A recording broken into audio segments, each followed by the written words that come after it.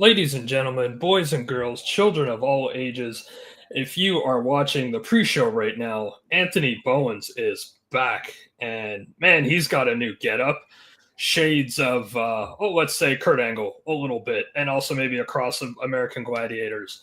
But it's fantastic. Yes, you have joined us here at Ringside Heat.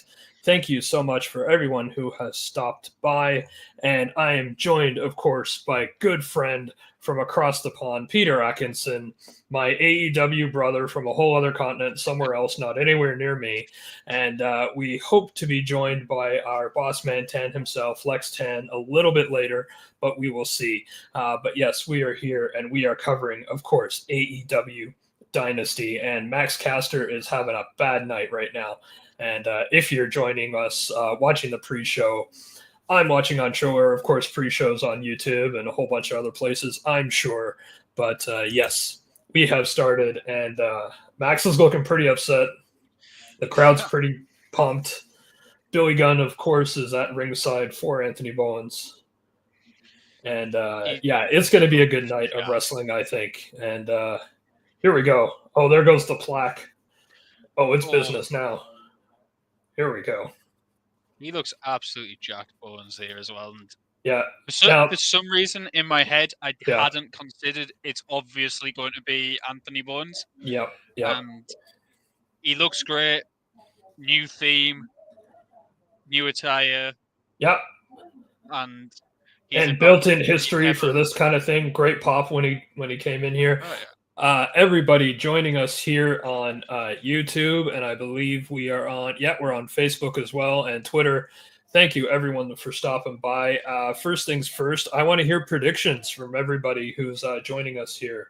What is the match you're looking forward to tonight? And who do you think is going to get the first win in the Owen Hart Cup tournament matches tonight? So, let's get some predictions rolling in the comments here. And, it's a squash. That match was done and dusted. Like it's a squash. Like every single one of the Max Caster Open challenges. Yeah. Short and sweet, to the point. The Pride of Pro Wrestling, STP? What did they say what that stood for yet? I think it's 5TP. I think it's 5 tool 5TP. Oh, okay. I think it's 5 tool player is what they said.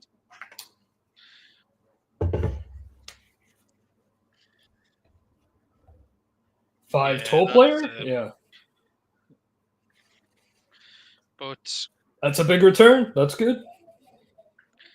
Well, I'm curious what they actually do with Bowens.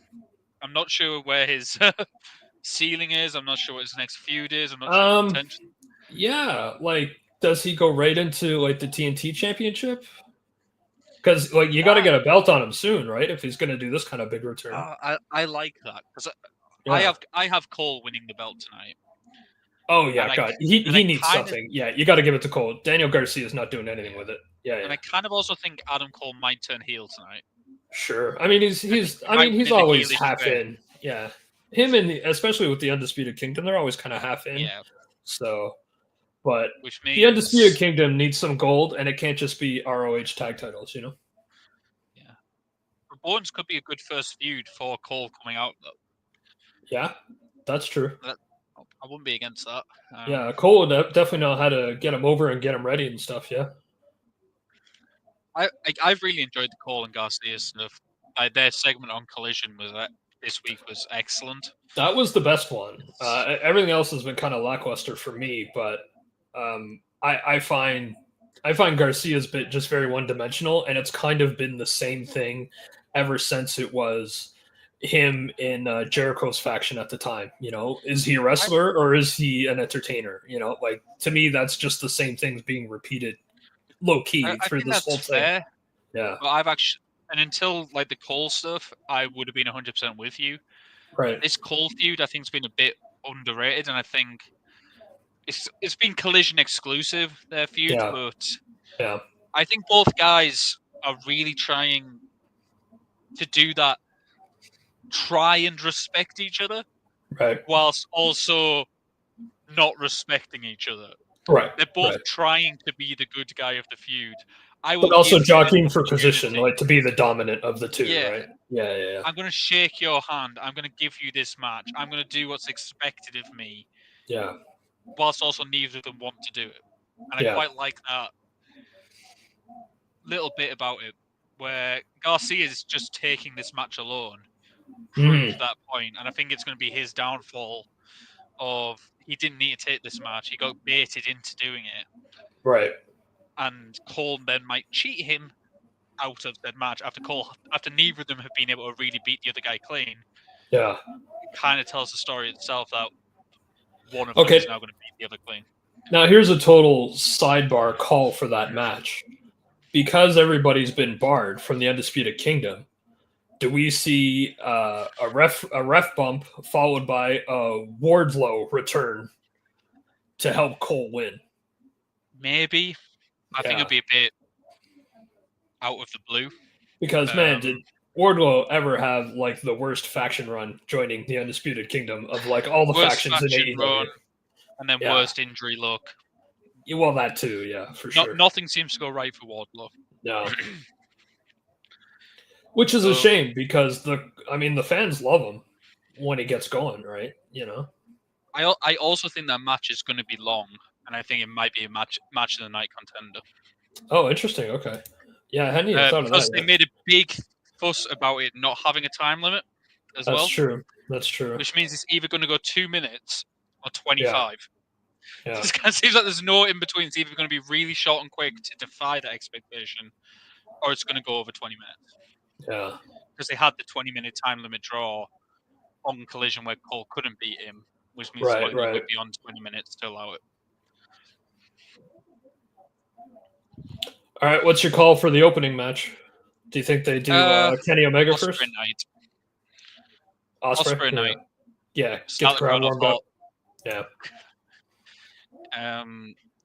I think it's an easy one to just throw on first, get out of the way, 10 to 12-minute match, show everyone what Kevin Knight can do. Yeah. Okay. Now that we're live and everything, here's a question I had for you. What did you think of? I think the kind of abrupt or at least poorly done transition of getting Edge out of the title shot and into this weirdo FTR feud. Like, and just the street fight at all. Could they not have accomplished all of the goals that they needed in Revolution match? Did they have to do the street fight? I think the mistake was not doing that match at Revolution. Yeah, like the street fight should Just have been at having Revolution. Yeah, it be a street fight. Because that's yeah, where Mox thrives, and that kind of gimmick aids Edge, Cope, whatever, at this yeah, time. yeah, I think doing what they did to transition Cope cleanly out of that picture yeah, and move him back into the FTR stuff while also keeping Nick Wayne around that thing, keeping the Christian thing lurking in the background. yeah. I Yeah, think it's because it was Christian's the just best. disappeared, and the patriarchy seems to be Yeah, done because Nick Wayne came out to his own music and stuff tonight. yeah. Well, they've teased that quite a bit in the backstage segments of like Christian arguing with Nick Wayne, saying you went off script against me, Yeah, you didn't do what you were meant to do, and he went, yeah, and but his mom stuck up for him, and yeah, I showed you how to follow through on a plan and do the plan successfully, unlike you did. yeah. And I think it's very much they're leaning into an Edge and Christian reunion. Oh, I think so. Yeah, it just seems so abrupt. Look, I know obviously that's where they were going, I think they needed to. but yeah, And as bad as it sounds, after the negative reaction at Revolution, yeah, they couldn't drag that feud out any longer. no, But they also, with how Corb kind of got screwed out of his opportunity, they had to do something to finalize it. I And get, I think yeah, what they did was let's do the quickest thing we can to finalize, put the nail in the coffin. Yeah. Put a nail in the feud and just let's end this, and we can move on to Swerve because it's a lot more interesting. It's a lot more exciting. Oh, and it feels more correct, right? That it should And be Swerve. it's been And I good. know Swerve's still not an AEW original if you want to go down that route, but it still makes more sense because he is a former champion, right? So I mean, he's been there since like 2020 though now. yeah, I know. Yeah, he's like 1 year short from being an original. Yeah. But it feels right in that. Yeah, exactly. The fans are behind him. The feud's been better. The segment promos have been excellent. And the fans want to see Swerve win. Yeah. I'm not sure they're going to get to see Swerve win. No. But they want to see Swerve win, which I think is a much bigger... Whatever the outcome of this, I think it's going to be a better match. And even if Mox wins by cheating, I think they're going to get the desired reaction of, I hate you, Mox, but in the right way. And if Swerve wins, they're going to get a huge pop because they pivoted into something the fans want to see. If Corp beat Mox, a big portion of the fan base did not want to see Corp win that title. No. They all respect Corp, but they didn't want to see him win the world title. So it's like it was good when he was doing the TNT stuff, right? So the TNT stuff was great. He put him in that mid card is great. In the tag division, fantastic.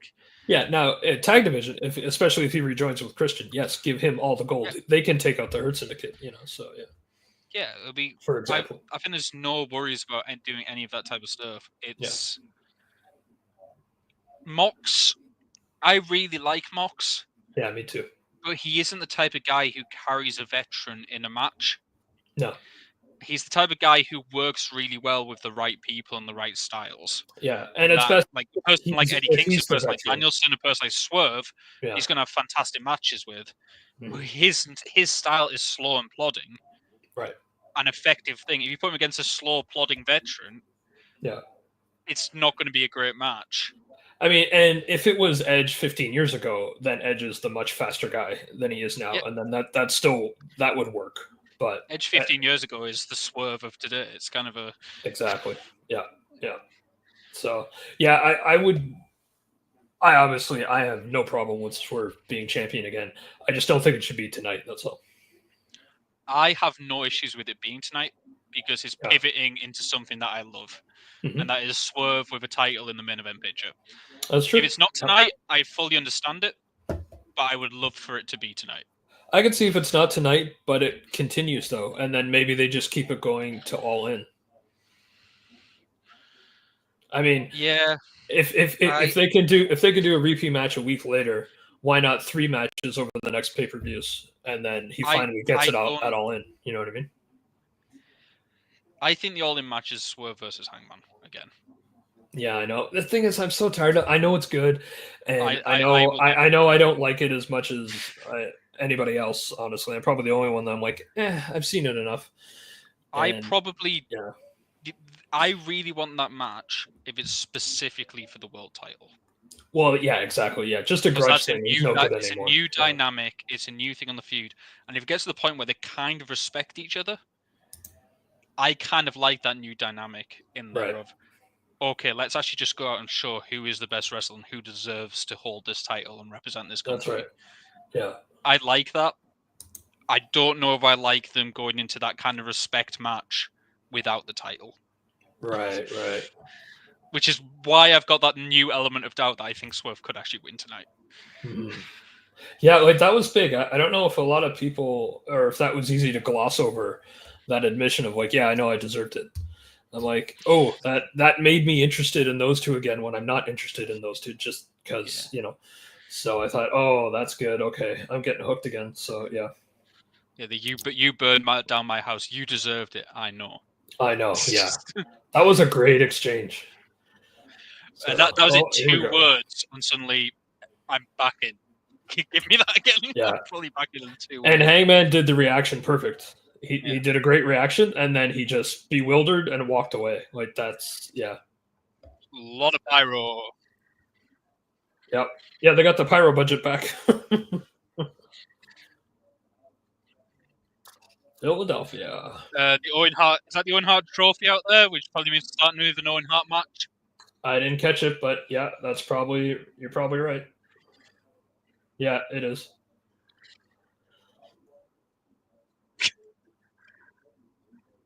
I just thought a Goldberg, not Ricochet side, and I really like that. God, I do not want to see Goldberg there. Hold it. Yeah.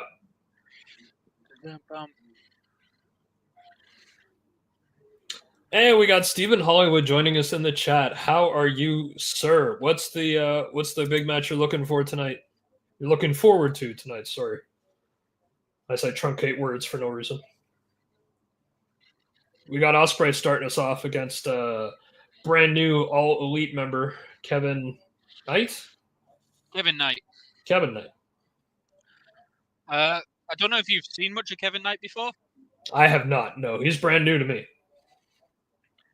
So, I'm someone who does tread into the New Japan world as well, and he's one of these guys. He's only been in the business about 4 or 5 years. Oh, interesting. Okay. But he's reminds me of a young Ospreay in okay. a young Ricochet. His style is actually closer to someone I would say like a Montez Ford.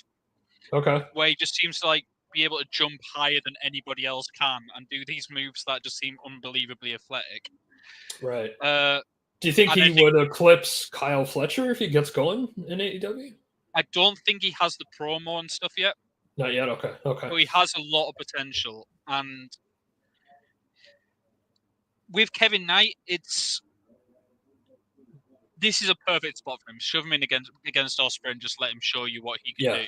Yeah.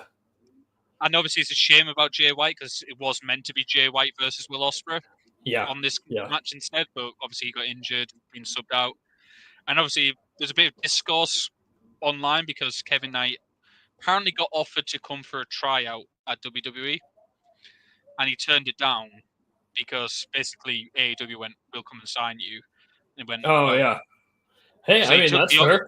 That's his prerogative, so right?" From AEW, yeah. And a lot of people are like, I can't believe WWE would make this guy try out for them. And they make everybody try out though. Yeah. Yeah, and I get it. I don't blame WWE for it. Yeah. But you also then need to understand that you're now going to miss out on some guys. Yeah. Because this guy has the tape in New Japan, especially his work as a tag team with Kushida. Yeah. They were excellent. Right. And he has that tape behind him that someone like Tony Khan is going to look and watch all those matches and go, yeah, I like this guy. I'm going to sign him. Let's get him in here right now. Yeah. If WWE, with their very official process, are going to be like, can you work out for us? We want to see if you can do our style. You want to see if you can like do all this type of stuff. Yeah. You're going to miss out on a guy with a lot of potential. You're still going to get a lot of other guys with potential because you get someone like A-Kid.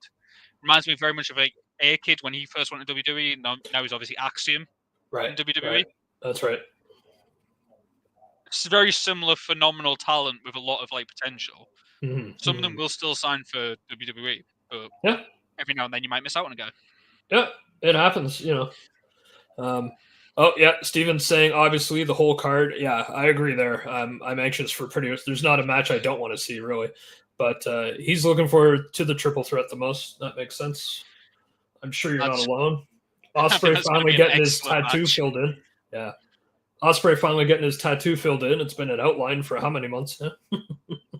Yeah, it does look good to be fair to him, but I'm not a tattoo man myself, but I can't. I got the one. I don't know if you can see it. Hold on. There it is. Yeah. I'll be getting Godzilla next. I always said I would only get a tattoo if it was something that really meant something to me on like a personal level. Like if it was like, I mean, I waited until I was child's name or something like that, I would consider doing, but I wouldn't do it. Yeah. I've been thinking about getting a tattoo forever, and so I waited until I was 41. So yeah. Yeah. Will Ospreay's face, I could get that. There you go. Yeah. Only meaningful stuff. Jose wants him and I to get matching Assassin's Creed tattoos, and I'm like, no, sir. You and Will Ospreay can have the Assassin's Creed tattoos. Yeah. It's Godzilla next for me. So I think I always said I would never want a tattoo that I would look at in 30 years' time as like an old guy and be like, I regret that. Yeah. I mean, that's why it's taking me this long. This Ram skull is because I was born in March, so it's an Aries thing.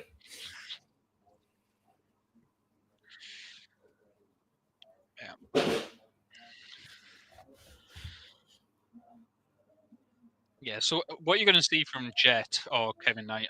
Kevin Knight now, yeah. He is just quick and athletic. Is the best way. Okay. Which, as I Does said, he it keep a reminds me. fast pace, or does he get like explosive every now and again and then slow down? I think in this match it's going to be very high paced. Okay, yeah, that makes sense. But in other Ooh, matches, I think he can work to what his opponent wants to do. yeah. Well, I mean, his adaptability will only get better. Hopefully, I mean, he said he's only 4 years in, so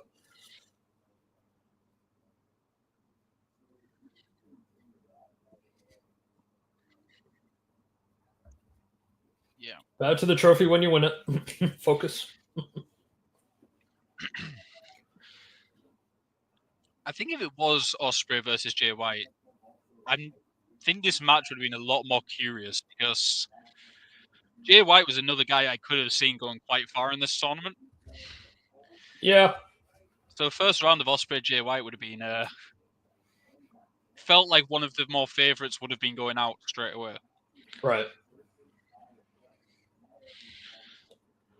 Yeah, I mean, for the winner of the tournament, I don't know.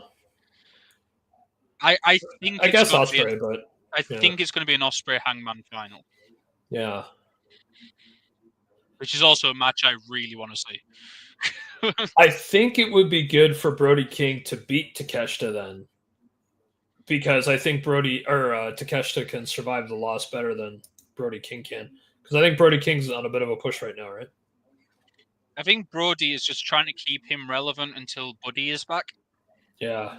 Did they put a date on that yet? Another month or so, I don't probably? know if they have. I haven't seen it, but that is it's a real. I think AEW have had some really unfortunate injury luck recently. Yeah. It seems like just as certain guys are getting going, they're getting injured. Steven says he doesn't religiously follow New Japan, but weren't they 1-for-1 on matches there? I'm guessing Kevin Knight and Ospreay? They haven't faced each other before. I don't think they have. Like most of Kevin Knight's run has been.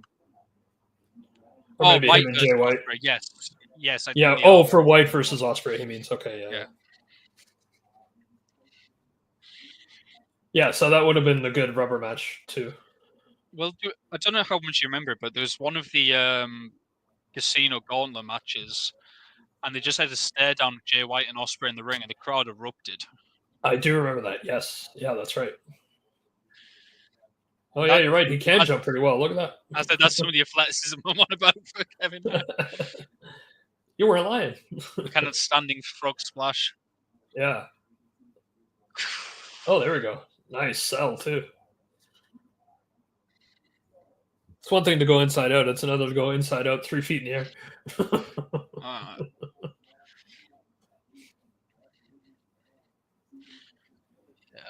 Yeah. I assume we both have Ospreay winning this. So Yeah. I see we got 56 viewers watching us right now. That is fantastic. Thank you all for stopping by. Of course, Ringside Heat, once again, doing a live reaction, and this is for Dynasty 2025. And starting off big, of course. Get the crowd warmed up with a very intense match so far with Ospreay and Kevin Knight. Oh, Steven saw the second match at Wrestle Kingdom and thought it was crazy, yeah? Oh, German. Oh. Maintains waist control. Yeah. It's also... Careful, Aubrey, get kicked in the face. Sorry. Kevin Knight just has that image as well. He has the look, he has the physique, he has the... Yeah, I mean, he's very easily like an action figure. You could go find him at Walmart anytime now or whatever. Yeah. Yeah, he's got the look already. I think he is one of those guys who's just going to continue to get better and better. I mean, he's got something already. He's probably his outside of New Japan his first big signing, right, with a promotion. So. Oh yeah, and like I said, a lot of people saying what you compare him to is like I said, Javon Evans is maybe another one I compare him to. If you're a WWE fan, it's that type of style. Right. It reminds me quite a lot of like a young Matt Sydal, Evan Bourne, when he was starting out. But I think he's a bit bigger than can those. Still go too, but yeah, I know what you mean. Yeah, he's a bit bigger than those. I think he's got a bit better image than those guys as well. Right. But still very early starting out. Yeah.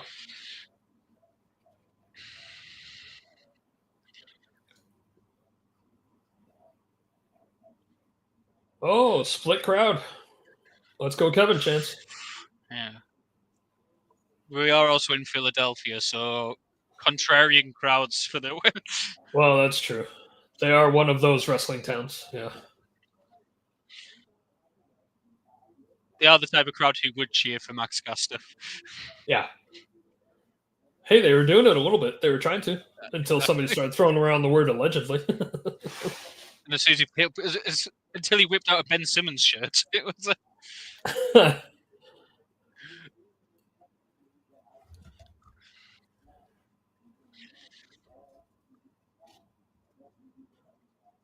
I can't remember which wrestler it was, but someone said that Ospreay has one of the like hardest chops of any wrestler in the ring. Really? Okay. Yeah. It was. I figured that was I want to say Shibata, but I don't think that's right. I thought it was Ishii maybe? It was one of the New Japan guys who was talking about it, and he basically said of the people he faced, yeah. I think it was Walt. I think he said Walter was one. Walter, yeah. Which is obviously unsurprising. Then I think it was what's his name? God, why's my mind gone blank? Old New Japan guy. Oh. Why's my mind gone right? The one who's basically Murder Grandpa. Oh, Steven says this is his first time seeing Kevin Knight, and he's already thinking Swerve and Knight would be a great match. Yeah, you're probably not wrong. Maybe even better, like 6 months to a year down the line, but yeah.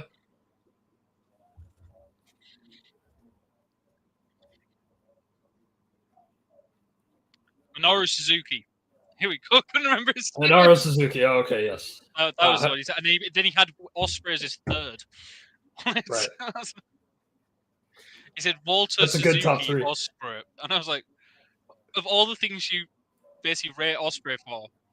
Yeah. Oh. Ooh. Oh, that would have been nasty. Wait a minute. Oh. Styles Clash.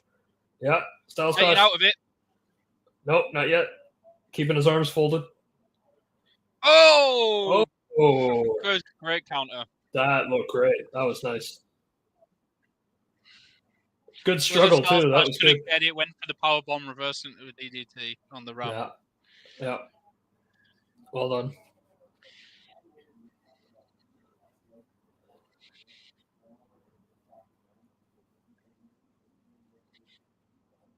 Yeah, I think I like Kevin Knight versus Adam Cole for the TNT title.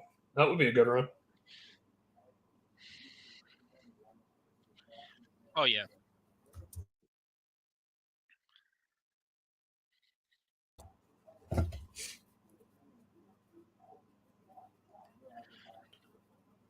I mean, Ospreay is the type of guy who can probably make, as the old expression goes, to get a 4-star match out of a broom. But yeah. He is that guy, but at the same time, this is a really nice showing for Kevin Knight. Oh. Count out win? Nope. Damn. That's kind of what I mean about the height on those type of moves. Yeah. The guy's got springs for legs. Jeez. That's a great looking DDT. Oh, come on. It's Ospreay.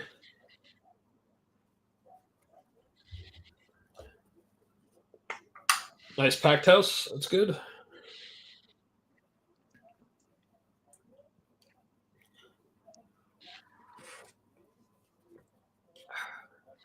This is awesome chance.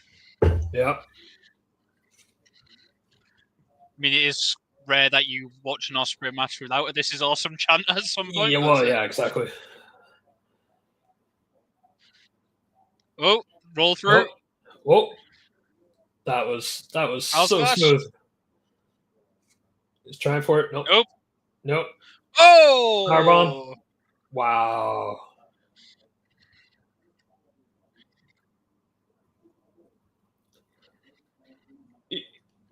Even JR is awake for that one. My Look goodness. at the crowd. Yo, Kevin Knight needs a TNT title stat.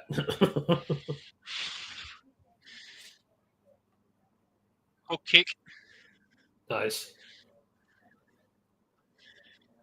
Nope, he's ready. There you go. That's a giant standing drop kick. That was huge. And I think as Ospreay once said, the best appreciation you can get from a crowd is just this pure standing ovation. Yeah. I think I saw a BWO shirt in the crowd. Haven't seen that in a Great while. frog splash. Yeah. Nope. 1, 2, ooh.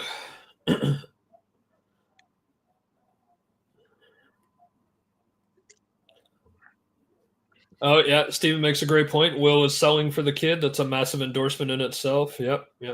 Oh, yeah.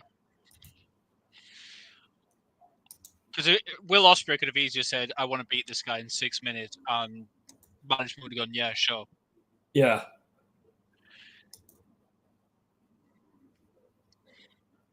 Oh, counter. Oscar. No, reverse, backslide.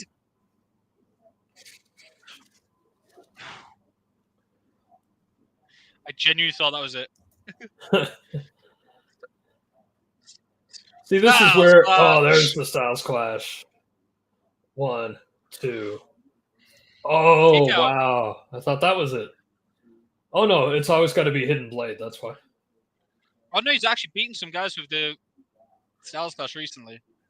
True, but... Kick out again? Wow. I think giving him this as well, he's like... Not my main finishers, but he can kick out of all my secondary finishers. No. Hidden Blade. That's got to be it. Yeah. There we go. There we go. Yeah, I can't give you the Stormbreaker or the Hidden Blade kick out. Yeah, I'll give you the Oscar Cutter and the Styles Clash kick out. Yeah. Also, the fact Ospreay has 5 finishes now feels a bit greedy. True. I mean, the Oscar Cutter technically never beats anyone anymore, but like he still has 5 finishes. Right. Well, yeah. How many are submissions? Just the one, though, right? Don't think any. Styles Clash. None? Styles Clash. Hidden Oscar, Blade. Hidden Blade. Oscar, Stormbreaker. Tiger Stormbreaker. Right. Oh, yeah, Tiger Driver. Yeah. But that's only for grudges. And at one point he used the spinal tap as well, which is like the flip off the top rope. But okay. he hasn't really done that since early New Japan. True. Oh, it still says Jet on his trunks, though. Well, he is Jet Kevin Knight. His nickname is Jet. Yeah. No, but it's good, even though he's just Kevin Knight here. It's still the... There's the handshake, appreciation, respect. Yep. Oh, good. He's faster at giving them the ring. Jay White had to tell him to get out now. He didn't give him the ring fast enough the other time. Beth Rosenthal, it has been a minute. How are you doing, Beth? Good to see you back in chat. He's pointing at the all-in sign. It's like it's WWE. Right? They started a horrible trend, pointing. It's very rude to point. Signs. Yeah. It's rude to point. That's how I was raised. I like camera work when they put a sign in the background. I've never been that keen on the point. I love when there's like 2 guys staring off and it just pans around and like between them just appears the pay-per-view name. Yeah. I love stuff like that. Yeah, like they're centered, and the cameraman makes sure the poster is centered between them or something. That's and they're just staring at each other. Yeah. Yeah, it's when Omega and Okada had that first face-off, and it just like panned around slightly, and just the all-in sign was just right behind them in the background. I was like, yeah, That's Yeah. perfect. World Tag Titles.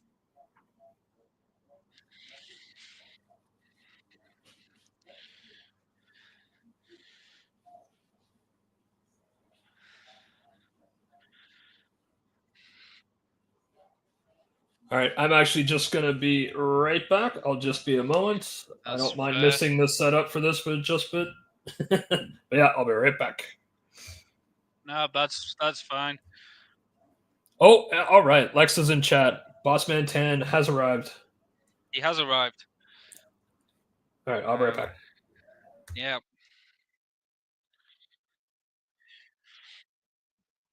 So I'm curious for anyone who is in chat if you have any prediction of who might actually be the ones to dethrone Hurt Syndicate. Because let's be real, it's not going to be Bill and Keith. Bill and Keith sound like the two builders who come round, but probably is not going to be Big Bill and Brian Keith. To be honest, though, I'm personally of the view that if Big Bill and Brian Keith weren't associated with Chris Jericho, tarnished by the learning tree brush, a lot more people might be on board with them winning.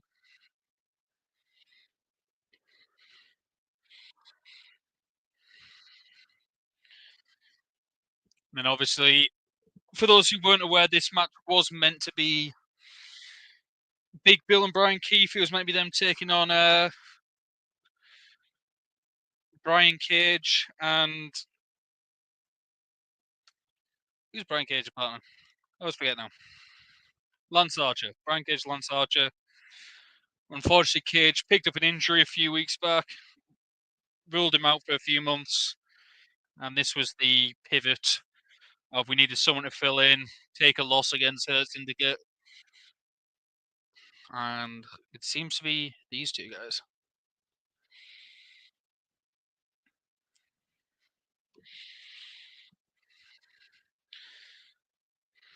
And there's the We Hurt People chants coming.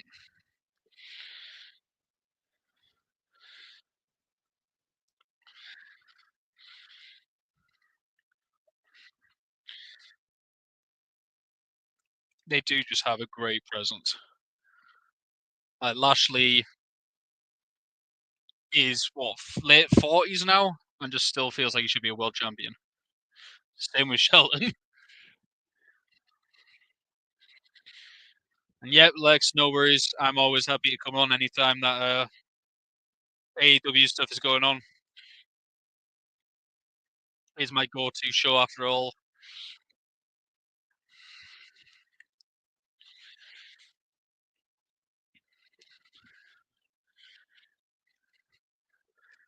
I think this might be one of our shorter matches on the card.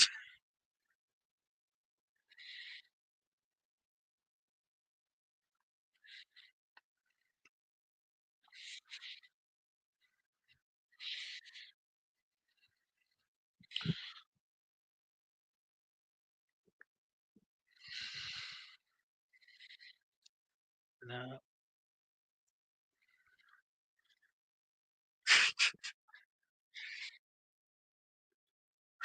And commentary is telling us that the mean people of Philadelphia like to hurt people by throwing batteries at them. It's a choice. For those who don't know, I am a Philadelphia sports fan despite being living in the UK.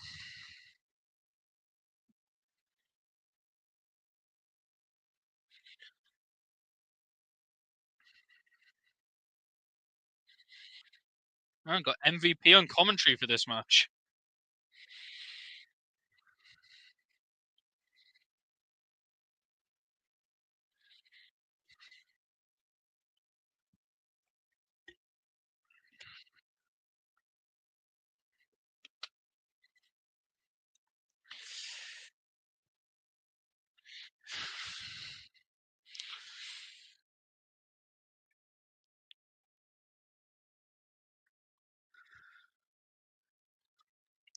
Steven saying I would say around the 10 to 15 mark this match will go for sure.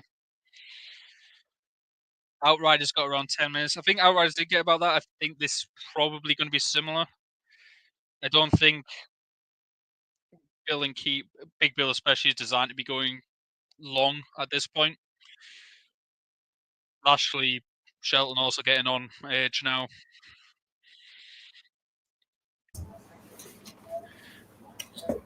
I am liking the test of strength right now between Big Bill and Bobby Lashley. Yeah. Bobby Lashley wins it. I mean, it's Bobby Lashley, an actual MMA star.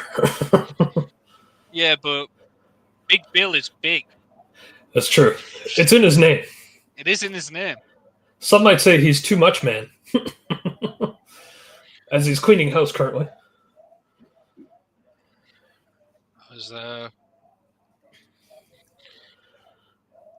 Too bad he's kind of stuck with Brian Keith. Brian Keith isn't matched Big Bill's level of popularity just yet, I don't think. I think he kind of has to an extent. It's just, I was saying a second ago while you were off, it's Yeah. I think if Big Bill and Brian Keith weren't tarnished right now with the Jericho brush, I think a lot more people would love what's going on with them. Yeah. I think some of their work's been fantastic. And the reason they've got to the spot they have is because of Jericho. Right. But now they're tarnished with the Jericho brush that whenever the learning tree hits on that like little entry, everyone's like, oh god, it's Jericho again. Yeah. I get that, but I still love Jericho. So I'm fine with it, but I totally get the point. Yeah. Speaking of him, he's totally has to lose the belt tonight, I'm sure. Bandito's got to beat him. I think so. Yeah. I think that's going to be pretty much the way they're going. I think so. Because this is what, the third match? So, yeah. I think it's in the second act. This might only be their second full match, but they've had like a lot of like teaser segments. They had obviously the one at Revolution beforehand, where he's stole Gravity's mask and left him hanging, and then oh, there's the whole thing with Gravity too, and yeah. And obviously I was saying this match was only a pivot too because Brian Cage got injured in the build up, and it was because it was meant to be Her Syndicate versus Murder Machines. That's right. And again, another unfortunate injury at an unfortunate time.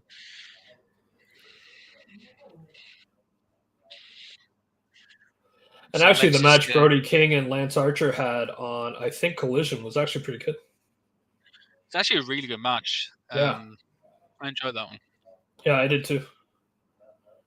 I'm 50-50 with Lance Archer, but I'm very much impressed still with Brody King and, of course, Buddy Matthews too. I think Lance Archer is just a veteran body at this point. Like totally, he's a reliable handy and go. He must be in his 50s at this point. Lance Archer. Got to be something like that, yeah. Lance Archer is 48, so he's getting there. But, he's up there and there. Reliable hand to go to when needed.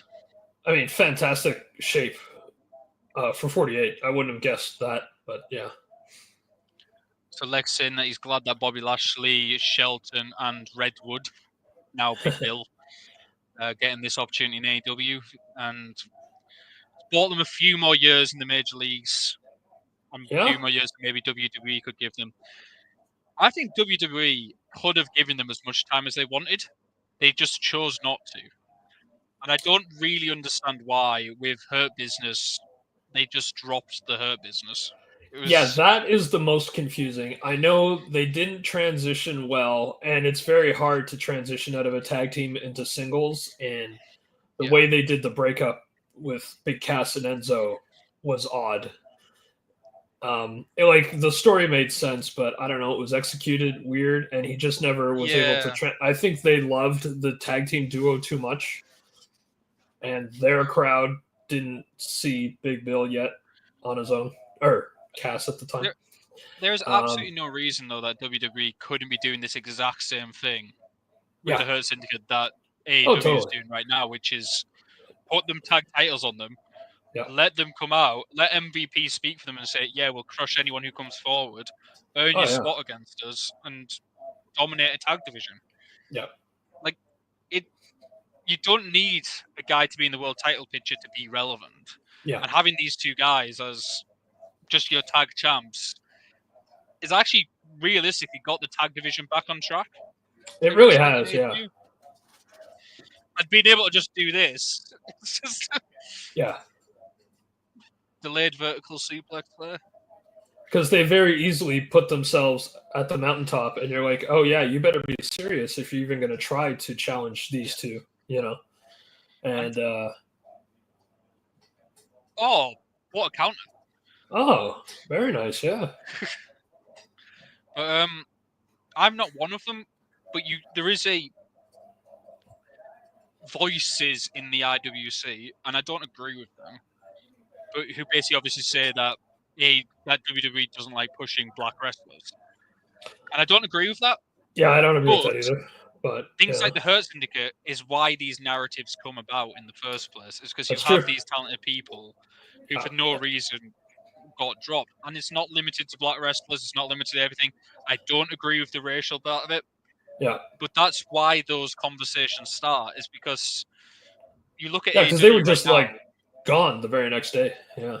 Well, that's it, and you have the comments like Booker T made where he's saying, well, what male black wrestlers are being held back is because of talent, and the talent's not there. Yeah. But the issue is you had Bobby Lashley and Shelton Benjamin. You had Swerve Strickland, who was doing the things that he's doing now. You had these wrestlers in WWE that have decided against it. And that's why those comments are always going to keep appearing because, like, as you said, there's more black male wrestlers on this match than there is currently on the WWE card. Yeah. Yeah, I mean, it's definitely a conclusion that could be drawn. I'm like you, I don't agree with it, but yeah, I mean, it's not a complete left field conclusion to draw, so yeah. And it's like one of the stats that came out, and again, I don't want to push that narrative, but someone basically said it was something like either this match or once there's only like 2 or 3 matches announced for Dynasty, that there's more black male wrestlers on the Dynasty card at that point than there was in the Royal Rumble Elimination Chamber cards combined. Yeah. That's way too many people on those things. Match on it. Yeah. It's just 30 people, yeah. I think AEW, in recent times at least, has done a much better job of including that diversity and pushing the wrestlers that deserve pushing. Yeah, but I think the thing, it still goes, okay, have your diversity, but if the crowd's not responding to you, then you're not there anymore. Like, it's just, Yeah. Like, then the question is, why you still have to put on a wrestling show. Right. Why is the crowd not responding, though? Because that comes down to somewhat the booking. And oh, there's booking for sure. Yeah. But again, I don't think it is that. Yeah. But you're going to get those questions raised when you see these wrestlers go to other companies straight away and have success. Yeah. Yeah, exactly. Oh, MJF. Oh. And there's MJF's ticket to go, I helped you win. I helped you retain your titles. I'm proving my worth. Let me in, guys. Yeah. Because it's Bobby and Shelton that he's got to convince. It is. Well, Bobby more so than anybody else, but yeah, Bobby and Shelton. It was the ring. It was the ring on the finger as well. Oh yeah, of course it was. I wonder if they'll ever let anybody else win that ring. I am a big fan of this MJF wanting to join the Syndicate storyline right now. I think it's really, really fun. What's going on? Look at his smirking face. But do they want to win fair and square? Yep. But I thought the Hurt Syndicate didn't care about that. They just want to hurt people. Yeah, but they want to hurt people. Yeah. Do they want someone else to hurt people? Oh, he's going for it anyway. Was there a tag or does it not matter? Oh, he's just giving him a spear for the hell of it. And also, as stupid as it sounds... Oh, that's a weak pin. Come on now. As stupid as it sounds... Yeah. There was this weird kind of like, you have to be black to be in the Hurt Syndicate. It's like, why? Oh, yeah. Why does that? I don't understand why factions need to be defined by a race, Yeah. by a nationality, by anything. I mean, Owen Hart was in the Nation of Domination, so, you know. Exactly. Owen Hart's in it. Sami Zayn was in the Bloodline. Yeah. Yeah, he's not Samoan at all. Exactly. Like, it should just be, yeah, this guy's a great wrestler. We want him in our faction. Yeah. Jim Carrey was on In Living Color. That's how he got started. MVP shouting him out there, pointing in his direction. You help there. Yeah. I'm a big fan of that. Yeah. I've been enjoying the MJF stuff. Well, and it's a great way to make MJF a whole new interesting again, and it's not just repeating his same old shtick, right? And it's actually nice where he has to prove himself this time, not where he's always telling everybody else to prove themselves to him. Yeah. Right? So you need to show why you deserve my match, or you deserve. Oh, here we go. Okay, everybody shut up. Julie Hart's coming up. Come on, Julie Hart. Defy all odds and win this match. So Steven, you said no MJF involvement. There was MJF involvement there. Yeah, you got that wrong.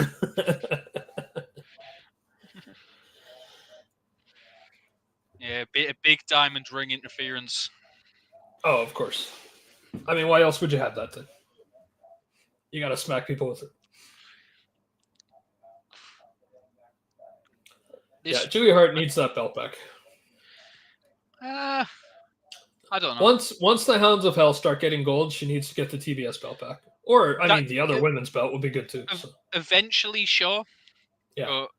Yeah, it's not going to happen tonight. I know. I want it to. Logically, it's not going to. But yeah, she's not going to beat Mercedes. I just hope she still looks strong in the match, though. I don't think they're going to book it where Mercedes walks right through her, of course. But I also, she's been out for a while. I would love to see Sky Blue back with her. Oh, that's a good pull. Yes. I really like that team. Because she was turning her to the dark side, so yeah. Also, maybe slightly hot take. Mm-hmm. Maybe my favorite entrance theme in AEW. Oh, this one, yeah. Yeah. Even with the word change. Ready for more. I love that she sings it. Salmon, I'm reborn. In sin, the heart always wins. Oh, that's nice. That's a good visual on the Tron there. Oh yeah. Well done. That's great. That's an entrance. She is great. I think she's not quite there still in ring. Like, she is still young, she is still learning, and she's not at the level of some of the other wrestlers there. What is she, like 22, 23? Yeah. Yeah, but her appearance, her character. Yeah. There's so much she's getting correct already. Yeah. Yeah. Arguably the heart of it. Yeah.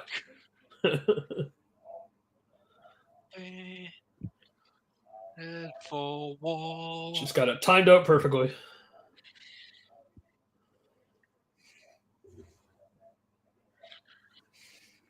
And it's don't show the graphics. She's got to show her line. She's got to sing her line. Like, let's be real. Like, it's going to be Mercedes Athena. There's not any doubt that those two are going through. Yeah, Mercedes Athena. Then they're going to have one match.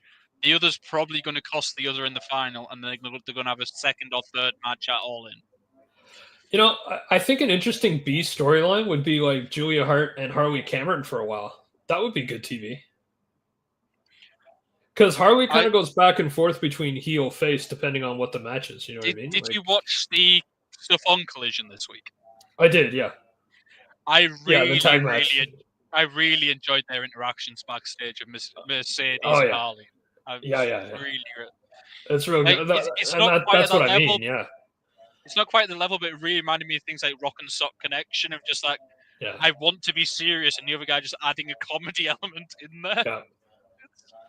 Yeah, Steven, that's a great point. She survived a cheerleader gimmick and has turned into this incredible character. So yeah. Yeah, what were they called? I always want to say Varsity Blues, but I know that's the movie. Varsity Blondes. Thank you. Wasn't it? Varsity I always get it Blondes. wrong. You got me there though. Yeah. Well, and Pillman Jr.'s in WWE now, NXT, I think. So Yeah. Lex can confirm that for me. He's I can't remember his name. Yeah. Names How are many escaping belts me do you today. need, Mercedes? How many belts do you need? At least one more, which is why she's in this tournament. Exactly. Also, coincidentally, the tag match on Collision was Mercedes' first loss in AEW. Oh, interesting. She didn't get pinned though. Lex is king. That's it. There we go. Yeah.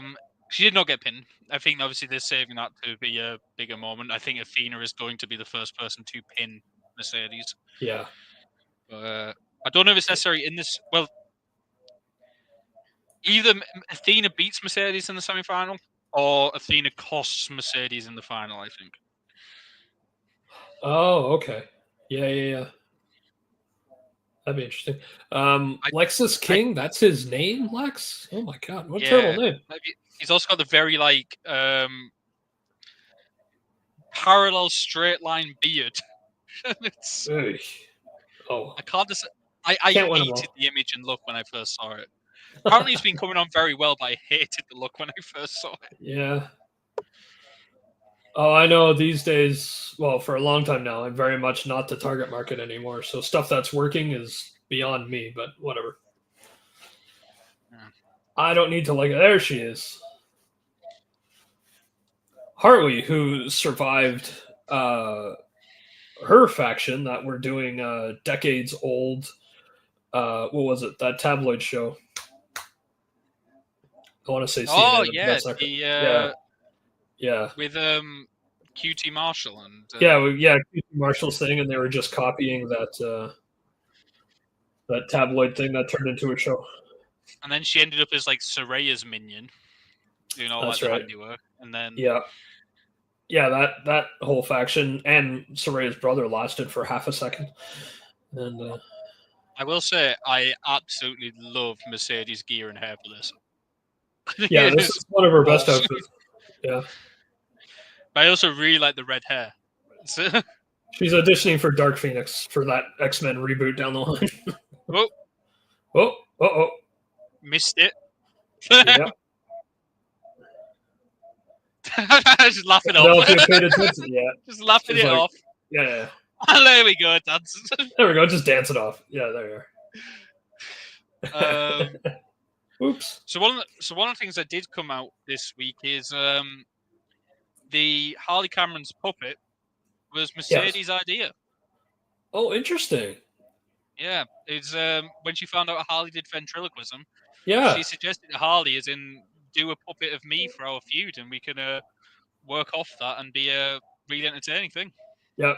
See, that's like the Sasha Banks or whatever, if you want to say that I remember, like that kind of good stuff. So I think we were talking about this at Revolution 2, is she's finally getting her correct version of the heel character, which was not working in the beginning, but it's just, I don't know, whatever, maybe she was trying to do something different or there was some kind of direction she was getting, but whatever it was, it stopped and now it's better now. I'm not annoyed by her anymore. I think the way I said it is she was trying too much. Right, that's what it was. Like yes, exactly. She wasn't really focused. Like she was trying to be like every type of heel and go over the top and certain things. And now she's just got to the point where it's like, she doesn't cheat that much as well. She's just like, I'm cocky as hell. Yeah. But because I am better than you. That's her heel character. Yeah. Well, when she got rid of her bodyguard, it then became, I'm so much of a heel. Like I'm so good. I don't need to cheat to beat you, and that's why I'm annoying and everybody hates me, kind of thing. Like, and yes, Steven, you're correct. The cheerleader gimmick is harder to get over than a reporter gimmick. Yes, that is true. And for Mercedes, like she is arrogant, she is a thing, but she is also still a coward in a way, because like you saw on Collision where she could have gone in to try and help break up the pin, And Athena jumped in the way and she just backed off. Went, no. Yeah, backed off instantly. Yeah, didn't even try to get past Athena. Just so like the selfishness of, yep, I'm not getting involved in that one. Yeah. But yeah, Harley Camlin's still just a minion at best to her. So yeah. In terms of like not character as well, I think she's doing a really good job now of actually elevating the division around her. Yeah. Of like, she's built up Harley. The feud with Athena is going to be great. She did a really great job with Chris Statlander. Oh yeah. And it's even with Willow and stuff. But like, there's a few feuds in the middle there with Shida and with Britt where it just didn't feel right and it wasn't connecting. Yeah. Now it seems to be no drama. She's getting on with it. Everyone seems to love her. All the women talk about her like she's great backstage. Yeah. They're all like she's been a great presence to them. I mean, maybe it was just an adjustment period too. I don't know, and I don't know if we'll ever know. I mean, it's fine, but I'm glad it's working because this is, like this is what I remember, of course, as Sasha Banks and stuff, and how good she is. Like her wrestling matches were never a problem. It was just the promos were odd. Everything else seemed off, but no. And I think a little bit probably was, as I say, adjusting. It's adjusting to that lack of. It's almost like the freedom of AEW of. Yeah. You can do what you want to do. You can take your gimmick the way you want to take it. Yeah. And we're not going to write your promo word for word for you. Yeah. We don't do that here. Yeah. You need to go work it out yourself. It's just the adjustment of having too much freedom at the time, Yeah. At first blanch. Yeah. And getting used to what works, what doesn't for me. And kind of figuring that out on your own too. And not having everybody else workshop for you first or something. Yeah. Could be that. Yeah. Not to be the guy, it's kind of like the opposite of like what you're hearing from like Charlotte right now. It's the everybody's getting turning on her. Oh yeah. I'm not even interested in that match. And like I only recently started watching this year, right? So Tiffany Stratton, I don't know anything about her, so there's no intrigue. Tiffany's great. I really like Tiffany. She's great. I'm sure she is. I'm just so late to the party. I'm like, whatever. But Charlotte returning, I thought, no, it's not working. I'm not interested in Charlotte at Mania again. And yeah. I think it's it's that idea of I want to work with you, and that like the puppet thing is a good example. I want to work with you and make a really great story that works for both of us. Okay, we know I'm going to win, but let's get it over. Let's be a really great team on this and work together and make something great. It's making the most out of it for everybody, not just running to the results. Yeah, and not being like you got the better of me in that promo. I need to get a 1-up this time. Exactly. But the 1-up can also be the match win. It doesn't mean the 1-up in the following promo, right? So, yeah. I think some people think Mercedes is that way, and I don't understand why. Like, she seems to be... the way most people talk about it is they really enjoy working with her. Yeah. It just seems to be this public perception that she refuses to lose or refuses to do this type of stuff. And I've never... Yeah, I mean, from what obviously none of us know her personally, but from what, like, you can kind of tell that in the ring from people, right? And I've never gotten that feel from her. It's always trying to make the match as best as it could be. I love that move. Yeah, that's a good move. I think that should be her finisher. I'm not going to lie. Yeah, it looks good. Looks good enough to be a finisher. So Steven says, I think she needed time to settle and maybe a little jealousy needed to be addressed over pay, etc. between others. Oh, yeah, maybe. I don't know. But yeah, who knows? She's doing the work and it's not showing just in her matches. Yeah, exactly. I think the overpay thing, I don't think it is that because the issues never seem to be with other wrestlers. Yeah, exactly. The issues seem to be like fans not getting behind her. And I think that's more of the... Yeah. I think that was more of the settling into a consistent character. Yeah. Being the heel that she is, being this cocky heel and being like consistent with a character. And that was the big adjustment. Yeah. And I know, like they always say, you always hear from everybody, it's always so much easier to be a heel, but you still have to find the rhythm of your gimmick no matter what it is to really settle into it too, right? To make it where, like, you can tell, obviously Julia Hart is so much far more comfortable in this character than she ever was with the cheerleader. Nice. Oh my God. Flashbacks of Tajiri. Yeah. She just needs to start doing the mist again. there was a Tajiri chant in the crowd there as well. Yes, people as old as me in the crowd. All right. And then an octopus following the tarantula. This is always a great looking finisher, and that submission, it's always a Yeah. fantastic looking submission. I think It's not cinched I in, will though. say I don't think anyone does it as well as Zack Sabre Jr. does it. True. Yeah. His is really impressive. Yeah. But that is a high bar to clear. That's just Yeah. If you can be second behind Sabre Jr., you're doing all right. Yeah. This is I don't know if actually she a is, really, obviously. really She's good not. match. They aren't the only two people doing that finisher, obviously, but still. Yeah. This has been a really good match. This is great. I mean, Julia looks strong, so it's fine if she doesn't win. So, but Yeah. yeah, It's been very competitive. yeah. And here's your proof right here. Mercedes is not trying to bury great. Julia. Oh, Great kick through. yeah. This is Backstabber. no way is a burial match backstabber or Backstabber. blank check or Second whatever the hell she calls it backstabber. now. Yeah. Yeah, This see, could be that's the good finish. too. She's gonna punish her, right? So that makes Julia look strong as well. Oh, she's getting up. Oh, almost. Still fighting through this. Yep. Yeah, Julia Hart's not giving up.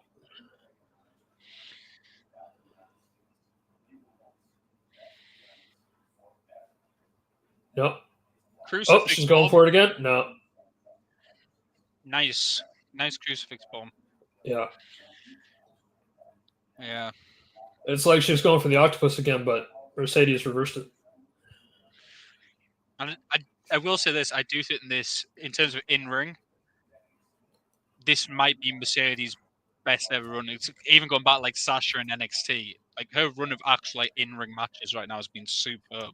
Right. There you go. Steven says it right there. This match is proof she's working so well with Julia. I'll leave that up for a second. I was thinking like even just like, oh, great counter. Yeah, Steven, that's a good point. That match with Perfigure was odd. I don't know if it was so bad. Well, through one. Jeez. Into the money maker. Statement maker now, isn't it? You know what? They created the moment that maybe Julia could win. Yeah, that's great. This is a great match. Julia's still looking like $1 million, so that's great. And good for Mercedes. Well, this is a great start to the women's side of the Owen Hart Cup. Anyway.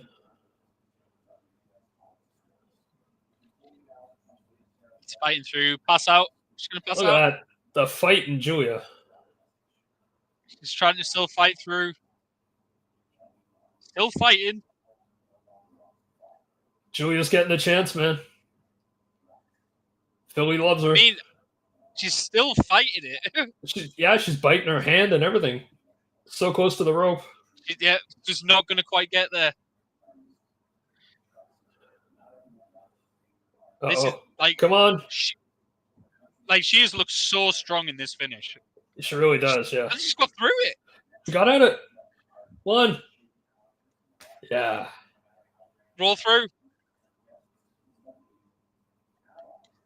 There it is. That was brilliant. Excellent.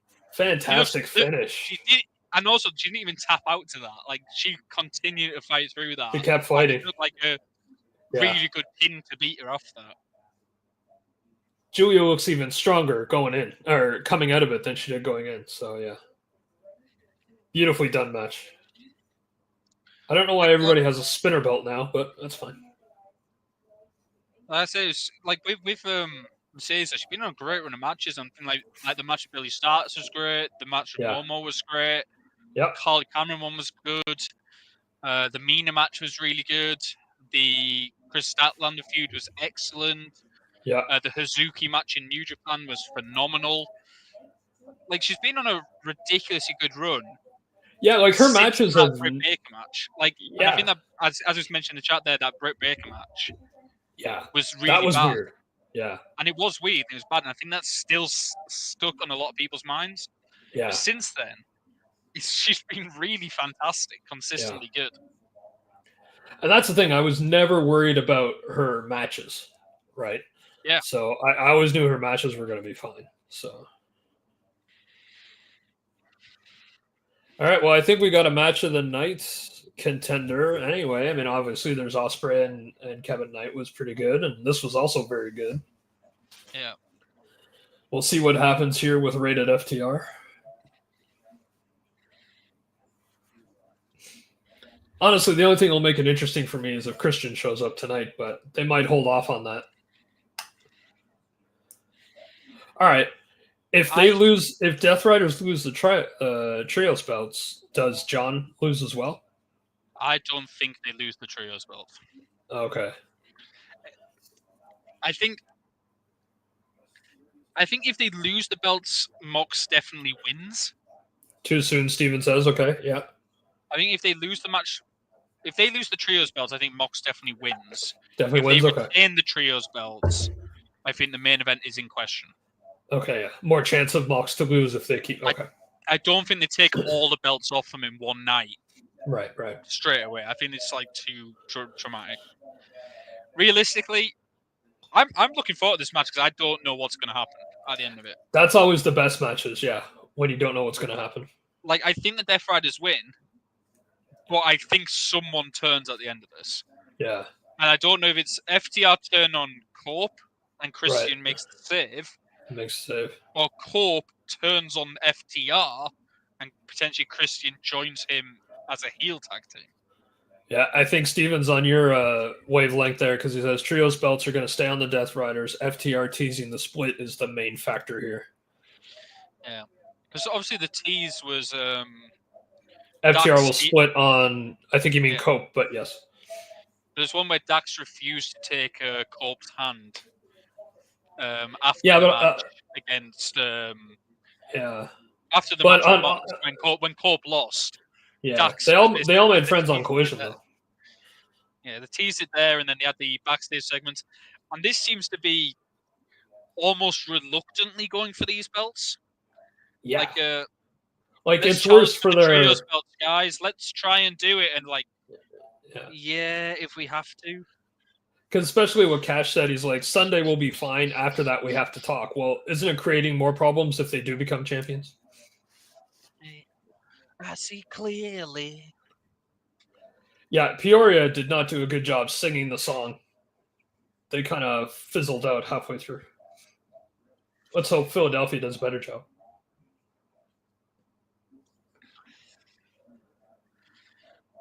They've all got matching rated FTR gear. That's right. Only one hand by Dax. He's not fully on board. Hey, the last time FTR had matching gear with somebody, there was a big old firing. So, I have a very rare AEW t-shirt thanks to that. So, yeah. I think there is a world where they just win. There is a world where the three of them just win this match. That's true. And walk out, and we just wait for the next inevitable development later on. Yeah. I mean, you still got to make TV, right? So why not have a couple of title defenses go wrong, and that continues the split too, right? So I think that's the world I don't want. Is a clean rated FTR win. Yeah.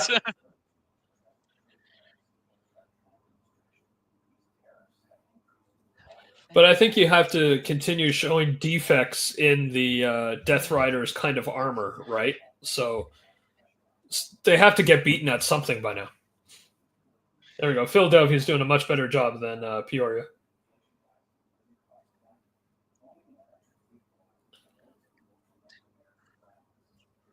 Not a chance. You had a chance to feel alive.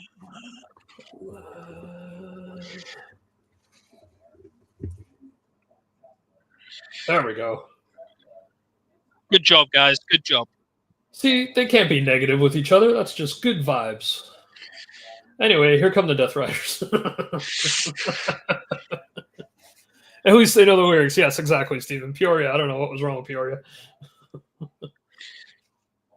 They should have had a teleprompter up for them or a So I am karaoke kind of screen going curious somewhere. whether Oh, how that's a worn cool out. entrance with the garage door. Sorry, go ahead.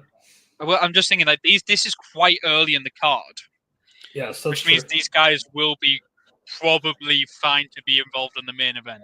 Oh, they'll be back, of course, of course. But my point is like they're probably not going to be taken out. Is my own point. Yeah. Because I was looking at a thing where I was like,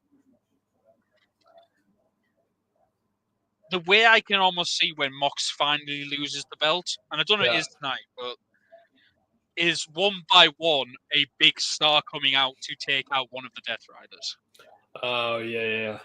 And doing like, like almost the Cody versus Roman WrestleMania 40. Yes. Where it's like, here's the Bloodline member, and then he is John Cena. Here's a Bloodline member, here's The Undertaker. Here's a Bloodline member, here's Seth Rollins. Yeah. And just Here's The Rock. doing that kind of back and forth of like all the big guys. I was like, realistically, who are those guys? And I was trying to work it out, and in my head, I was like, it's Kingston to take out Claudio, making his big return after so long. See, I almost wore my Eddie Kingston shirt because I'm like, I need Kingston to get involved in this at some point soon, but I have no idea how far he is in his rehab, right? If it's All In, and if it was Darby facing for that belt, you'd then have Sting come out to take out one of them. Oh my goodness. No, they can't let Sting wrestle anymore, but he can be a distraction. And then the third and final one would be Yuta, and it would be Danielson comes out to take out Yuta. That's true. And it's like, you can just do this kind of like all of them come out, and it's a great feel-good moment.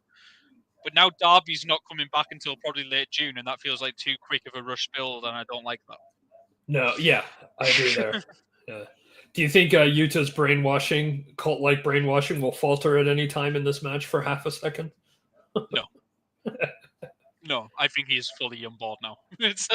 I hope so, because every now and again, it seems like when they run out of ideas, they have, let's have Yuta's brainwashing falter for a second. Like they did it, the tease with Corp was fine, but right now he should be fully on board. Yeah, I would hope so.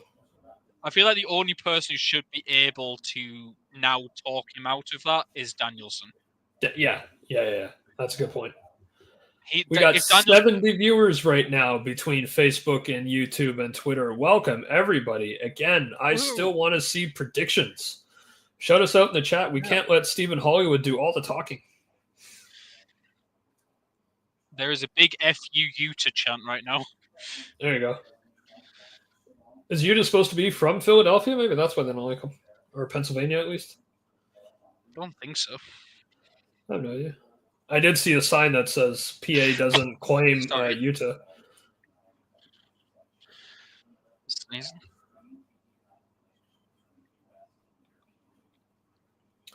Who would be the Bastards foil? I don't know. Really, Utah is from Hawaii. Apparently. Okay. Well, there you go. You know, I'd like to see Pac with a TNT run or an international belt run. In the thing I was on about, Steven, I think it would probably be Sting. Would be the guy coming out to do it. If it was Darby, it would be Sting. Yeah. In this actual one, if they do it for Swerve and assume Sting's out because it's no longer Darby, right? The one who could come out with Swerve to take out Pac is actually Hangman. Yeah, that's true.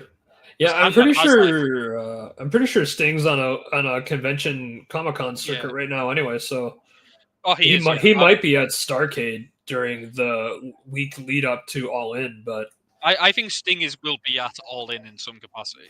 Yeah. But even if he's just backstage, maybe not even on camera, but yeah. Like, if Swerve wins the title tonight, I think Hangman is helping him. Yeah. So if Swerve wins, then he just goes directly into with Hangman? Or, like, what happens to Mox if Mox loses tonight? Like, what does he do? Does he just go on holiday for a while? He's earned it, of course, but, you know. He could do, to be honest. Yeah. I know Jay White is obviously gunning for him when he's back from injury. Yeah, that's true, yeah. Oh, yeah, he's got to hear Search and Destroy at least one more time. Well, Sting's current tour that he is on of fan conventions and stuff, is the last time he's going to be in face paint. Oh, okay. All right. Which is, I think, finishing in September, October. Right. Okay. He's doing the last meet and greets, tours, all signings and stuff, where he's going to be in face paint and fully as Sting. And he basically said after that he is not doing face paint anymore. Just doing Steve Borden. Well, I don't know if he'd do like a special one-off AEW appearance, but he's not going to be doing meet and greets or anything like that as Sting anymore. It's like your last chance if you want to meet Sting as Sting. This is the last chance to do it. Yeah. I mean, it's pretty much what Taker's doing. He'll do stuff, and then he has his one-man show where he's telling stories. But he's not doing the hat and coat anymore. He'll come out on his motorcycle. That's it. It does make me sad. I was a massive Sting guy as a kid. I was a huge Sting mark. It does feel a bit like childhood where he's like, won't see him in face paint anymore. I'm just like, oh, hurts. It hurts. Well, during my channel flipping during the Monday Night Wars, Sting was one of the few that I liked.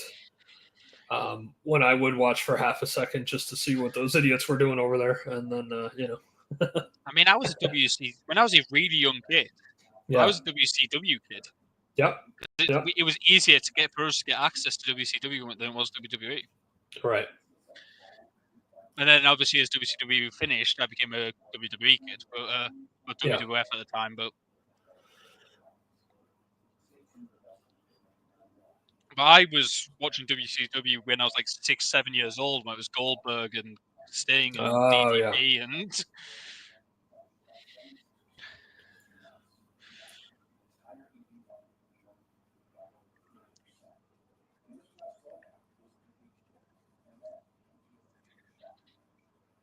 As Stephen points out, ITV late at night. Oh, okay, yeah. Excalibur said Canada, yay! The first stuff I watched was like my cousin introducing me to wrestling, was like showing me WCW videos and stuff. It was great. Oh, cool. That was my grandfather that showed me Saturday morning wrestling, and that was like, that was WWF Superstars. Was the Saturday morning quip show. Like, I knew the NWO before I knew DX. I knew Sting before I knew Shawn Michaels or any of that type of stuff. It was so I've always got that kind of nostalgia. Obviously, I got into WWE, WWF after that, and became The Rock, Stone Cold. I was still watching some of the stuff, still knew The Rock, still knew Stone Cold. I remember my first bit of wrestling merch as a kid was a Rock woolly hat. Oh, there you go.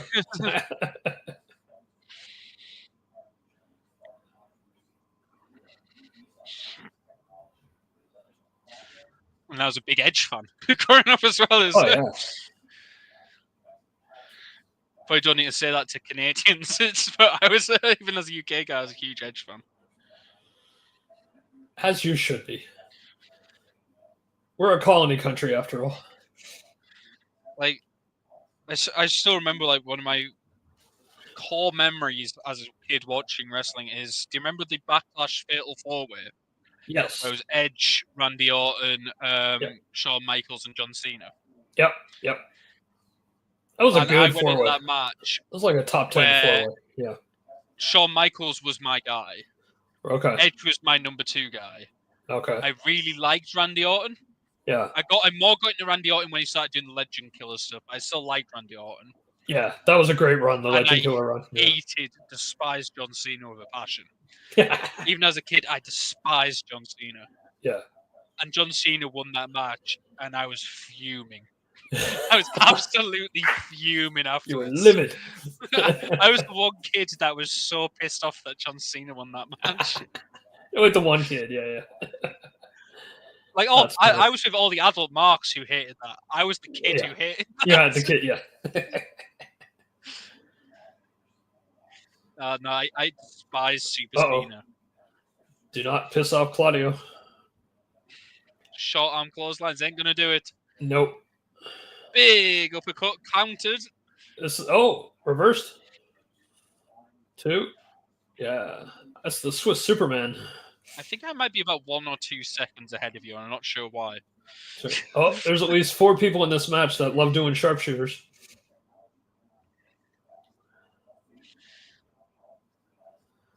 Well, there's 2. All right, ref. Everything's good. There we go. Doing sharpshooters. This is great. Ah! Now we just got 2 bald men screaming at each other. Yep. And slapping each other. Ref, you gonna do anything? Get these extra people out of here. Oh my god. This is like one of the first YouTube videos from the 90s. It's just people slapping each other. Uppercut. There we go. Uppercuts for Audio's everybody. going mental in this match. Yeah. As he should. He's been the MVP of this match so far. Oh, he's the MVP of the Death Riders, man. Hey, don't disrespect Pac like that. Watch it, ref. We got a Cesaro swing. I mean, that's not what it's called. Count along with Claudio. There we go. It was I there's a love video that of drop like kick. a Japanese women's match, and there was like one of I think it was ASEM Okay. ends up doing like a big swing of like their giant woman, their equivalent like a Nia Jax. Yeah. It's one of these weirdest images I've seen because she's about 5'6", 120 pounds. Nice. She's just like absolutely swinging this person. Like, how the hell does that work? All right, we got 71 people watching. Of you 71 people, you tell your friends, I want to hit 100 tonight. Let's hit 100. And we all want to hear your opinions in the chat as well. Exactly. We got Let a know lot of everyone pay-per-view else is left thinking. still. This is AEW, man. It's double-digit amount of matches here. We like to hear what you're thinking as well as just our own opinions. Exactly. I mean, we love to talk, and we can do it for 4 hours at a time, but, you know. It's just been fun wrestling so far, though. Yeah. Death Rider's doing an absolute... They just did an uppercut chain, and now we're just doing cross bodies or whatever this is. Big Splashes. drop kick. Oh. Dax's chest is very red. Yeah. I don't even know where Cope went. Oh, there he is.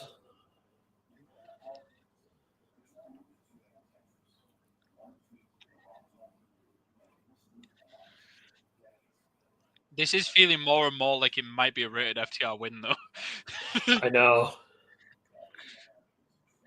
Honestly, I think it is the more compelling to keep the story going. It's more interesting if the championship team is falling apart, where Death Riders aren't at the moment. So I think the Death Riders... I don't think this is the team that should beat the Death Riders because I think the story with rated FTR is about them breaking up. yeah. And I don't want to move the trios belts to them for that purpose. Yeah, especially if it just ends up going back to the Death Riders. You know, I mean, maybe if another trios team was getting built up in the meantime, and then it's the surprise team win. that but... should beat them is the Ops. Oh, yeah, the Ops. That's right. The Ops are the team that should beat them for these belts. Yeah, that's right. They had a promo on Collision, I think, too. I forgot about them already. Yeah. I love them. They're great. But I think yeah, me too. If there is a trios team that I think should carry those belts, it's those three. And it's better if they take it off the Death Riders than rated FTR. Yeah. Just a headbutt. It's just like a ram. Oh, watch out for Yuta. I also just think they would be a much more fun trio to see on a weekly basis. Being like, yeah, these are our belts. Come and get them, bitches. Yeah, pretty much. And it would be Shibata with his app saying it. Roll through. 1, 2. Oh. Brutalizer. That sneaky bastard. Brutalizer. Does he have it cinched? Yes, he does. Does Cope save him? Cope Get in can't there, Cope. save him. Nope. Claudio. Where's Dax? Or Cash, I mean, sorry. Yuta's got cash. There we go. I feel like Cope could be putting in more effort right now. I think so too. But he is old. Dive into it. There we go. Yeah, just land. There we go. Nice. We noticed Cope didn't manage to put in that effort to get there. No, he didn't.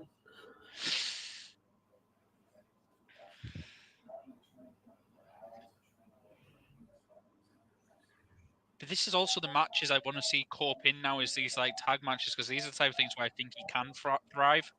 Coming in for those bits of spots and then letting other people handle the down spots. Yeah. He had his title shots. He had his TNT run. He needs to do. Yeah. We got to see ENC one more time. Well, that's it. You can Shatter Machine. There we go. But who's legal? Was Yuta legal? There we go.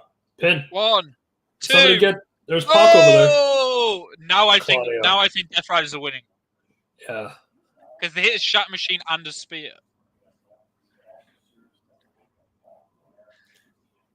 That felt like if they're going to win, that would be the end spot. Right. Oh, nice. That's love that spot.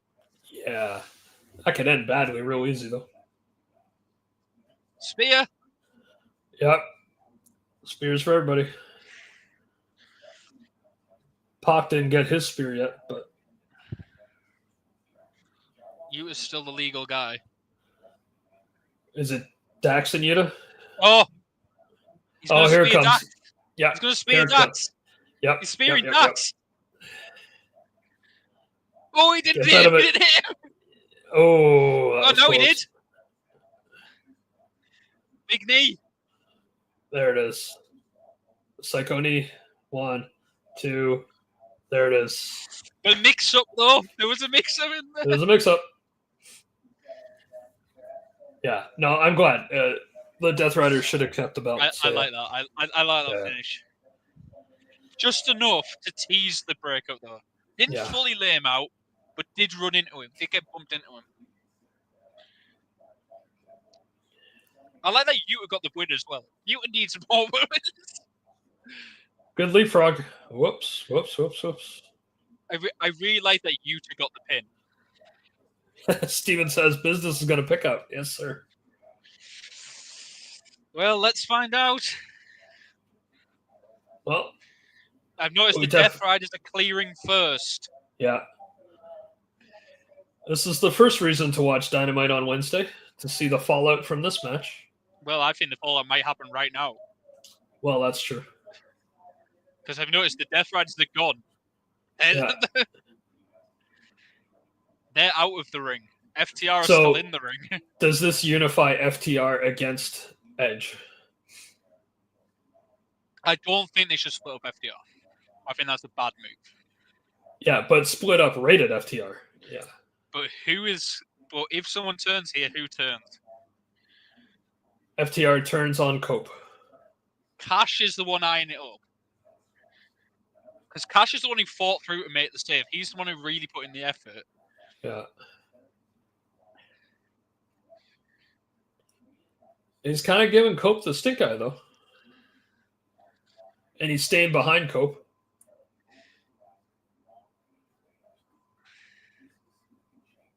Pull him up. But now what?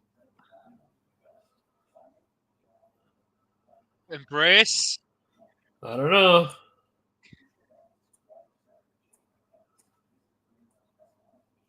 And they're turning inward slightly. Are they going to do it? Shatter Machine. There we go! There we go. Ball driver. Oh, wait a minute. What are you doing? Oh, interesting. Concerto?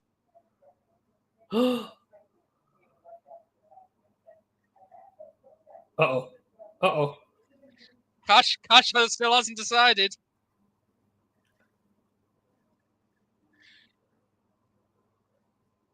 He's handing it to Cash. Oh, my. Come on, Christian. Make the save. He's handing it to Cash. Who are you going to choose? Your boy or some guy? Oh, he says no. What? Oh boy. He says no. And he says yes! Yes. Do the shatter machine instead. I like that a lot better. And pile driver on the stairs. Onto the chair. Oh, here we go. Assisted pile driver. Yep.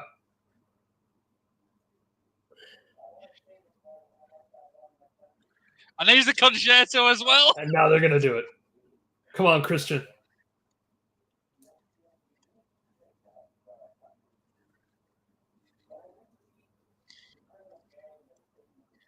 Oh, he wants to do it instead. There we go. Ooh. Oh, you evil little shit. People just love turning on Cope. Steven Who says they're can going to go he after go the Hurt to? Business now. Who can he go to for backup? That's right. He's got no friends left.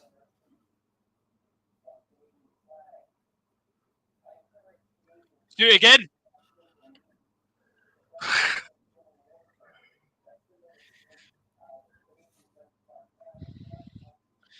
Cope's dead. Yep. This is what I wanted. This is exactly what I wanted after this match. Yep. Oh, he's already got the neck brace. Oh, no, maybe not. He puts on the neck brace. just walks off with it. This will allow time for Cope and Cage to reconcile. Yep. I think you're right, Steven. You evil crap. I've been waiting for the FTR to turn heel for a long time. They're going full heel. This is great. I've really wanted it. I've like for about 6 months now. I've been like, it's about time. I need something new from FTR. I need them to go heel again, and now they have. This is great. Yeah. Evil bastard FTR. Yes. So when Cope returns after this injury, it's going to be for All In. Injury. It'll be him. The match is going to be them two versus Edge and Christian All In. It'll be Edge and Christian, yeah, because he's the one person he can ask for help to take out FTR, right? So yeah, this is great. Yeah.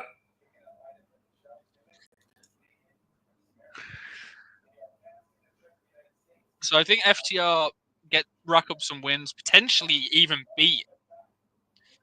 Maybe they even beat the Hurt Syndicate, take the belts off them on the way. Oh, so if they're champs, and then that's when ENC returns, yeah.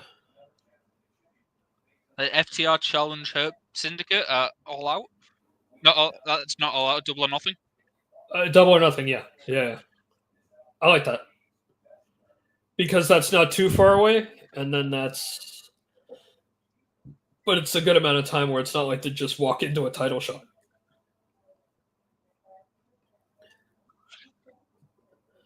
And if they've gone full heel, maybe they run right through Big Bill and Brian Keith, and then that helps them become face against Jericho.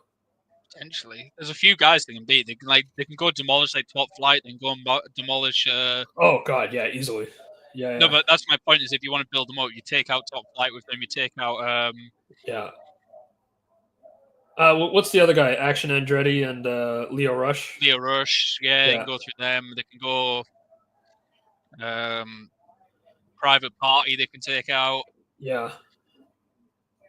Oh yeah, where's Private Party been? Holy jeez. Oh, they've been around. Yeah. That was good. Yep, that's what needed to happen. Well, okay, Steven, I understand. Yeah, I don't think this will need maybe titles, the Bucks come back and we rerun that again.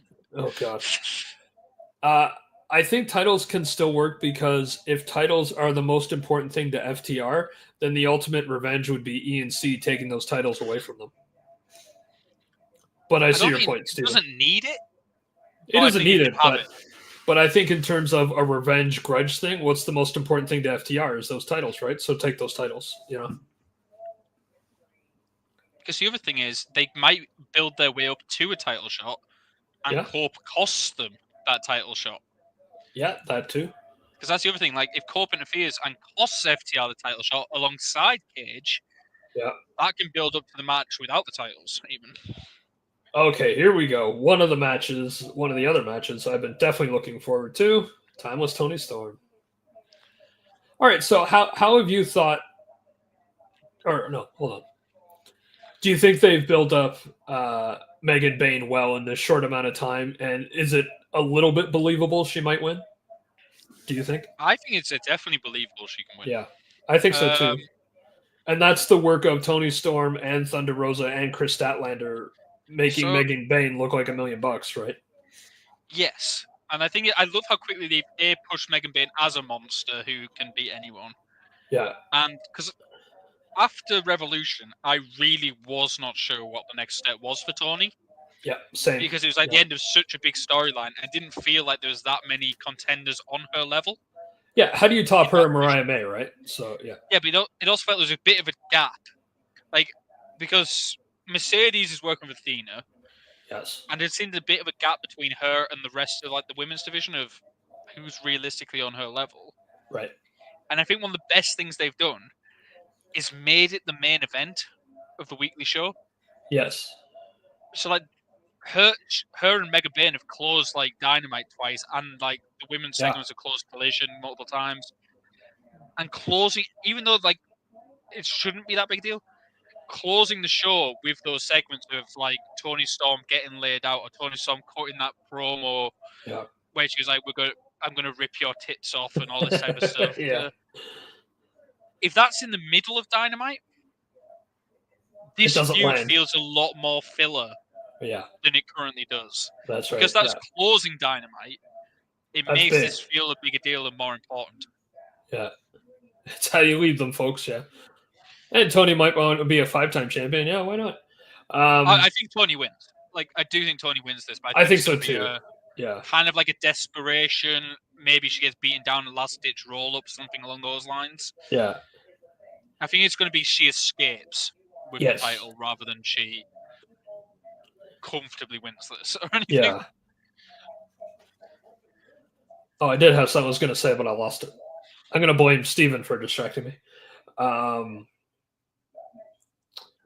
sure I'll figure it out tomorrow, and I'll just send you a message. I think AEW, having actually had the women main event, multiple segments, multiple shows, has been done wonders for making this feel big, and has actually really helped elevate Tony and basically being like, no, we understand Tony is one of our draws. We understand Tony is amazing on the mic. Yeah. A feature presentation. Yes. I remembered what I was going to say, but we're going to watch this intro first. Oh, this is already fantastic.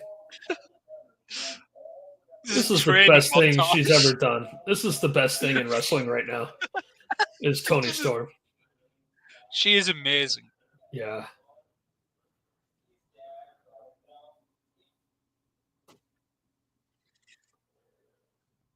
Yeah, she knows she's in Philadelphia. This is totally a Rocky send-up. It's great.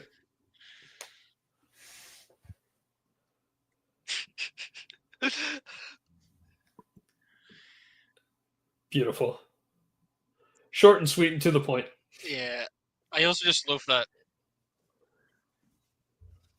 how she's basically owned like the sexual nature of like her character as well. It's just very much I can make all these innuendos. I can say all the shit I want to say. That's right. And you're going to love it anyway. Oh, yeah. Look at the robe, the boxing robe. That's brilliant. She's reached that level of maybe the best women's promo ever. Yeah. Yeah, I can just hear Luther saying, "You're a bum, Rock." Yeah. She's got the hairstyles. Yeah. Oh my god. This is great. Luther is the god. The stupid bow tie on her top. Oh my god.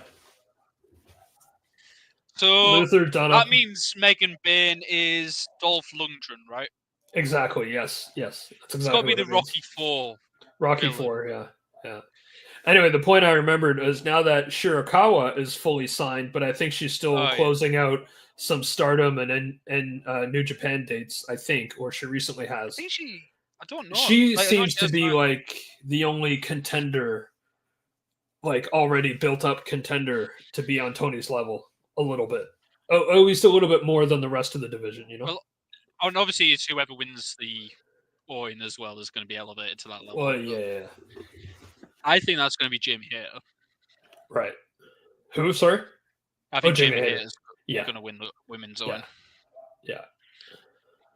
Yeah. That would make a lot of sense for her coming back and just get her right back to where she left off. So, yeah. I think Jamie versus Tony is a very, very solid, like, all-in match as well. Oh, it'll be a fantastic match, and I think it's I think a very easy build for them to do for promos and stuff, yeah. Because don't forget, even in the whole Soraya's mini faction there, wasn't it like it was Tony that flaked out on Soraya and Jamie too, right? So there's already kind of a built-in history there too, a little bit. Well, Tony beat Jamie for the belt. That's when the timeless gimmick started. Was during all that. I mean, yeah, Tony beat Jamie for the second belt she won.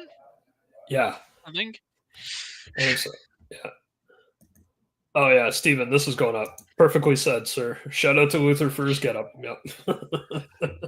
Luther has found the perfect role for him, and I love it. Yeah. It's kind of look at that. A guy who, let's be honest, none of us cared about in the ring.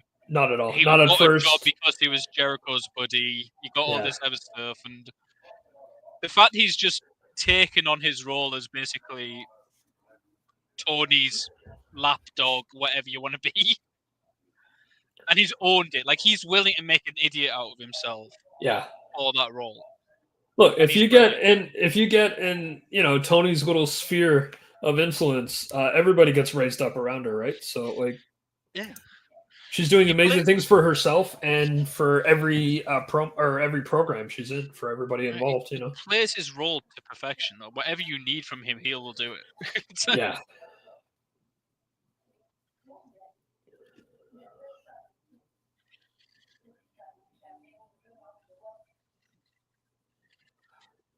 You're right. They're going to do Rocky 4 in this match. In this whole entire Rocky 4 is going to be in this match.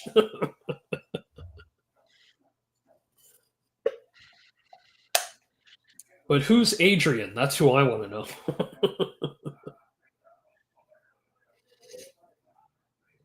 Oh no, Luther!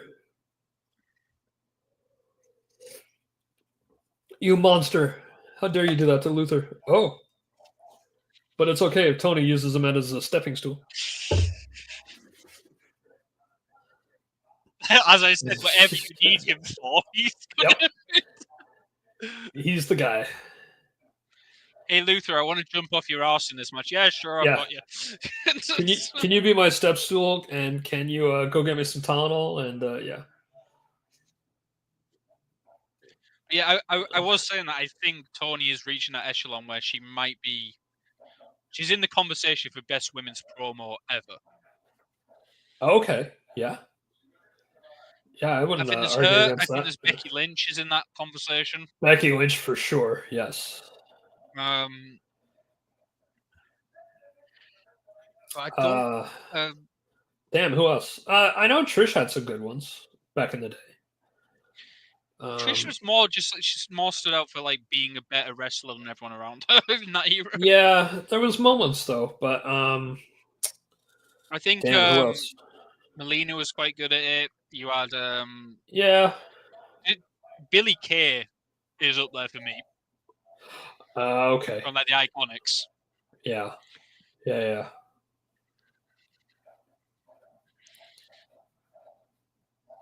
I'm sure there's good stuff from the current stars that I know very little about. So Rhea Ripley's really good, but I think she still needs that guidance a bit more. Yeah. When she's in when she's doing a full angry bit are the best ones. Yeah. I find when she's being clever, it almost sounds a little clunky. Like trying to have one-liners and stuff, you know? Yeah, I would also put Alexa Bliss in that conversation as well. Oh, yeah, Alexa Bliss for sure. And not even with the Bray Wyatt stuff, even before that. Yeah.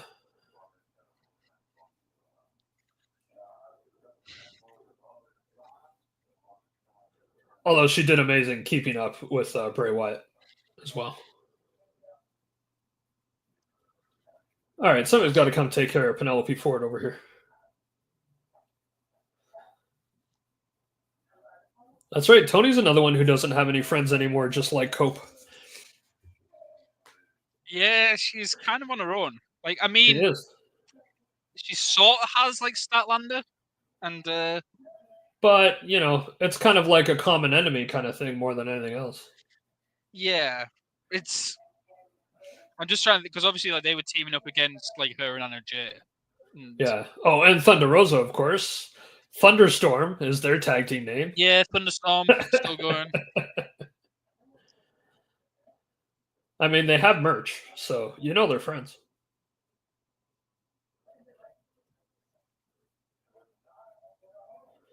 I love the new AEW tradition of a new merch line, and then that faction breaks up. As we've seen with Rated FTR. I'm glad I didn't get that shirt now. I just Thought realized about the women's promo I had forgotten about was AJ Lee. Yeah. She's got to be up there in the conversation for best women's mic. Oh, AJ Lee. Oh, yes, of course. Yeah. How Yeah. can we forget that? Yeah, yeah. She'd be top 3 easy. But that's what I'm saying. I think Tony is really getting up there amongst the. Yeah. They've. Yeah. I think volume of work, she's not quite there yet, as in she's only really been doing this gimmick for a year or two. Yeah, because it really is this gimmick has been her best work alone, right? In that and respect. she was Yeah. fine Ooh, before then, but this has really accentuated it. that was a little snug. She almost got dropped right on her head there.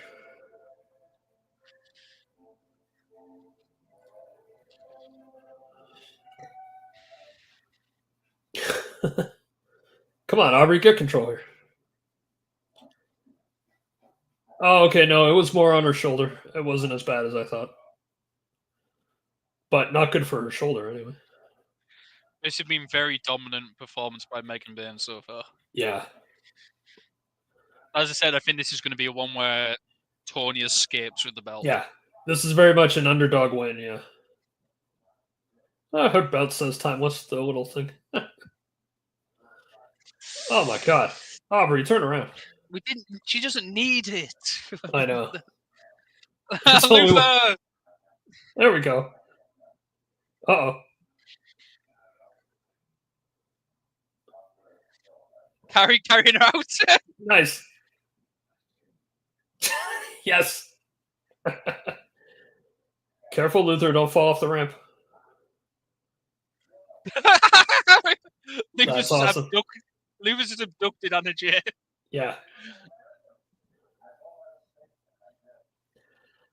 So long, Penelope Ford. So long. Sorry, Penelope Ford. I really apologize. I always get those two mixed up, and I have no idea why. Oh, why? What did you say? Penelope Ford and Anna Jay. I always get them mixed up in my head. Oh, I didn't even hear you. Yeah.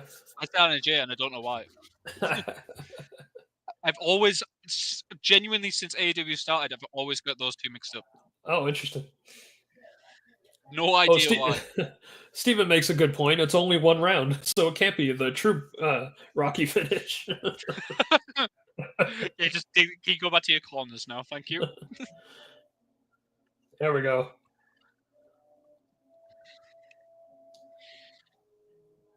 She's making Cena look bad right now. Yeah. I tell you what, that is a more brutal SDF looking SDF than John Cena has ever done. Oh yeah, yeah. This one looks painful. Where John Cena's especially how she's locked the legs. Yeah. Wow. I think that's also one of the reasons I always hated John Cena. Just even when I was younger, I used to really care about like how moves looked. And his SDF was so unbelievable. I genuinely hated it. Yeah. Did you see his toxic relationship heel speech? Did you watch that? Oh yes. Yeah. I said it on our show. It reminded me of like something from the CW, especially like Smallville, where it was Kristen Kruk breaking up with Rosenbaum. I mean, his and Cody's promo last week was excellent as well. It was really, really good. Yeah. Actually, made me very hyped for that match because there hasn't been a lot in the WrestleMania build that's made me very hyped for it. Yeah. That promo segment, top notch, really, really got me on board. Well, should you be inclined next week, feel free to pop in the chat. I'll be doing both nights reaction for Mania. Ooh. I will definitely not be watching Night 1 live. Yeah. I might be watching Night 2 live. Yeah, we'll pop in and say hey for Night 2. That looked not great, but again, it could be the camera angle. I think no, that's fine. The way the arms cushion it as she goes down. Oh, okay. Yeah, you see how her body kind of like goes down on the chest. Yeah. Okay. All right. Yeah, she got over comfortably there. Okay. I find now, especially the older I get, for how long I've been watching wrestling, I look more for that kind of stuff just to make sure everybody's okay. Yeah, you can usually tell. Yeah. That one's fine. Yeah. Yeah. Sometimes the initial camera angle makes it's not the proper angle, so it looks worse than it was. It's also one of those things where you ideally want things to look worse than they are. Well, true, yeah. You want things to be like, oh my god, that's brutal. Then you look at it again, and you go, yeah. Actually, like I mean, that's why Dolph Ziggler got as far as he did, because he sells the best of anybody ever. He always looks like he's been in a car wreck. Did you watch the Billy Starks Mercedes match? Yeah. Dynamite. Yeah. The move where Billy Starks hit it there, and it looked like Mercedes got dropped right on her head. That's right. And then when you watched it on the replay, you realize actually she tucked right at the last minute. Yeah. Like it looked like she pile driver straight in her hand, and you looked in the end, and she tucked right at the last minute and landed on her back. And I was like, that's impressive. Oh, we got Lex's attention. I said Smallville. Oh, lovely German.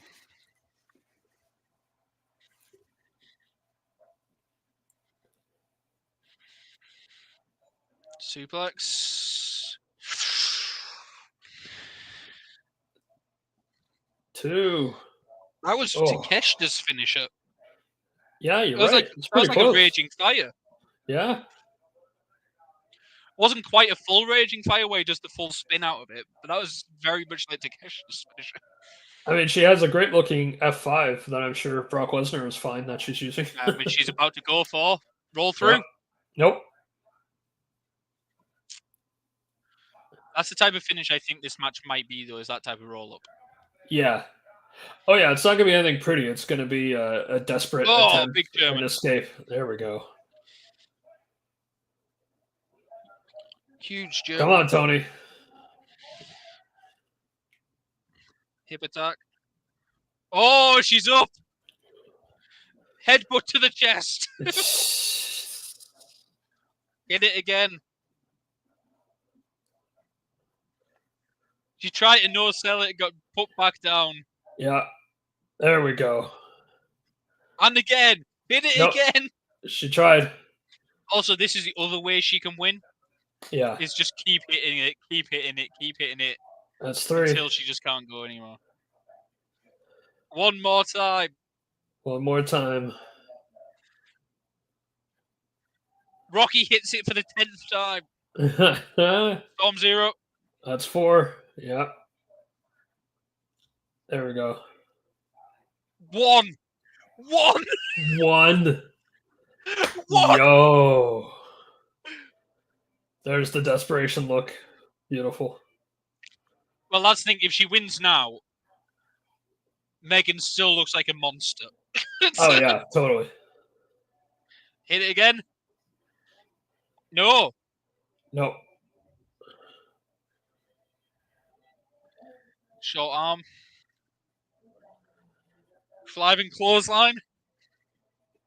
Is Megan Bay going to win this? I have no idea. Which is great. I have no idea. The power bomb. Oh, my. Is Megan Bay about to win this?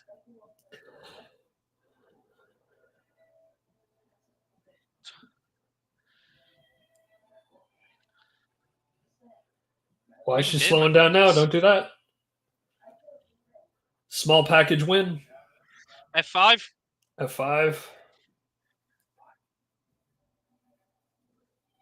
No, reversed. Yep. Small pack. Small package. Called it. What'd I tell you? Small package. Literally called that exact finish. I said she escapes. She escapes. Small package. Yeah. Hell yeah. Megan Payne looks like an absolute monster, fighting desperately for her life. And Gets Tony the escapes. pin. Yeah, that's exactly what that match should have been. That was perfect. Perfect. Perfectly done. Yep.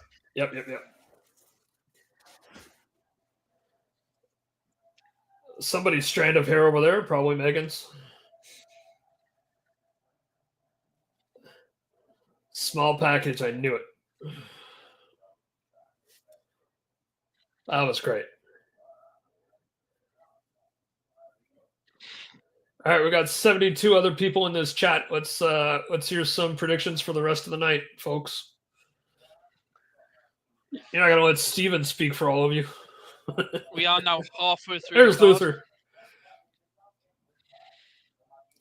What do we got left? We still got our triple threat. We got our main event, of course. Triple threat. We've got main event. We've got Cole versus Garcia still to come. We have Jericho, Daniel Garcia, and Fletcher Briscoe. Fletcher Briscoe, yeah. Is Fletcher Briscoe? There's Fletcher Briscoe's next. That makes sense. Yeah. I will say on the Fletcher Briscoe thing, it's one of these series of matches that I think has been very underappreciated. Like, there's been a really good series of matches between the two of them. Yeah, they really have been. But it shows how nicely top heavy they are that really good mid card stuff is getting overlooked a little bit, even though it's fantastic, you know. So it's kind of it's a good place. It's a good problem to have, right? AEW's in ring roster right now is just incredible. Oh, it's the best it's been since they started. Yeah. It's anytime they lose people, they just seem to replace them with just as good or better wrestlers. It's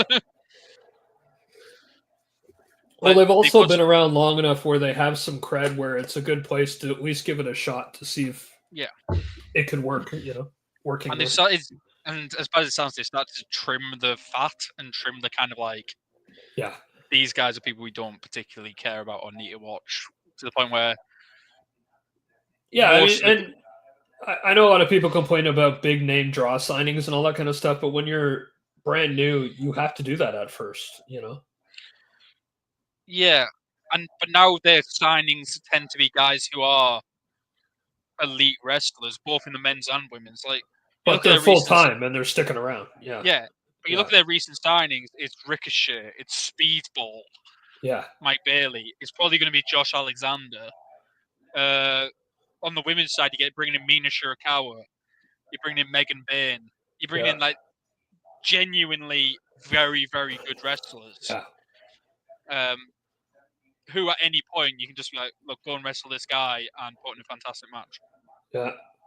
Oh, just to step back a bit, Steven points out it reminds him of how Daniel Bryan should have won against Brock Lesnar. Yeah. Small package. She must have Survivor Series match. Yeah. Between the two of them. I love that match. I'm not going to lie. It's Yeah, that reminded me to some of my favorite matches that Brock had with Kurt Angle. That match. I really liked it too. I think that obviously there's negative connotation around Brock at the moment. I think that was, in my opinion, Brock's best match. Okay. Since he returned to WWE. Right. As in, of any match since he came back after like his long absence in UFC and everything. Right. I think that was Brock Lesnar's best match. I really, really love that match. He had a great match with AJ Styles as well. That was a really good match. Oh, Kyle's not wasting any time. Give me 1 sec. Oh! Is this it? This might be it. Wow, were they running out of time? Roll through. Oh. Oh. What I will say about Kyle Fletcher is I love that he is still the same wrestler. Oh, okay. Like, after turning heel, he is still the same incredible in-ring wrestler. Right. He's just now an absolute bastard. Yeah. It's just Yeah, it's not just pure cheating or anything like that. He's still showing the skill that he has. Yeah. yeah, he'll still hit these flying kicks, the dives to the outside. He'll still do all that stuff. Like Yeah. he'll put those matches on with Osprey where he's hitting as good as he's getting. Yeah. But he'll also cheat and he'll also be a bastard and he'll also do the heel stuff at the same time. This isn't no DQ. Yeah. Mark. Oh, what are you doing?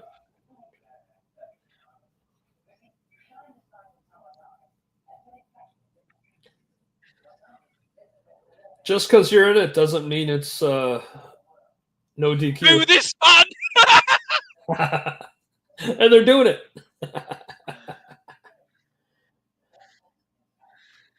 Oh, that was a nice little drop kick. That was cool.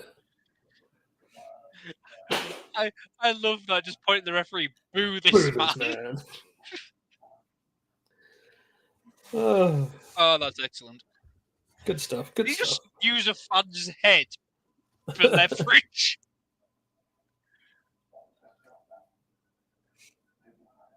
He just 100% used a fan's head to help him get up onto that. Yeah. Hey, it's that fan interaction you pay for when you want the first row. Hey, he's got a chair again.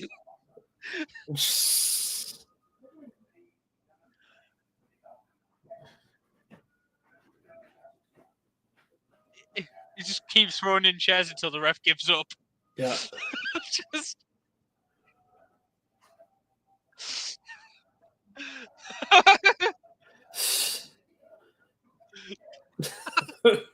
Knox doesn't know what to do.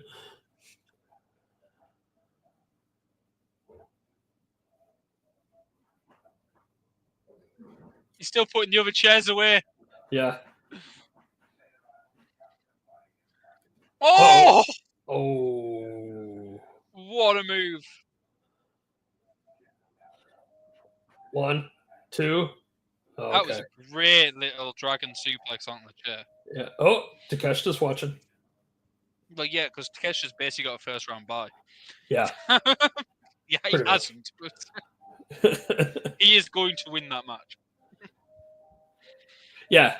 Good point, Steven. If Briscoe hasn't won you over by now, that will do it. Boo this man. I really like Mark Briscoe. I'm not like...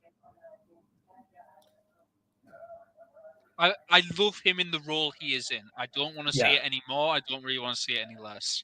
Yeah, yeah. I like him being treated as a competitive singles wrestler who isn't quite at that title level. Yeah. And I don't think he needs to be either, to tell you the truth. He doesn't. I think he's in the exact right spot I want to see him in. Yeah.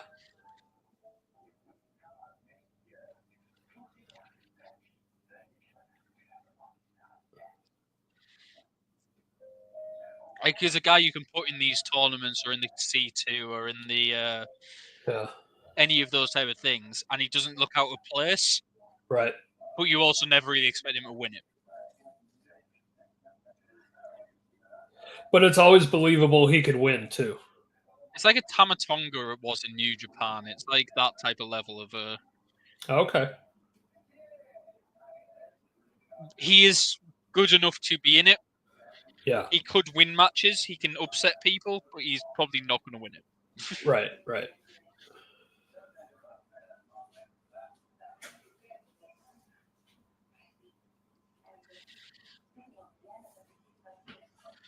So Stephen is saying that he thinks Brody King will shock Takeshita. Oh, yeah. Potentially do a big win over a big name. Yeah. I agree, but I don't think AEW has any interest in pushing Brody King as a singles guy right now. At least not over Takeshita. Exactly, yeah. Yeah. It's...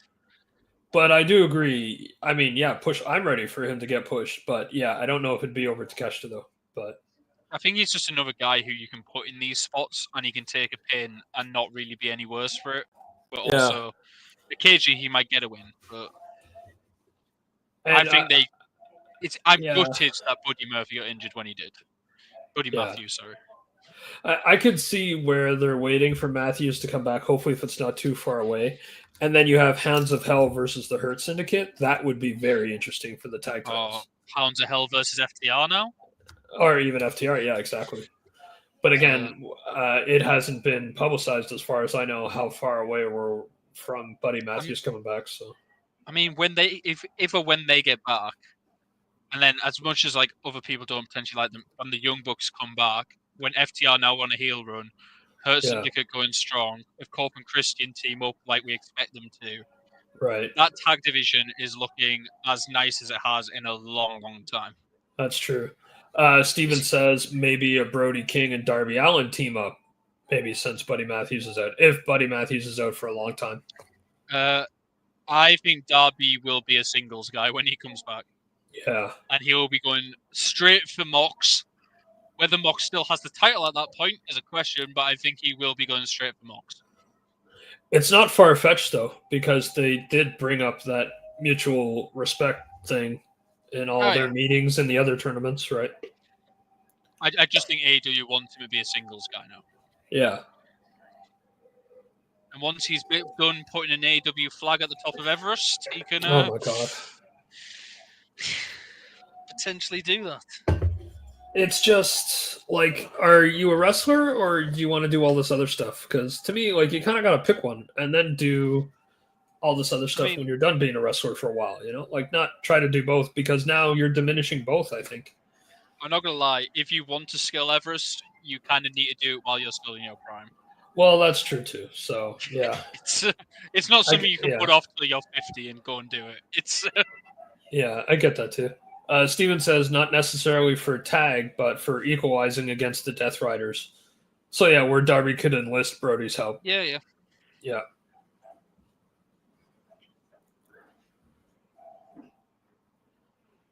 Yeah, I could see Oh, Brody without a doubt, yeah. King hold his own for a good long time in a 3-on-1 until he finally gets beaten down, and then Darby comes in for the save. Could see that happen. Darby apparently goes away. I believe it's next week. Oh, He okay. starts his expedition. I think he said it's 11th of April. Typically, it's an 8 to 10 week excursion, Everest. Right. Assuming he's successful. I don't see why he wouldn't be, but assuming he is. So I then mean, you're looking at realistically, he wouldn't be. Oh, there he is. He wouldn't be back till like Christmas. no, we're back in late June. You'll be back in late June, early July. Oh, so maybe in time for All In. I Because think All he In is could the be back in 12th, right? time for All In. I just don't think he's going to be back in time for have a substantial build to All In. Then he should Which is appear like- at All In, like to end the show with him coming back. If Mox still has the title, Right. I Right. think if I was booking it, I'd have him as one of the run-ins to help whoever it is win. Okay. But I wouldn't have him be the guy to win it because I don't think you'll have enough No. time to build the feud like you want. Oh, beautiful. That was nice. Darby also doesn't have to win it right away. People want to see him run around and talk and all that kind of thing for a while first anyway. So Yeah, I'm just very wary of like not dragging out the Death Riders longer than it should. yeah. And if they want to drag it to all, if they want to drag it out to All In, I'm okay with that. I'm wary about taking it longer than that. Yeah. Well, that's what I've been saying for a while now too. Is if you're going to dethrone Mox, then it should be at All In. I think tonight is too soon. If it's I tonight, could see for think it Double means or Nothing. I could see for Double or Nothing, but I think All In is the bigger stage to do it at. If they do it tonight, I think it means they pivoted based on fan reaction and decided, you know what, Let's give it back to Swerve now. Let's put it back on Swerve. Yeah. Let's build behind him as our alpha, and let's go with it. I mean, I If could they see keep Swerve him on Mox, being. it means they haven't pivoted. I could see Swerve being the panic button because of the Mox Cope thing. I don't think landed the way they wanted it to. Break in case of emergency. Exactly.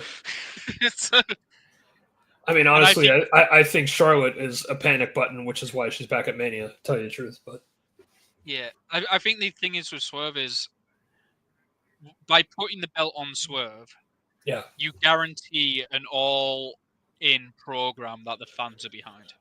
Right. Maybe it's that Swerve versus Mox, or if that's Swerve versus Hangman or Swerve versus Ospreay or whatever it is, Right. the fans are going to be behind that match and that feud going into All In. Yeah, that's true. If Mox keeps it, you risk the fans not, at least a portion of the fan base, Right. not being on board with the main event of your biggest show of the year. Yeah. And that's the kind of risk. Because also you have to bear in mind, the IWC is not the entire general public. Oh, of And if course you not. look at the general public metrics, Mox still draws. Yeah. His videos still get a lot of the biggest views on YouTube. Yeah. He's still one of these people who gets interaction on Twitter. The core fan base not liking the Death Riders Yeah. doesn't mean the general public don't watch it. And I also think the longtime fans of AEW, not necessarily from the beginning, but the longtime fans of AEW know how much work Mox does to keep it going and how he will easily pick Yeah. up the ball and whatever they need. You know what I mean? So there's a respect there anyway, regardless of the character he's doing at the time. I don't think the fans hate Mox. Oh! Wow. Briscoe, dude.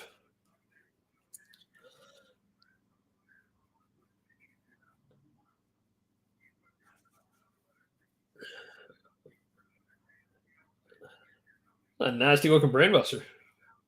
Nope. I was convinced that was it. Good reaction by Fletcher there. I was convinced that was it. Yeah. Yeah, I think this match has gone long enough. I think that's it with Mox. I don't think the fans don't like Mox. Yeah. They just don't necessarily like this story and iteration of him. Yes. Yeah. Oh, I definitely think Death Riders isn't landing with as many people as they want. I love it, but I could get where the majority are tired of it now. You know. I like the Death Riders. I like the story to an extent. I like some of the stuff they're doing. Yeah. I also think what one of the things the core AEW fan base, or at least the IWC core AEW fan base, don't like is bad wrestling. Right. And bad matches. Yeah. And some of his matches have not been good. No, and especially that is true. Especially the Revolution match.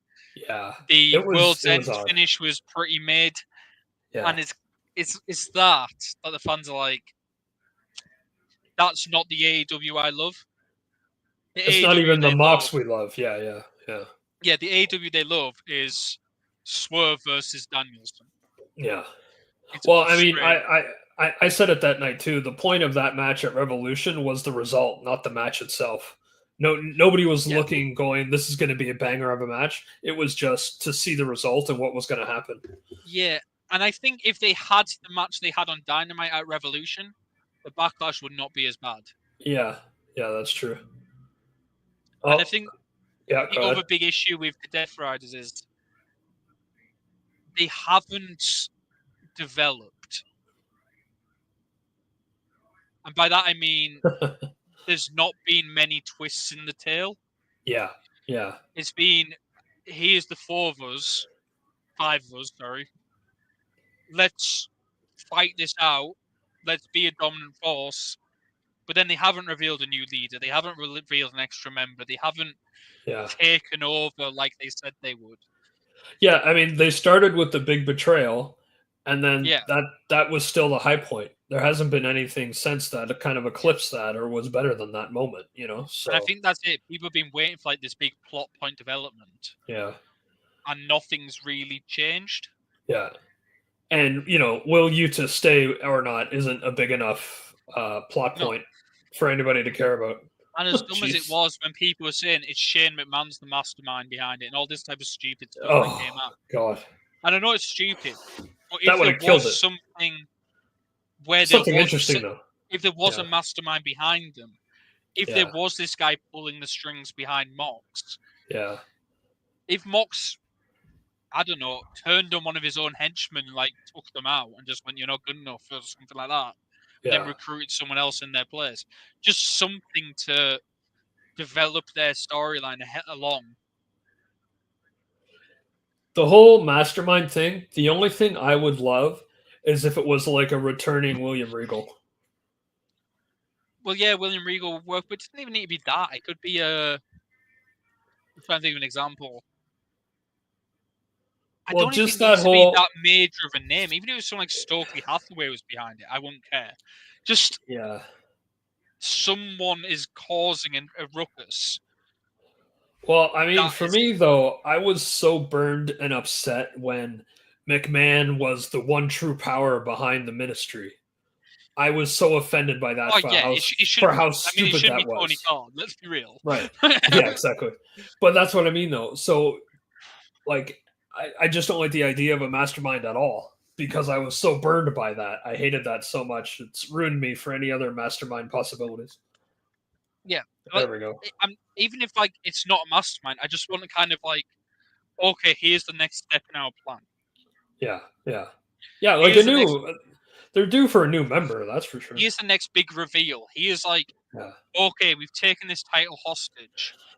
Here's what we're doing with it.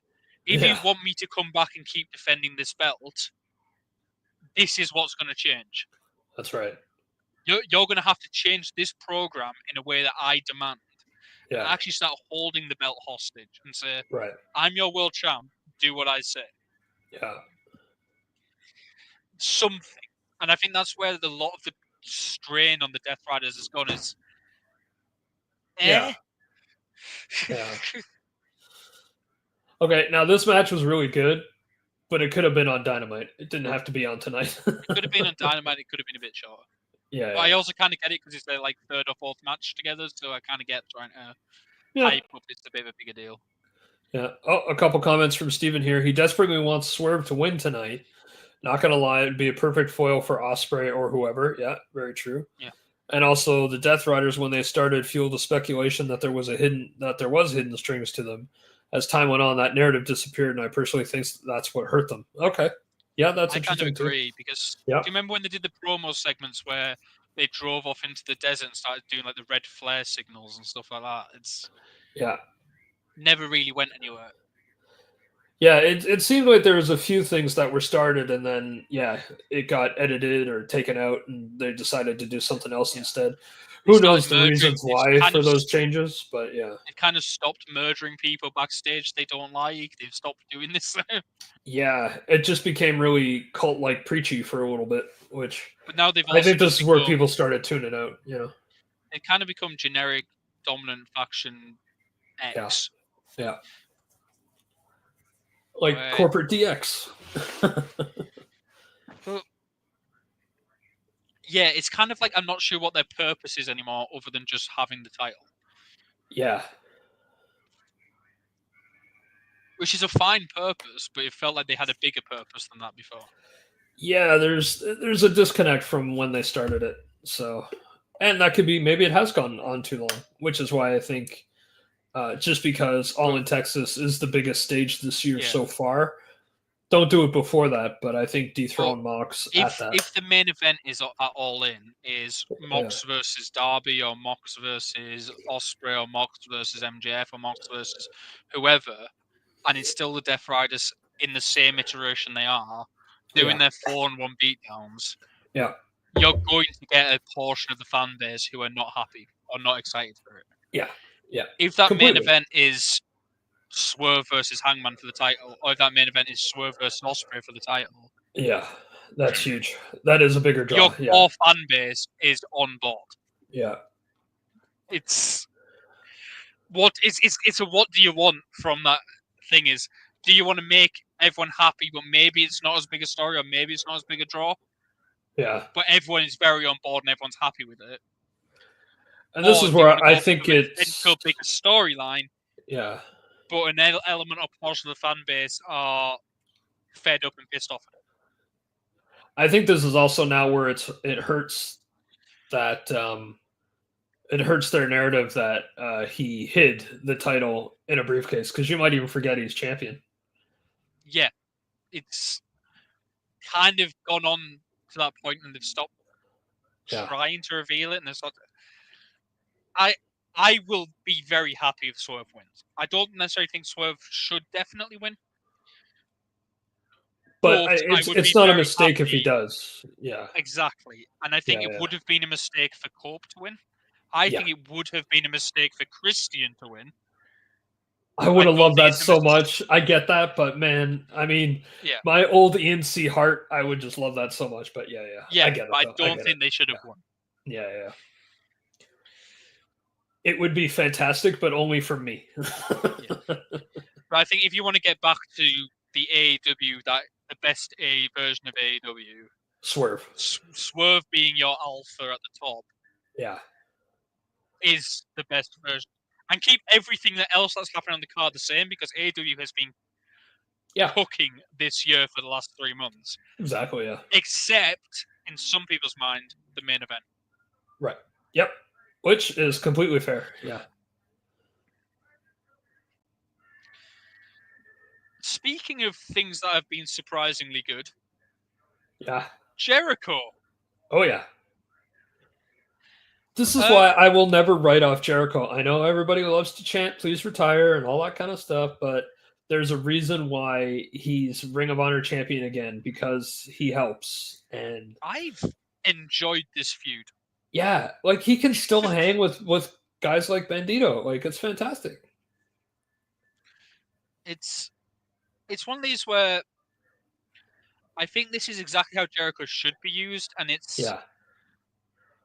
not overexposed. It's not taking up too much time. Yeah. It's on TV, but it's not the main event segments. It's kind That's right. It's backstage. It's occasional bits and pieces. I really like the disrespect to gravity that they did, and the family is just classic, old school heel storytelling. Yeah. And he's kind of earned his way onto this card again. Where now, I don't know if you would know, maybe not, or maybe anybody in the chat knows. We're up to 76 people, by the way, which is fantastic. I love you all. Is the Ring of Honor library on Max, HBO Max at all? I wonder. I have no idea. I don't have Max in the UK, so yeah. The only way the best way for Canada to get it is through Crave, a subscription service called Crave. They carry all the HBO stuff. Yeah, I believe Max is coming to the UK in 2026. Oh, interesting. Yeah, but we do not have Max at the moment. Yeah, yeah, we have to get HBO stuff through Crave. I know that. Obviously, we get any AEW stuff we get through Triller. And okay, yeah. And ITV to an extent, but it's like kind of replays later on ITV. Right. Yeah, Triller is where I get the pay-per-views. I know they're on Amazon Prime now. I haven't tried it on Prime yet, though. I think how it works out. We get a better deal on Triller, so it's kind of a... Yeah, I did them. I saw it. I think it's like $1.50 cheaper on Triller than it is on Amazon for me. So. But also, I don't know if you get them, but we get like the bundles, bundle offers. Yeah. Yeah, I do too. Yeah. I get those too. I'll get those because, I mean, after last year, I have no reason not to purchase a pay-per-view this year. They've been so good for like a year and a half now, almost a year and a half. So yeah, that's what I do. So it's... Yeah, Triller's the easiest thing for me. And I think AEW is putting them on YouTube now. You can buy the pay-per-view on YouTube as well. Huh, I wasn't aware of that. ROH Club, the best way? Yeah, that's the most direct way, is through AEW's ROH Club. Yeah. That's right, yeah, because they're not on TV yet. They were close to a TV deal for Ring of Honor, I think maybe like 6 months ago. But I guess it fell apart. But I thought Max might pick something up by now, but I don't know. Maybe they still got a proof of concept, which is why Jericho's been champ again. Since the Max announcement for AEW, that's when Jericho was right around the time Jericho got the belt again. So, I mean, people are talking about ROH. You're getting ROH on the main thing right now. It's on a pay-per-view, so that's why he's champ. Don't complain. Yeah, and I think I expect Bandito, I think, is actually going to win this. I think there's been big plans to make Bandito ROH champ for a while again. Yeah. No, Bandito should win this, yeah. It's the third match. Well, I did find it quite funny when they had the Jericho versus Gravity match and Bandito came out and like, oh my God, get away from him and stuff. I saw so many comments of like, why does Bandito care about this? It's like, and then, like, if you listen to the commentary, you might realize Bandido and Gravity are brothers. Yeah, exactly. Yeah. Come on, people. Do a little research. But the amount of people who are like, why is Bandido coming to Gravity's aid? Why does he care so much about Gravity? It's like, yeah, there might be a reason Come on, for guys. that. Yeah. And the energy it took to ask the question, they could have done the research in Google and then not look stupid, you know. So, He's still going. It's still going.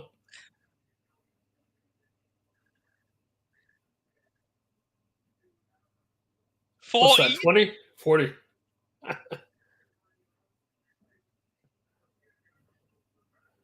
50.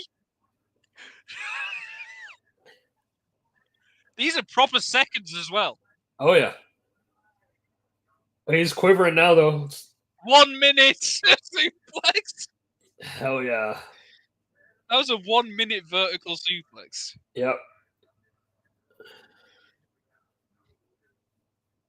Yeah. Awesome. Impressive as hell, but you're gotta do more than that. Actually, Steven's comment there, Jericho should tap out. I love the idea of tapping out to a vertical suplex. I think Jericho did actually tap out to the big swing ones, if I remember correctly. Steven said it. Yeah, he did for the big swing. Yep. Yeah, there we go. Steven's all over it.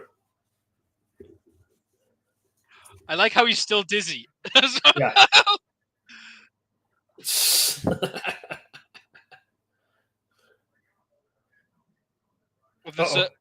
I love that. Like the blood to his head. He's still dizzy from the suplex. Because now it's going back. Yeah. Oh. Uh-oh. Wait a minute. Lovely. Nice. Very nice.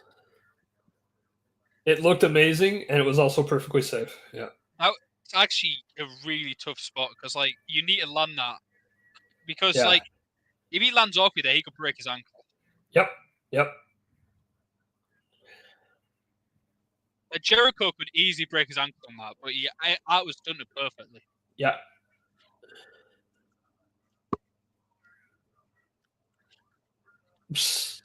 I always find it funny because, like, you know how, like, the IWC talks about what's dangerous and what's not in wrestling? Yeah. That spot there is probably... He grabbed a camera. It's probably just as easy to get a bad injury on a spot like that. Oh, yeah. Anything you will see in wrestling. Yeah, exactly, yeah. Because you just slightly misjudge that. You bring the full weight down on your ankle there to snap. Well, I mean, look at Punk and Cole. That's the Kevin Nash situation. So, like, Punk and Cole, they smashed their ankles doing nothing. I mean, Punk did a stage dive, and Cole just landed awkwardly off of the ramp. Yeah. And, smashed their ankles. You see, well, on topic, Kevin Owens. Neck injury. Kevin Owens. That he's just received. I know. He said he came off very generic spots he did in, like, his January matches, which I think, when I was working back through, was probably the match against Rey Mysterio. Yeah. It's a pretty innocuous move. It was like that he'd taken 100 times before. Yeah. And apparently, did you see Kevin Owens too? Isn't that so sad? He's out for like 2 years. What was that? Did you see Kevin Owens' announcement? I think it was SmackDown. He's out. He has to have neck surgery. He's going to be out for like 2 years. I don't think it's 2 years, but it could be indefinite depending on how the surgery goes. Well, that too, right? But yeah, but it could be 6 months. It could be a year. It could be 2 years. It could be retired. Yeah, exactly. It's a neck injury. You can't. Yep. But it always makes me laugh because, like, everyone's like, "Oh my god, this is way too dangerous." Some of the stuff that people do. It's like these wrestlers are risking big injuries on a suplex. Yeah. Oh yeah, like the simplest stuff, you do it wrong. Yeah. Like, look at Big E. Yeah. Oh god, yeah. He hasn't been able to come back. He still hasn't been able to recover from that. Yeah. Very generic move. Yeah. Oh yeah. Yeah, it does not take much. Yeah, that's a good point, Steven. Yeah. It was leaked before he can announce it. I didn't even know about it till after the announcement, though. He said he wished he could have done it. Yeah. But, Kevin Owens is one of my favorites. Said it beforehand. Kevin Owens is my favorite WWE wrestler right now. It's so heartbreaking. I've always loved Owens. Also, I love that zip up Bret Hart hoodie that he has. Yeah. Well, it's one of those things where, how did you feel about the spike spot on Dynamite? The Colt I was versus Finn. surprised how much I liked it. Because I know I've had problems with Swerve and Hangman and all their matches, and um, it was absolutely nasty. But I guess because it was just the backdrop, and then that's it. You know what I mean? Like it was just we do this one Yeah. thing, and then that's it. Like the prop has been used, and we're done with it now. You know what I mean? I It mean, wasn't just a it's cinder hardcore. block.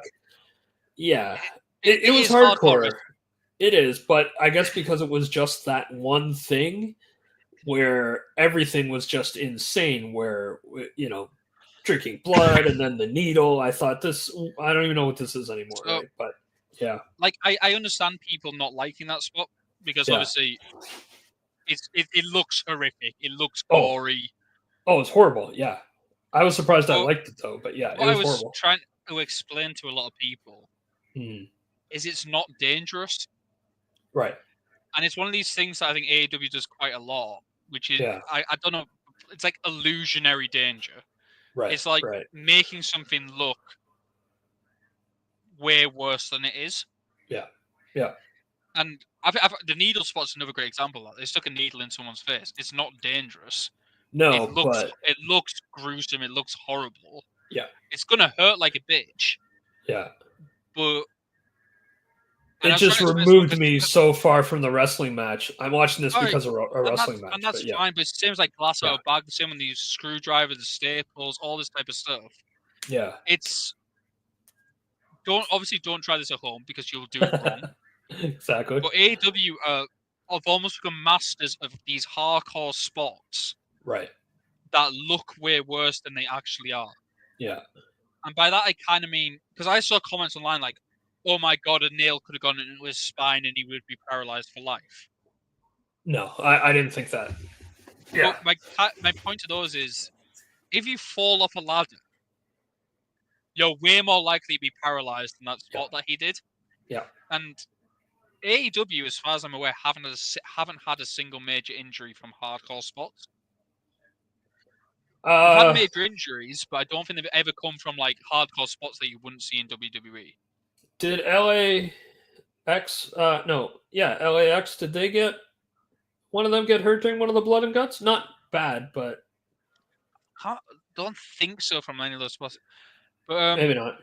and what I was trying to explain to someone is I don't want to be like behind the curtain thing. But you know, Yeah. like how bed and nails works, you know how all those type of things work. Yeah. Yeah. This It's is either almost like, rubber tipped or they're bendy or whatever. Yeah. yeah, but they're not. These are real nails. But my kind of point is almost Yeah. the way, if you land on one nail, Yeah. that is the most dangerous thing you will ever see in your life. Yeah. But If if you it's a suplex bunch, him onto it's one distributed. nail, that's like Yeah. that. That's bad. He could die. Yeah. You suplex him onto two nails, he still probably die. You even do it onto like a lot of nails all vertically pointing. Yeah. That's still risky as hell.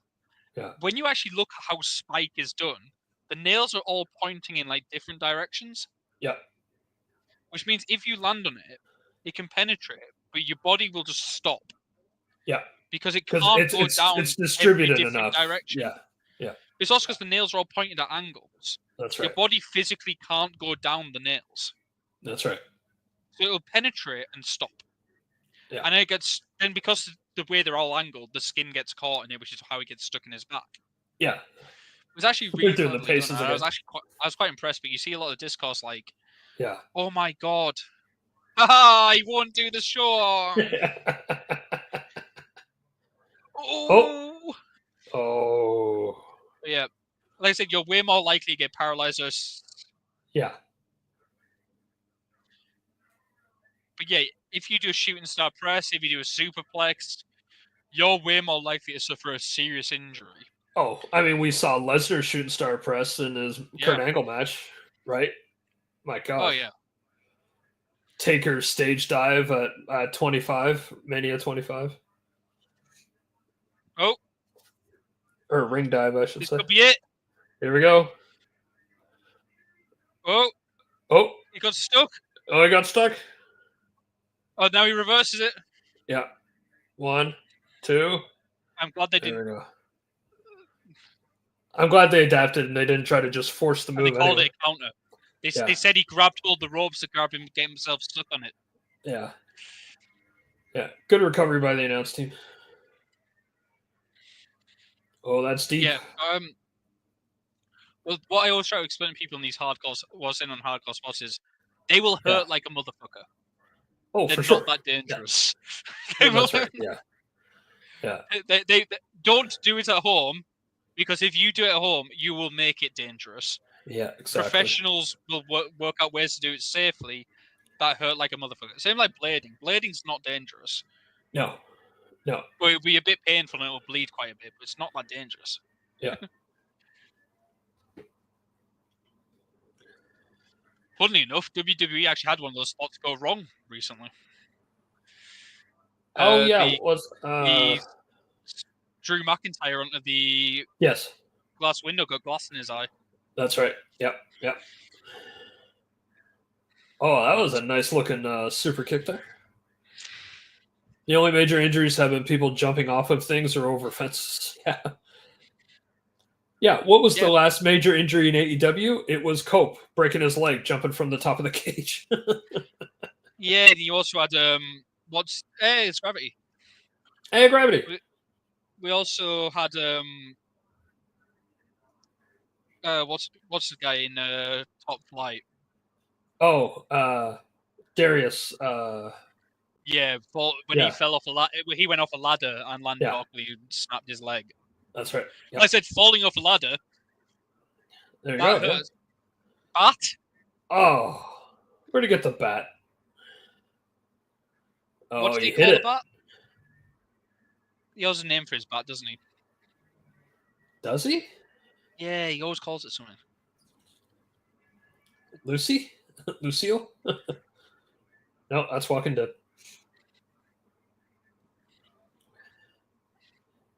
Not like this. Floyd. 1, 2. 1, 2. He won? What? I'm actually shocked by that. Oh, I don't know if that's a good idea. I was convinced Bandido was winning. Yeah. Now he's claiming he hit a Judas effect on him. I am shocked by that. Interesting. That might hurt Bandito a little bit, actually.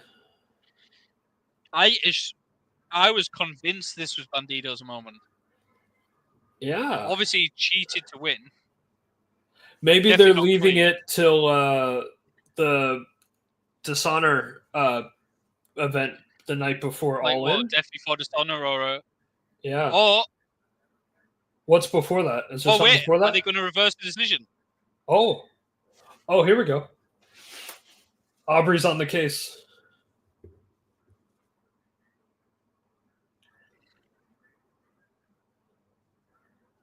They're pointing out the bat. Oh, the bat. They're pointing out the bat. Oh, this is great.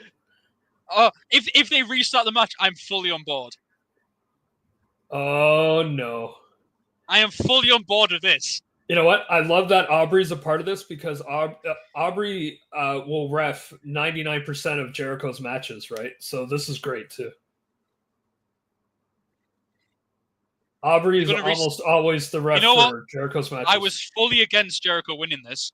Yeah, me too. Yeah. Yes.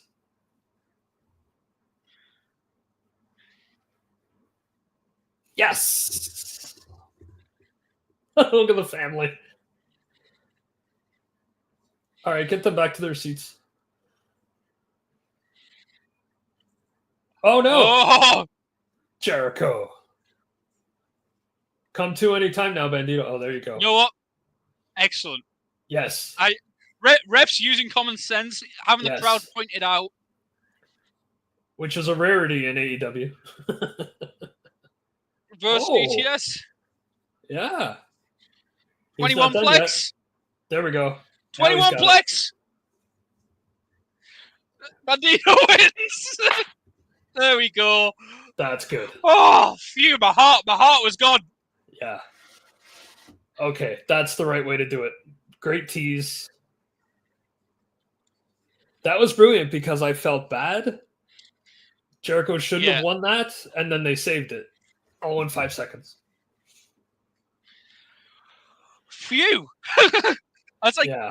there's no way they're demasking Bandito No. on this thing. I was like, that just felt so wrong. Yeah. Yeah, I like that. Jericho cheated. Yeah. His family pleaded to the ref, pointed out the evidence, Yeah. and they went, "Okay, I'm going to restart it." And And it also gives Jericho. It gives Jericho a reason to whine and bitch and be like, "Hang on, why did you take his word for it? What's going on here? You don't normally do that." It gives Jericho a time to like bitch about it. Yeah. I like as well, it's how quickly he got out of the ring to give them the ring so they can do their little moment there. Good job, Bandito. Good job. Good job. And also, for those who don't know, Bandito is a former Ring of Honor World Champion. That's right. Yeah. And had to drop the belt after like 2 weeks because he got injured. That's right. So. And for those who still don't know, Bandito and Gravity are brothers.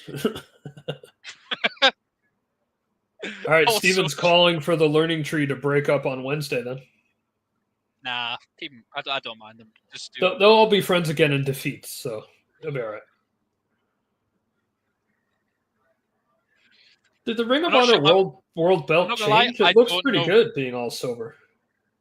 Yeah, I don't know what Jericho moves on to now. Yeah, I don't know either. You know what? Check his Fozzy tour. Maybe he's going to go on tour for a bit. Yeah. I also wouldn't mind if he wants to try and elevate a guy. I wouldn't mind a mini feud between him and Kevin Knight. Oh, that's interesting. Just as like an intro feud, elevate a guy that's kind of an up and comer that fans don't know that much. Yeah. Maybe he'll try to do it like he's recruiting Kevin Knight to be under the learning tree. And do like Kevin Knight versus Brian Keith. I think would be a really good match. Yeah. All right, good for Bandito. That was good. They did that well. They got me. Jericho got me. But yeah, they got me. I was ready to be a bit pissed at that. I was. Yeah. I've been really enjoying this pay-per-view, and I was ready to be like, really? Yeah, it wouldn't have ruined the pay-per-view for me, but I'd be like, yeah, this was a mistake. Jericho needs to drop this now. And I would have thought it would have damaged Bandito too much to go after the title again. I think the demasking of Bandito as well would have been yeah, I forgot about that stipulation too.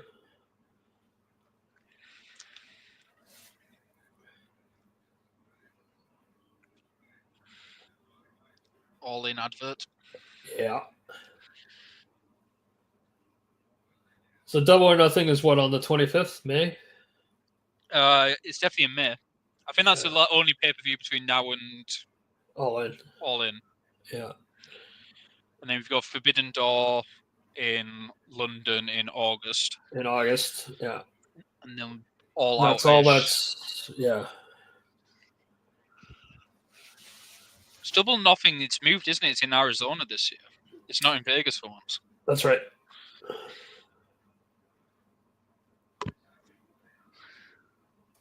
The day before my birthday. Oh. Happy early birthday. Oh, right, this match. Oh, God, I don't care. I'm looking forward to this match. Yeah. I hope it's good. I think this could secretly be a show steal the match. Cole's eyes are weird in that graphic there.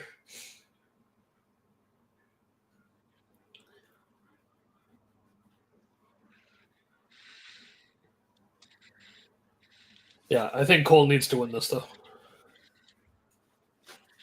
Cole and the Undisputed Kingdom are fighting irrelevancy at the moment.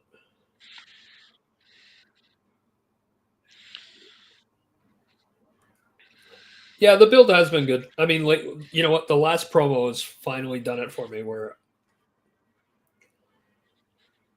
I think they're finally doing well with the promos. Like, this show has been genuinely really good so far. Yeah, another completely solid pay per view. Hasn't been a match yet. The tag title match was a bit mid. I think everything else is delivered. Yeah, but I mean, Big Bill looked pretty good in that match, though. It did good to make him stronger. Fine. It was fine. I like the MJF interference on it. Yeah. But, I don't know how much it did for Brian Keith, though. But I think Fletcher versus Briscoe didn't need to be on this card, as you said. Yeah, that could even been a main event on Dynamite, but yeah. Yeah, but I'm just looking through the rest of it. Mercedes Julia was really good. Very Oscar good. at Night was very good. Very good. I enjoyed the Jericho Bandido now that the actual result I wanted came out. Yeah. Tony versus Megan was excellent. Beautiful. Trio spells happened correctly. I really like Death Yeah. Rider's rated FTR. Yeah. So yeah, there hasn't been anything that shouldn't have happened, except Fletcher Briscoe could have been on Dynamite. I think the main event is going to have a big telling of how happy I am with this pay-per-view as a whole. Yeah. How do they land it? Yeah. If it's a very good match. Okay. Did you ever play The Witcher? Have I played The Witcher? His jacket is just like Geralt's starting armor, and he's got the Witcher logo on the back there. I knew this was his gear coming in. I didn't know the reference. Yeah. I never watched his Twitch channel. I'm not against it. I just never get around to it. He posted it on X, I think, as well, that this was like his gear that was going to be used. And okay. I didn't understand the reference. I'm not going to lie. Oh, Witcher 3, dude. Plus, Witcher 4 got announced, so yeah. Witcher 4 is probably not coming out until 2027, but it got announced this year. The first trailer dropped. Yeah. Oh, baby. Oh, it's the knee pads, too. Okay, cute.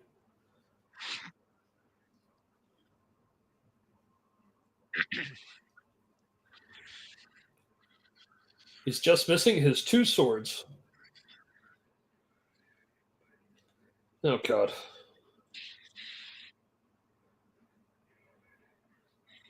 It's like a throwback from Jersey Shore or something.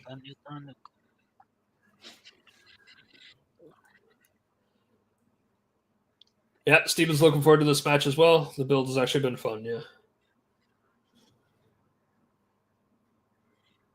Oh, it was announced on the December's Game Awards show? I missed that.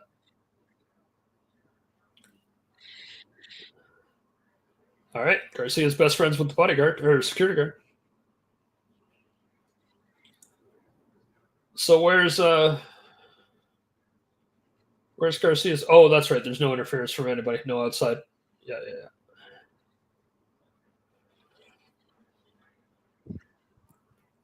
All right, so no time limit match. Will this be the fastest match on the card? Well, that's what I kind of said. Is they could either go one of two ways, and this is 25 minutes, or it's 3 minutes. Oh, I mean, how many matches we got left? 23.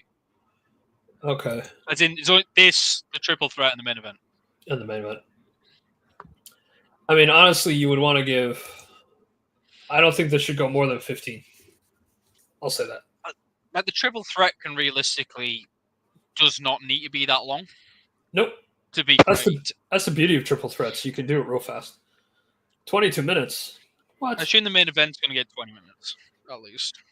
All right, we still got 75 people in the room here. Let's put in our times for this match. I say 15. We got 22 from Steven. Peter, what do you got? 25? I'm going like 20, 22, 23 minutes. Okay, we'll say 23 because Steven already got 22. That's fine. Oh, I guess we won't be able to check until tomorrow when the actual time is like posted somewhere, but whatever.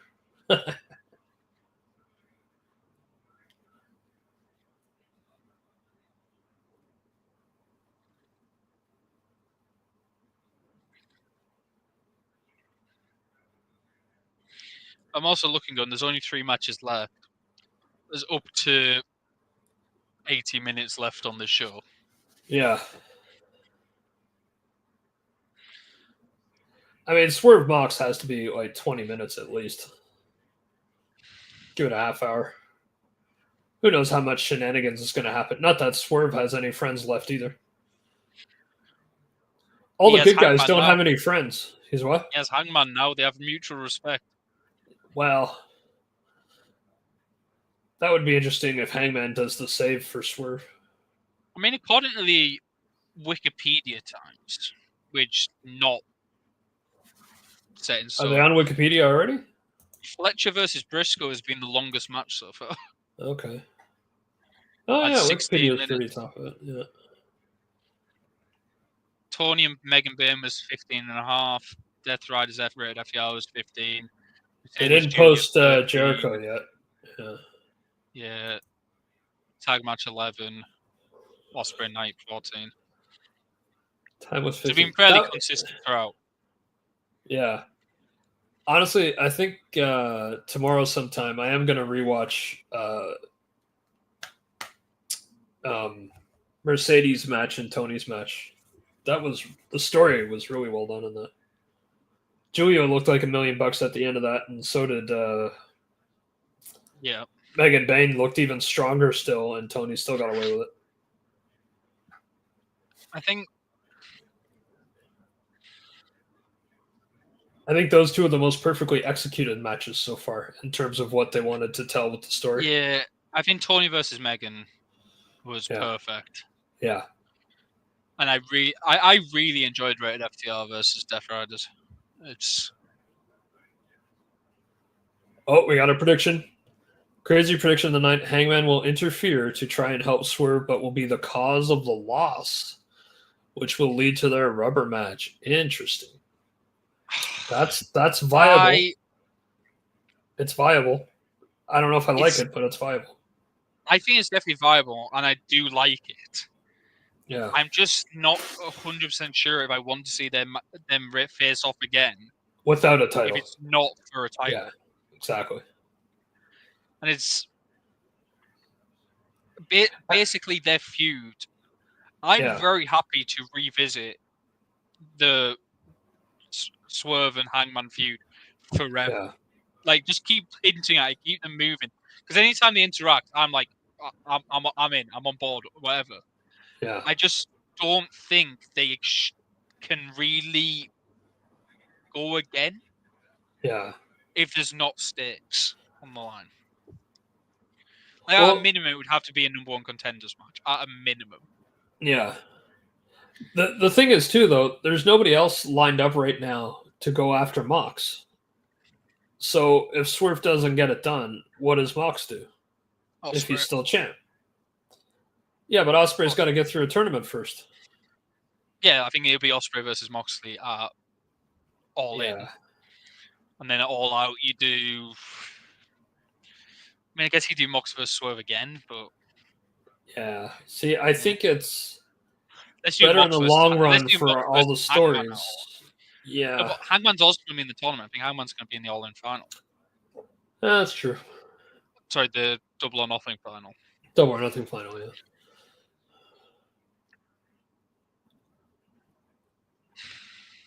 Yeah, I don't know. It makes more sense. It makes more sense to Swerve to win. I mean, I'm stuck on it should happen at All In, but you're right, though. It makes All In more interesting when it's Swerve as champ. You can also have Swerve win now and also have the Swerve versus Mox rematch at Double or Nothing. Yeah, at Double or Nothing, yeah. Because the other thing is, if Mox doesn't have to defend the belt at you mean the briefcase? Mox could do a... I'm not that hyped for this. Yeah. But the alternative is you do Death Riders versus Team AEW. Well, yeah, because that went so well the first time. I'm just saying there'd be Anarchy in the Arena match at Double or Nothing. Yeah, I guess that. And I'm trying to think who that team is. And that's why I mean, because I mean, the one narrative that has held through all of the Death Rider stuff is that Mox is still right that AEW can't get a team together or a focus together Yeah. to beat him. You And know, that's the thing. I don't know who that team would be, because yeah, if let's say it's Osprey versus Hangman, so they're not involved. right. So it could be Team Swerve, but who else is on Team Swerve? Yeah, I mean, he's got no buddies anymore. Because Cope's going to be doing his own thing. Yeah, Now. Hurt Syndicate doesn't care about what's happening to anything to do with the Death Riders. Oh no, That's not even. they basically now we start your way, you start ours. Yeah, yeah. So basically, you'd have Swerve, potentially Garcia. Yeah. I mean, Private Party again. What? As like part of the team, like backup for Swerve. I don't think I like that. Yeah, I mean, I don't either. Again, didn't work the first time. You potentially put Undisputed Kingdom in it. Maybe Garcia and if Garcia goes heel instead of Cole, you can put Undisputed Kingdom in that. Yeah. I mean, bring back Daddy Magic and Angel. I don't know. But would you be more entertained doing a mini Swerve versus whoever feud at Double or Nothing, and then where Swerve has the title, and you do Death Riders versus whoever in the Anarchy in the Arena, but the Anarchy in the Arena is not as big a deal. Right. Nick Wayne should be the savior of AEW. Bring back Luchasaurus. That's what you do. Luchasaurus. He'll save us.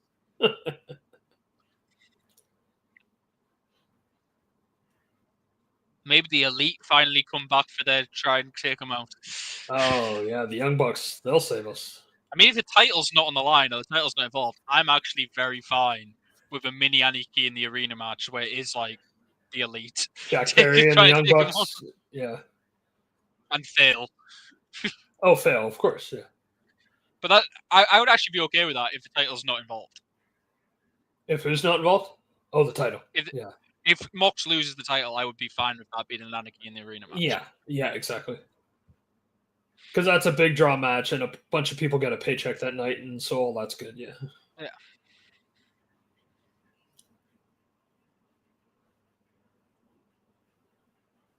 Whoa. Yeah, I'm thinking like Swerve and the Elite. No, Swerve's winning the title. I believe that. Swerve reforms the Elite. I don't know. I'm just spitballing. I'm curious where they go. Yeah. Which is good too. Also, it's like, who the hell knows how they'll Maybe figure it out. Maybe it's a learning tree. Yeah. I mean, I would love... Oh, God, it's a learning tree. Brian Keith is the savior. Again, I have no idea where Eddie Kingston is in his injury recovery. I would love Kingston to come back. What if the Ops joined in to take him out? Because the Ops wants to. Okay, the Ops makes sense. Yeah. Okay, that's the one that's the best fit, I think. Yeah, I like the Ops.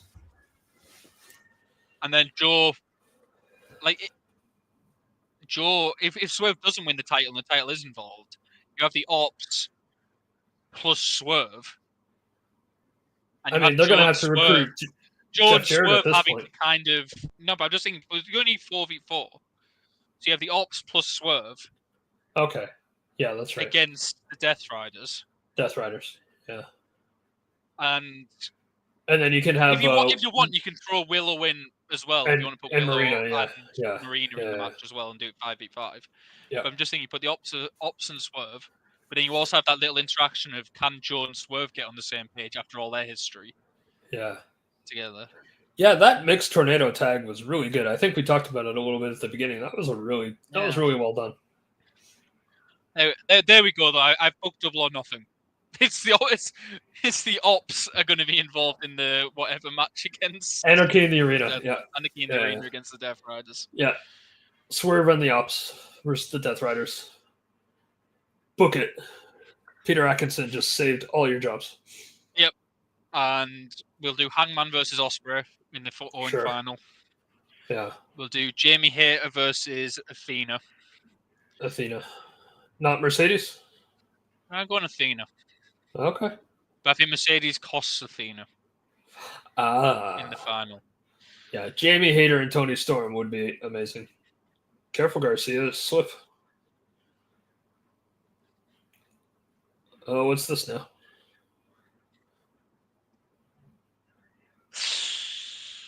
Brainbuster.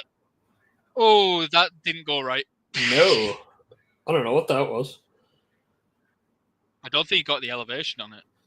No. He caught him off the ring post. Yeah. All right. Oh, he did it. He did it on his knee, I think. Yeah. Yeah, he didn't hit the ring post at all. That was a bit ugly. Yeah. Panama Destroyer. Sunrise. Panama Sunrise. Knee to the neck, Steven says. Yeah, Panama Sunrise.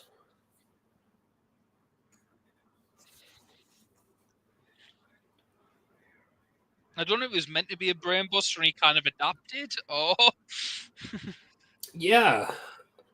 It didn't Going need to for the happen boom. on the stairs. Oh, anyway. and he collapses. Oh, nice.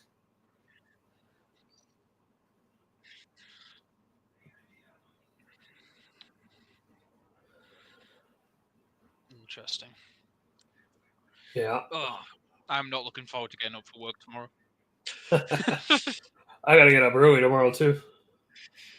Earlier than usual. Oh well. I'm thankfully starting slightly late, but I'm still starting at 9:30. Ah. Which means I will get about 4 hours sleep. Yeah. I'm looking at about probably 4 or 5. Panama Sunrise himself. This is starting to pick up a bit. I'm starting to get into this. Hits the boom himself. Wow. How dare you steal someone's finisher? Well, he had the indicator on his thing, just like in 2K. Steal finisher.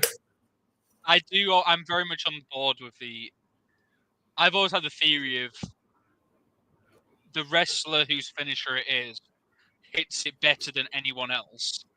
Therefore, Yes. it's not as big. It's not as big of a move if anyone else hits it. Exactly. Yes, I agree with that completely. It's like when I know it's Kenny stealing all Omega his moves, Steven. Yeah, it's like when Kenny Omega kicked out the One-Winged Angel. It's like, yeah, but he didn't kick out of a Kenny Omega One-Winged Angel. Exactly. Yeah. The same way no one hits a super kick like Shawn Michaels hits a Sweet Chin Music. That's right. Like Shawn Michaels is just the best at doing that move. Exactly. And like Taker's choke slams are the best, and even though Damian Priest does them now, and a short-armed clothesline from Okada is not the same as a short-armed clothesline from anyone else. From like JBL, yeah. Oh no, he does a close from L. That's something different. He's got to wind it. Yeah. But what are these two doing now? But yeah, it's like if someone else kicks out of someone else doing someone else's finisher, it's not making the finisher look weak. Right. In my opinion, or disrespecting that finisher. It's because you can't do it as well. Exactly. If anything, you've made their finisher look even better because you couldn't win with it. That's right. They can. And then if they return and hit it, and you're done. Yeah. Panama Sunrise, another one? Yeah, this is going to be number 3 if he hits it. A second in a row. Yep.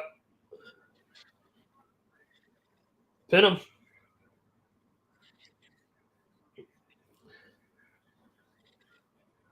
Going for the boom.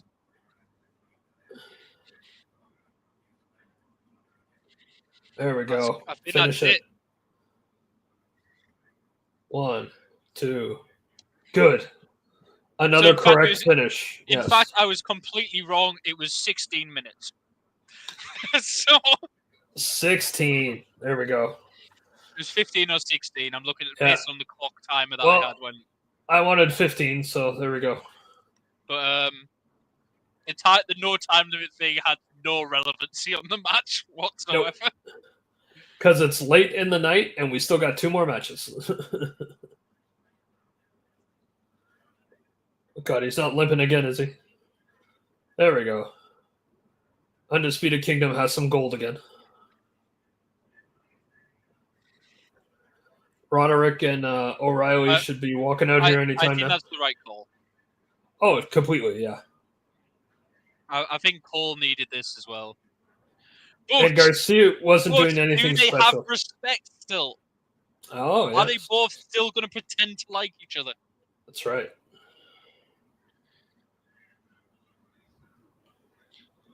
I would love for... Actually, I don't know who I kind of want one of them to turn, but I don't know who I want to turn. Right. I think I'd rather it be Cole. If it was Cole, I would have liked Cole to cheat to win. Well, they can go heel after having the gold too, you know. I've really enjoyed this rivalry. It is a shake of a hand. It came together more for me towards the end. Nope, it is a respect. They continue their fake respect for each other. Interesting.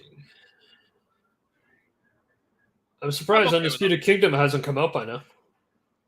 On the barred from ringside, that's why. Well, but the match is over now. No, they're not even allowed for the celebration. Oh, really? Oh. That's ridiculous. Fucking shit. I'm tired, Peter. Stop lying to me. You asshole. I think I agree with Steven. Tonight has kind of flown by, and I'm surprised there is only 2 matches left, and I'm surprised it's already been a 3-hour show. Yeah. I think every match has... No, there hasn't been a bad thing on this show. Is maybe the way I would describe it. No. I would always say maybe Briscoe and Fletcher was a bit long, but I think I was also just going, this match could have been on Dynamite. But it was still a great match, though. Yeah, Briscoe Fletcher was still a good match. It just didn't maybe need to be on the show. It was still good. Exactly. Because they already had another Owen Hart match, so they didn't need a second one. The only time I was worried that something was going to be bad was when I thought Jericho had won. I was like, but they fixed it. Yeah. They suckered us both in for sure. And this match could be Ooh. The only thing missing is a ladder.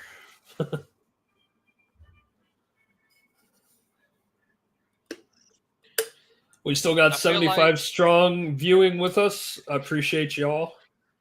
Yeah. Second last match, folks. And I feel like for anyone who hasn't quite been sold on Speedball yet or isn't quite sure, this match will probably do it. He's very new to me, and I feel bad because he's Canadian, that I've learned as well. I have liked what I've seen so far. He very much looks like a video game character, a cross between Mortal Kombat and Street Fighter, and I like that a lot too. So, yeah.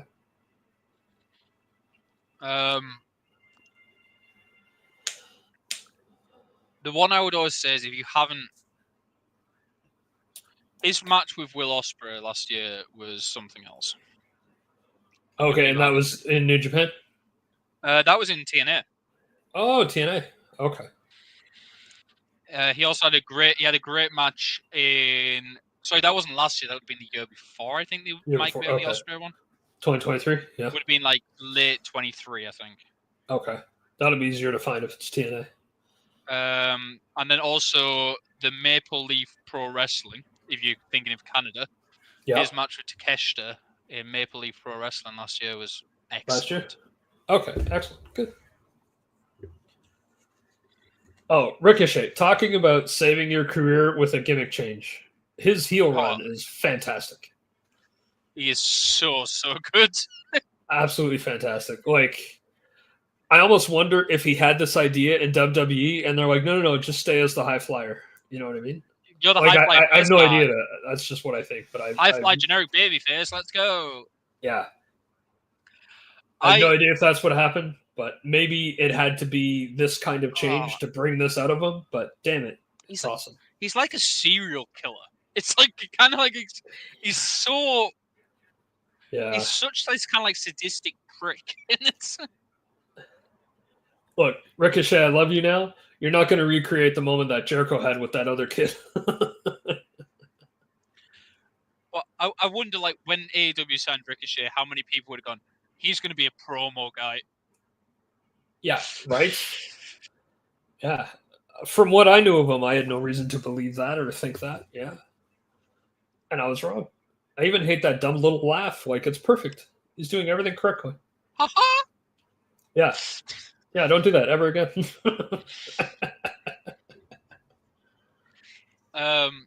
He's just so good. And to be Oh, fair, it's so great.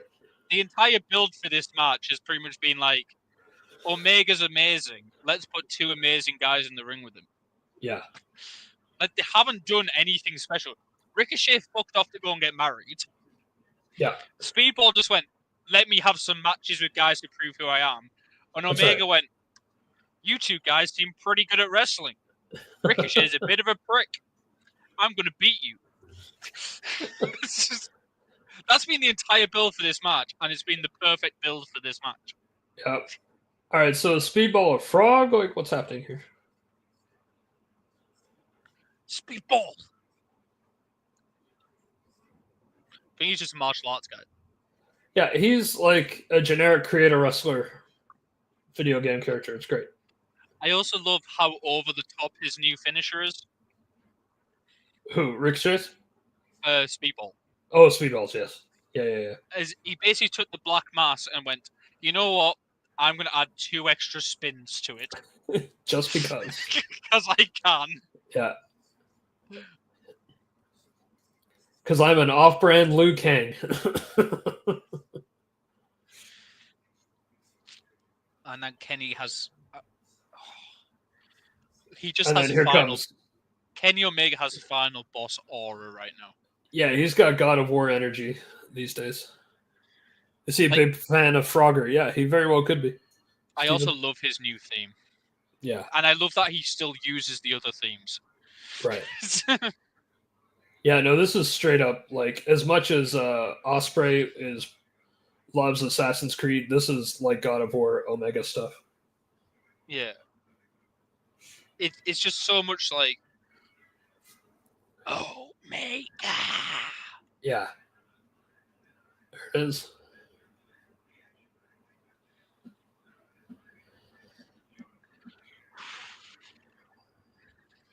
Yay, Canadian. It's just so much.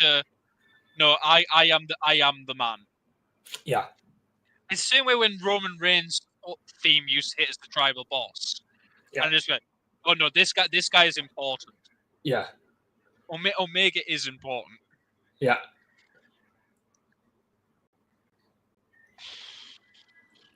And he's now AEW's first Grand Slam champion, I believe, with this title run.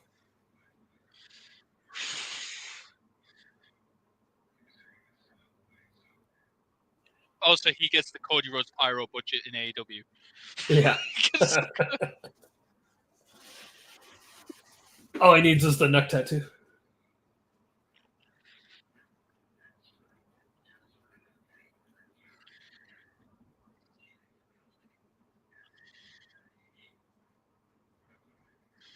All right, calm down, lady. I don't know. I think I'd react the same to Kenny Omega. Oh, no. Peter's fangirling out. There we go. Omega and Osprey. Those are the two. Osprey. I will fangirl all the time. I think Jose would freak out more to Osprey than you would. Hey, no, he wouldn't. I don't know. I'm the one who started Jose on his Osprey fangirling era. Yeah, but I mean, with the Assassin's Creed tie-in, that's pretty big for Jose. I'm pretty sure Jose would even admit that there's an ongoing joke in one of our group chats that I am the... Do you know the Randy Marsh South Park meme? Yes. Of the very quoted thing of anytime Osprey is on the screen. Fair enough. There is the running joke that is just like, yeah, I am Mr. Will Ospreay fan club. What, Steven, you don't want Kenny Omega to get a neck tattoo? Come on now. I was thinking of getting one. But neck tattoos look so good. Definitely. Neck tattoos can look good. I don't know if that one does. And Ricochet leaves the ring. What a shock. Yeah. Oh, Hey, Speedball versus Omega. it's very viable. Let these two kill each other and then swoop in for the win. It's the beauty Arguably, of a triple threat. Arguably, it's common sense. Yeah. It's good strategy. The better matches with these two anyway. Speedball.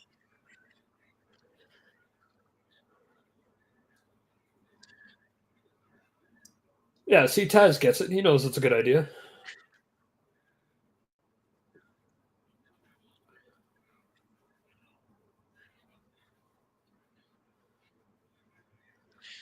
Spin me right round, baby. Right. No, Ricochet, it's too soon. Ah! Run away again. Oh. Run away. Run away. Yep, yep, there he goes.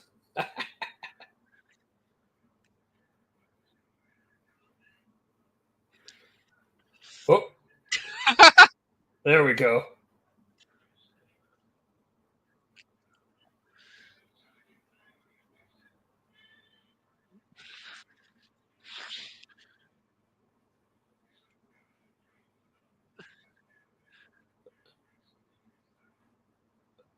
You forgot about Kenny.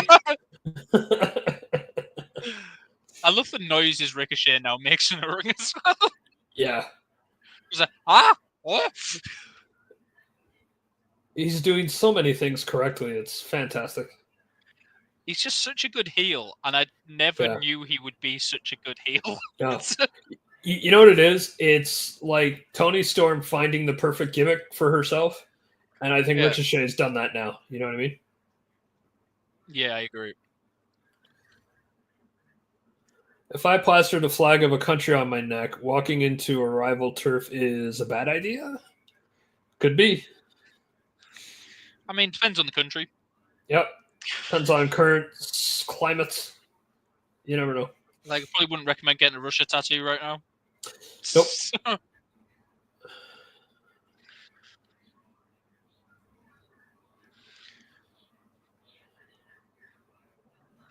Oh. There we go. Oh, nice. Trade in. That's just like in Street Fighter where you can tag somebody in. I love that. Love that reference. It's like, I'll fly out, you fly in. Yeah. Speedball. Speedball enters. Springboard. I mean, if that's not Liu Kang, I don't know what is. Oh. Bam, bam, bam. Yeah. Speedball just needs to turn into a dragon right now and eat Kenny Omega. Speed kick. Animality. Speedball, speed kick.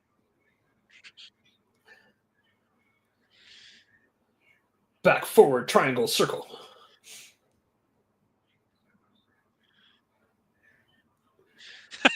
Like that Ricochet literally yeeted himself.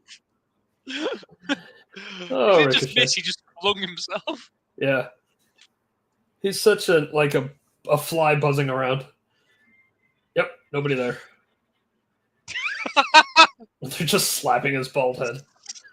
It's funny because he's bald. Yeah, exactly. He's follically challenged, and they're making fun of him. They're bullies. Who's the real heels here? Exactly. Omega and Speedball, they're monsters. There's the bald's chance. Bald. Yeah. Philly doesn't miss a beat. Uh-oh. I do love America and its originality on chants. Bald. Yeah. Yeah, you might want to move, lady. There you go. Homeboy's throwing quick kicks here, so yeah, we can get out of there. Uh-oh. Whoops.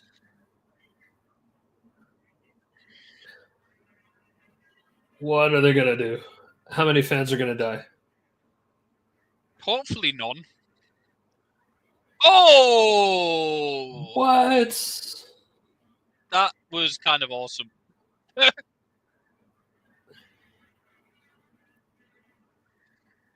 Also hurts Omega's stomach, which is his weak point. Yeah, that's right. Steven says, you know what, at least Speedball being added is much more believable than characters being added to City of Wolves.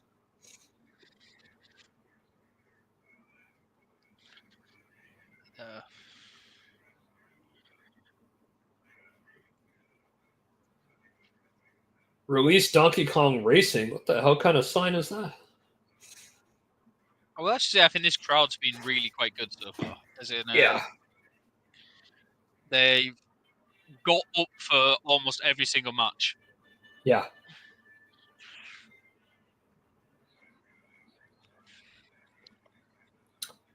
I think that's partly testament to it being a really good show as well. But they've done a really good job of being like on board with everything. Yeah. Fatal Fury's next game has announced Ronaldo and a DJ. Wow. Interesting. I'm shocked Fatal Fury's going to do another game at all. I'm looking at our group predictions, and every single person has picked Kenny Omega for this match, unsurprisingly. Yeah. Oh, Speedball's a little chopped up there. Bald forever? Is that what they're saying? I think so.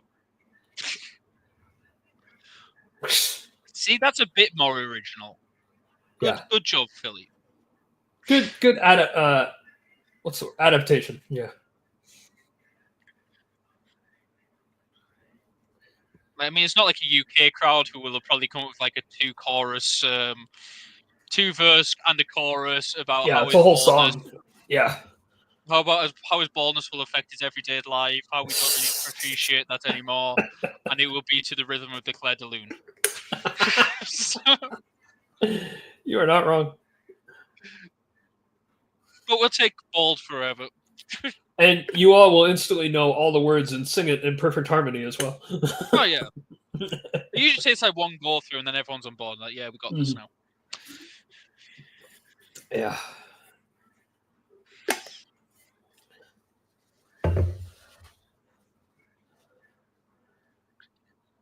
Chop for you, chop for me, chop for you, chop for me. Oh.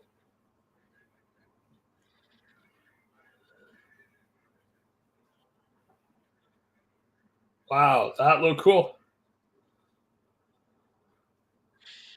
To be fair, I am laughing because the team I support, as in football team I support in England, soccer to our American and Canadian fans, did recently come up with a full basically song in support of our manager to the rhythm of a town called Malice. So I can't actually. I was just here. I was like, and the song was a man called Carrick. It was to a town called Malice.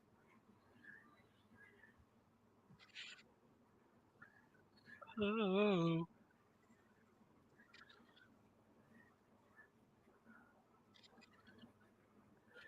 Oh no! Shivani's headset into the first row. There we go. He apologizes. That's a good Canadian guy right there.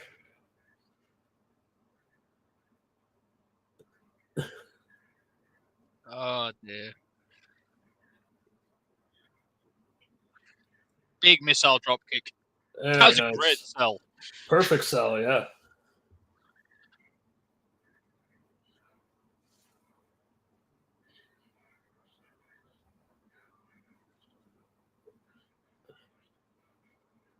Axe kick.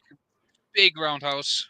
I mean, clearly, I said before, I had no idea who Speedball was. So when this match was announced, swing and a miss. I had my doubts, but I have very pleasantly been proven wrong.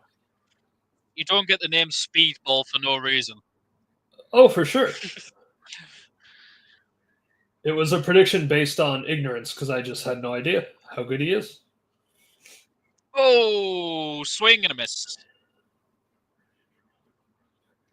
And also, these three are working incredibly well together, like they've been doing it for years.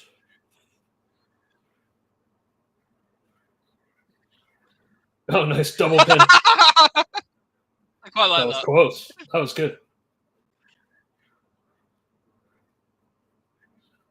Oh. Double pin.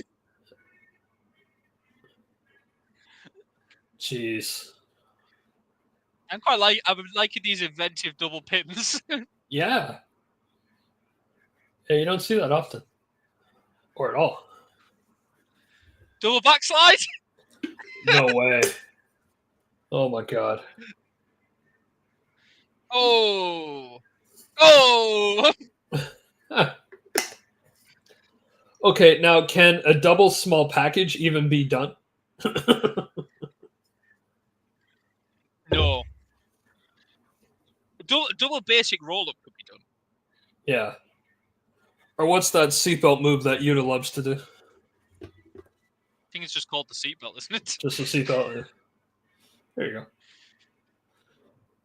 Correct, Steven. That was a very fun sequence.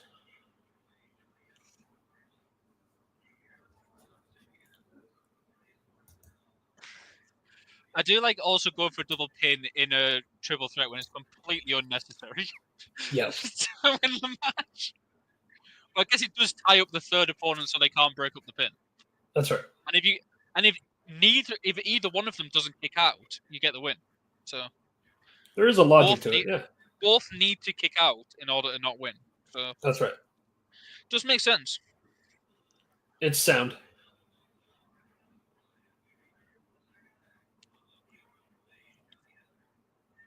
Ooh, gouge in the eyes. Oh, that's dirty. Yeah, get rid of him.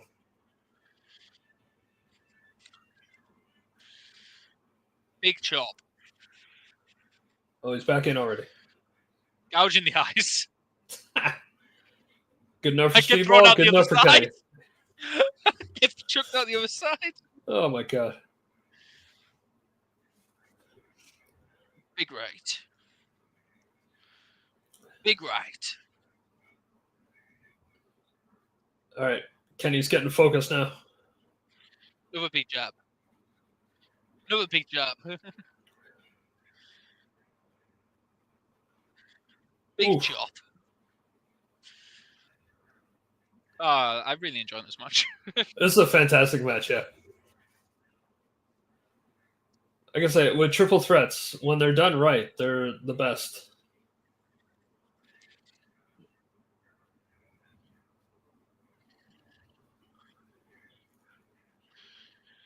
Oh. Ooh. Oh, they forgot about Ricochet again.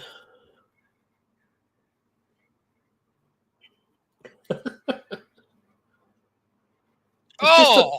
Oh, wow. Beautiful.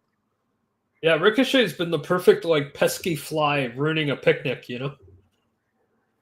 That was gorgeous moonsault. Oh, yeah.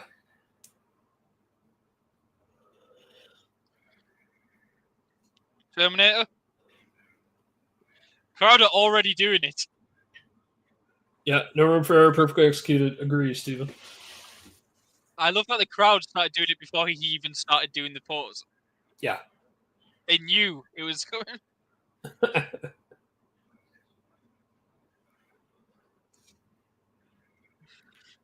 There we go. On hello.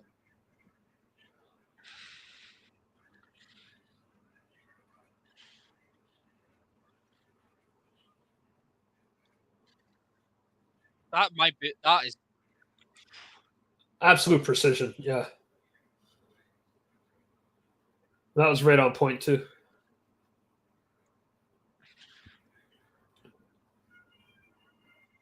There we go. Fight forever. Also, Omega is like one of the experts getting all his moves over. Yeah. Like, because a lot of people hit like the diving moonsault, or like diving swanton over the top rope, but not many get the reaction Omega gets for hitting that move. Now, Ricochet's was very pretty. Yeah. Like, Omega's core moveset is just over. If he hits a dragon suplex, everyone loves it. If he hits like the rolling into the moonsault in the corner, everyone loves it. Right. V-trigger, everyone's on board. He's got like all his moves he's got over. Oh, Holy smokes. Wow. gorgeous. His chest is rough from Yeah. those chops. But Speedball had to take that move up to the next echelon there. Hey, it's Blaze, buddy. Where you been all night? That is This is second awesome. last match, dude. Good to see you, though. Hey-o. You probably remember our good friend of the show, Peter, here. Hello. We've been having an awesome fun night with this pay-per-view. Another fantastic AEW pay-per-view. Nope, no powerbomb. We even both got tricked by Jericho. Alabama Slam? Nope. No.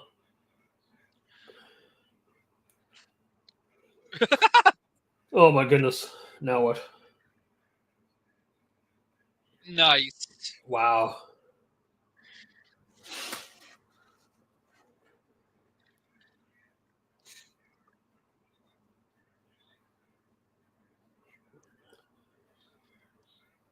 Go for the finisher.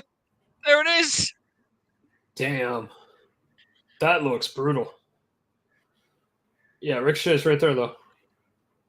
What? He attacked the ref.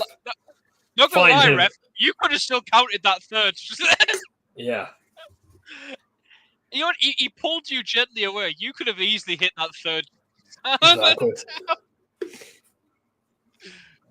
I feel like Ricochet did not do enough to disrupt that pin. Exactly. Oh, I love that. That slap that bald head. He's running again.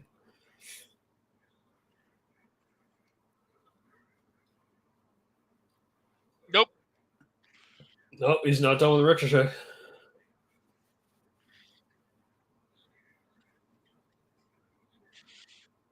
I'm down for them to have another match after this. Oh, yeah.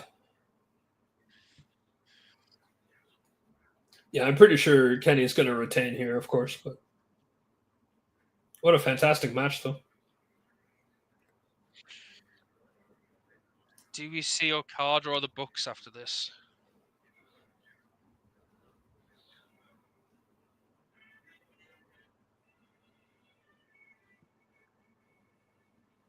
I've been doing pretty good, Blaze. How have you been doing? Whoa. Oh, he landed on his knees. Oh.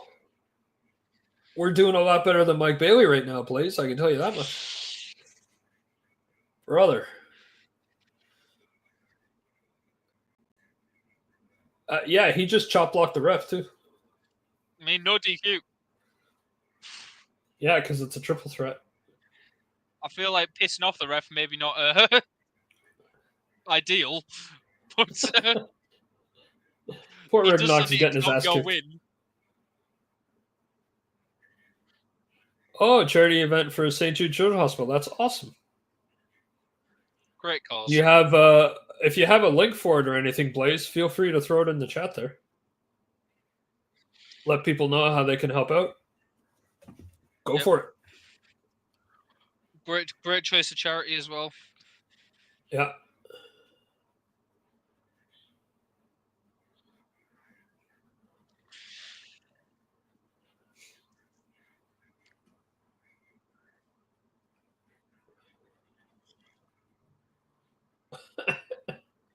Oh, no.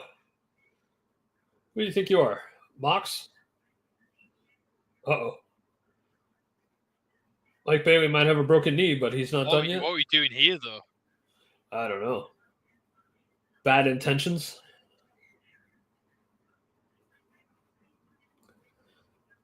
Wow.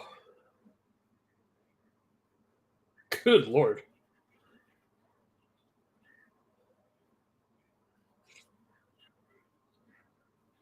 You got another one in him?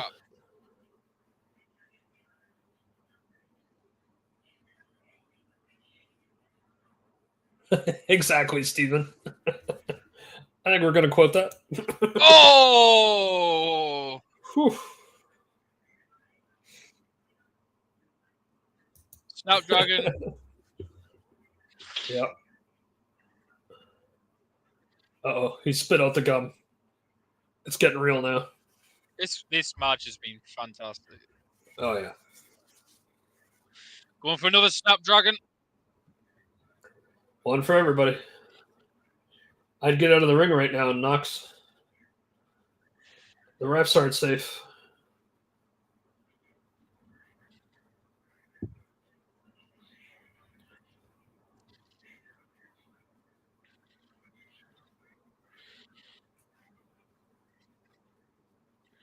Another Snapdragon.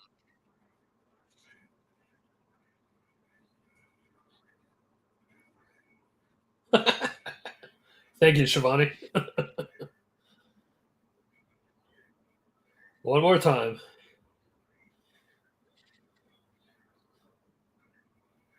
Double Snapdragon. Yep.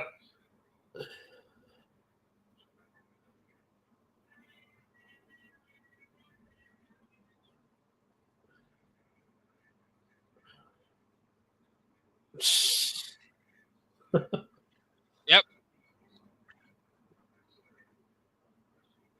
Oh, it would have been great if Ricochet went right into a pin on Bailey, and then that's how he wins. After that, he lost his title. Yeah. He tried to show off with a double Snapdragon suplex, and that's what he gets. Because watch how he fell. I mean, Ricochet kind of just landed on his guy on Speedball's head. Yeah, a little bit. Now it's V triggers for everybody. V trigger. Boom. V trigger. Oh! Wow. What a sell.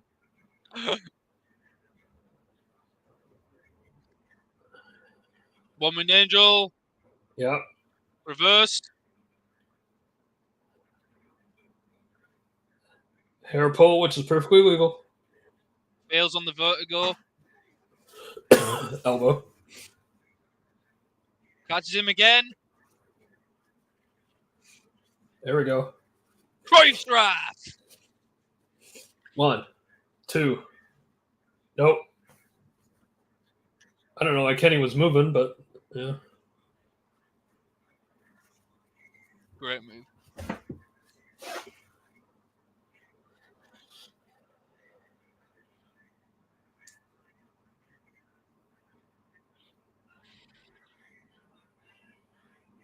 Nope. Counter.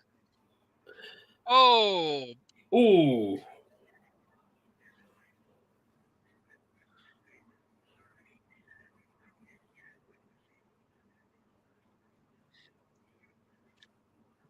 Almost both went for the pin.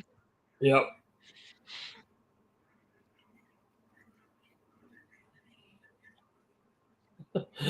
Ricochet keeps cheating.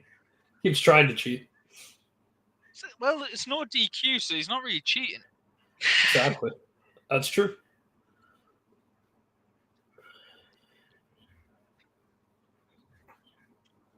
You didn't win anything yet, Ricochet. Focus.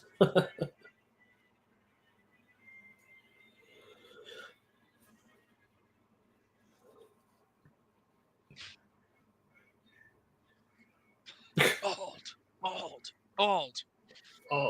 Ball.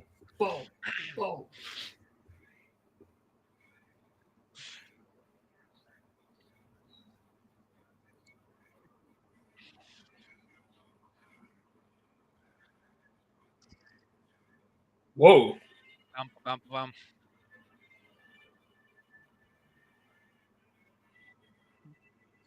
Big thrust kick.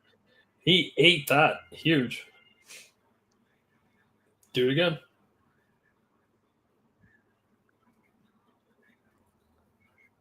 Oh. Jeez. This is shooting star knee press. Yep.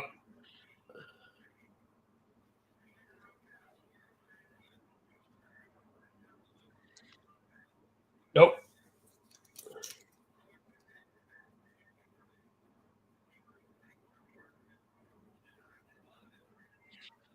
Counter. Oh, into a drop to a hold knee lock. Wrist again. On the bad knee. Yeah. Here comes Ricochet.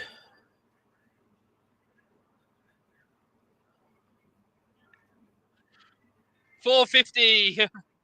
Nice. 1, 2. Oh. You know, this match is so good, I wouldn't be mad if Kenny loses, too. Vertigo. Nope.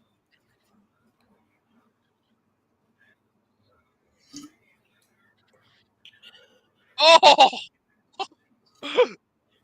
Wow. That was beautiful. Vertigo. Oh, you'll be live on Twitch, Blaze? Okay. Everybody, go find Blaze on Twitch. Keep his chat room busy. Help him spread the links around. Support him.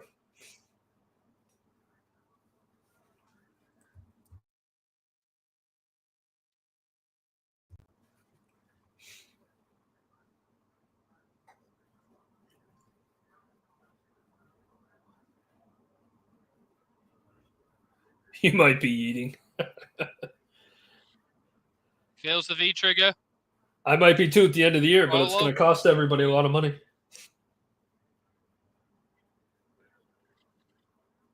oh, another roundhouse. Ooh.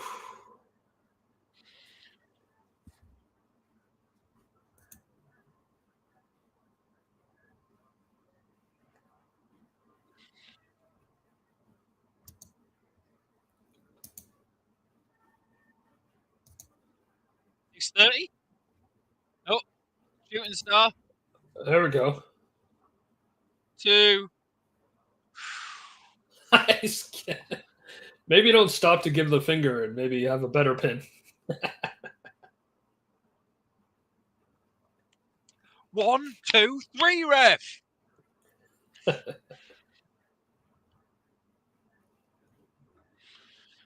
Big drop kick. Ooh.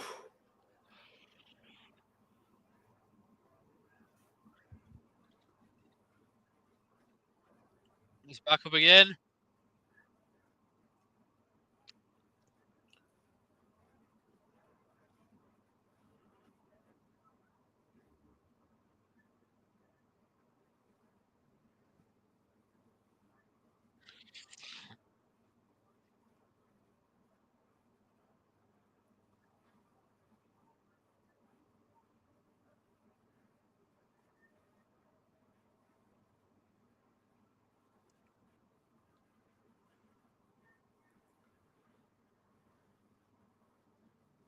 Please go get him instead.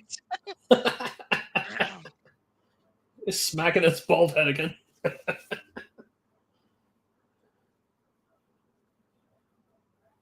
Uh-oh. Yep. You should have gone after Kenny instead.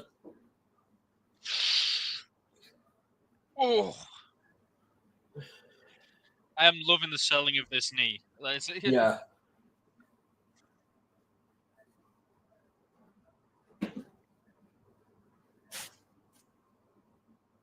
Wow, this has been going on for 30 minutes? Shit. Doesn't seem like that long. Oh my god. It's Daniel LaRusso.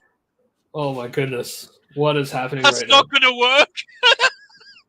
It's not going to work. It worked. He should win right now. He swept the leg. Oh my goodness. Thursday, Shoots 5 that knee Central? drop. Okay. Shoots that knee drop. Yes. Slow to the cover, though. Yeah, here comes Kenny. B trigger. Oh. Not gonna lie, if you're gonna break up a pin, V trigger. Why not do it with your finisher? Yeah. One winged angel. Ricochet's up. Yeah, I'm pretty sure earlier in the match, Ricochet was sweeping the leg a bunch of times, so yeah. Poison Rana.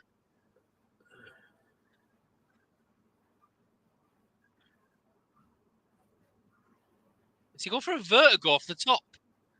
I think so. Maybe not. Well, he's not going to get it. Omega's up.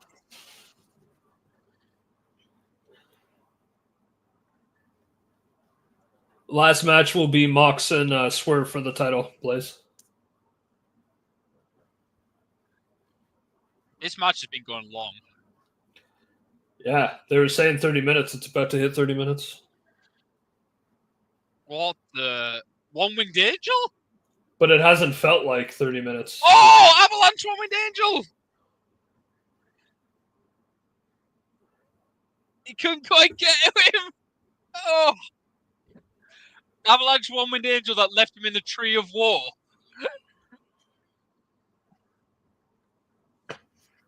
That was a beautiful triple threat. I'm sure That Meltzer's is- going to give it 13 stars. That was an incredible match. Yeah. All right, folks. So Blaze Styles will be he'll be live Thursday at 5 Central for St. Jude Children's Hospital on Twitch. So make sure everybody gets in that chat room for him. Support the supporters link. And if you can throw a few bucks his way for St. Jude, I would do it.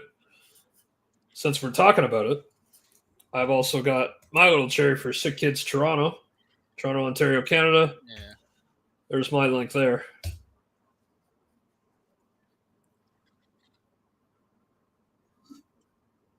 But yeah, Blaze, if you want to throw a link in the chat, go right ahead. Also, after selling the knee that entire match, he got stuck in the He got stuck in the Tree of War as well. So he couldn't move the knee. I'm completely sold on Speedball now for sure. So yeah, I already kind of was from what I saw since he debuted here. But yeah, that was gold. It felt like that would be match of the night before the event started. I think it's match of the night. Yeah. And by probably quite a considerable margin. Oh no. Fangirl! Fangirl scream! Yes. Yes! There's no way they're not going to try to unify these titles with these two. Yes! Give me this!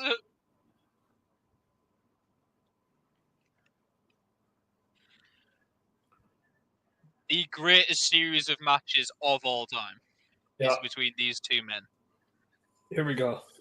They got to unify these titles at All In or Double or Nothing or something. It's got to be All In. There's no way it's not All In. Yeah. Yes! He walks away, though. Oh, interesting.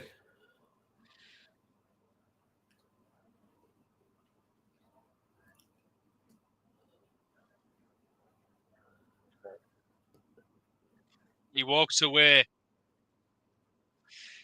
I mean, he's just gone through 30 minutes. He doesn't want to sit there and stand there. Yeah. He doesn't need to go toe-to-toe with Okada for any reason. That's all I needed. Just a little stare down, little teaser again. Just to remind people that this is on the horizon. Yeah, in 3 months' time, this is the match. Mm-hmm. Would you say that's even main event for All In? These two, especially if it's a unification match? It depends what's happening with Mox. Yeah, good point. If it's Swerve versus Hangman, no. If it's Mox versus Arbitrary Challenger X, yeah, I might make Okada or Omega the main event. Okay. Here we are, folks. The fate of AEW.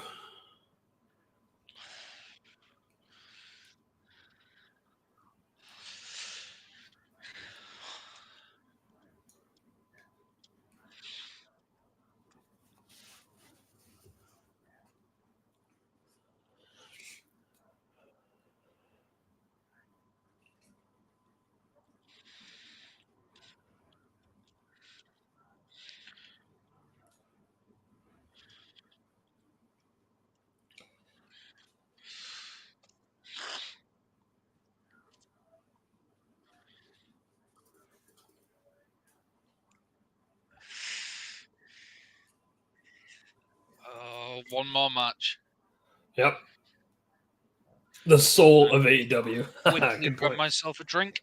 Remember that. Yeah, go for it.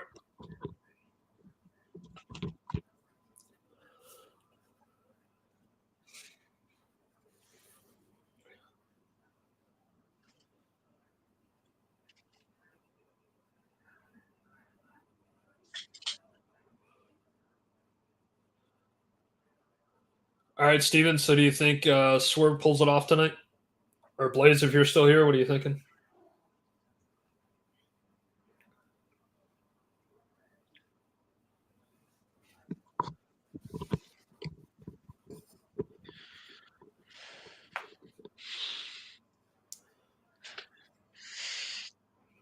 Swerve?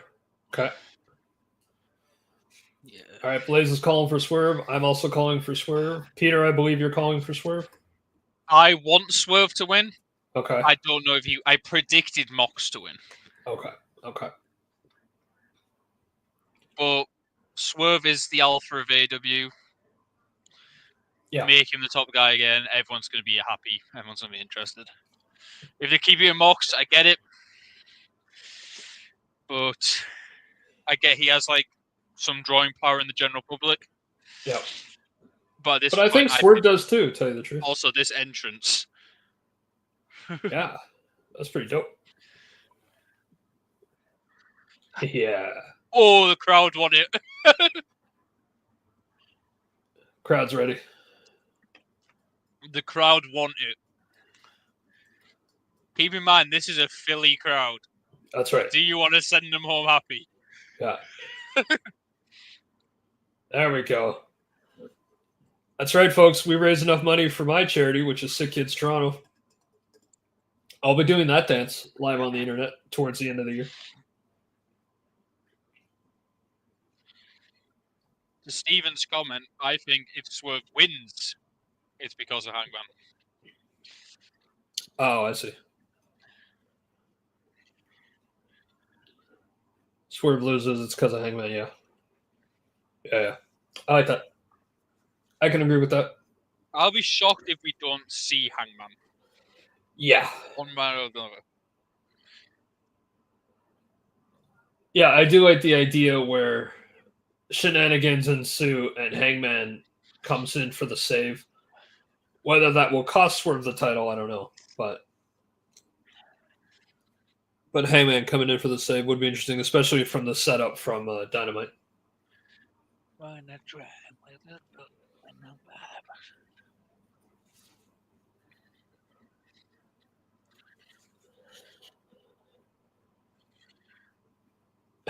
Prince Nana just going nuts in the ring.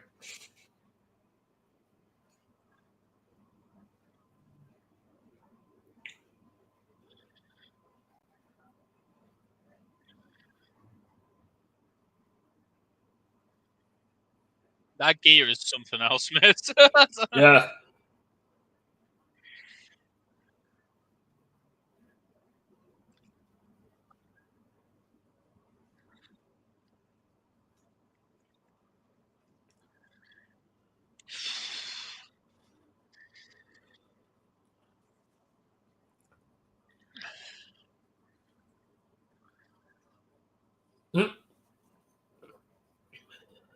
Whose house? Static Shock's house. Swerve's house. Swerve's house.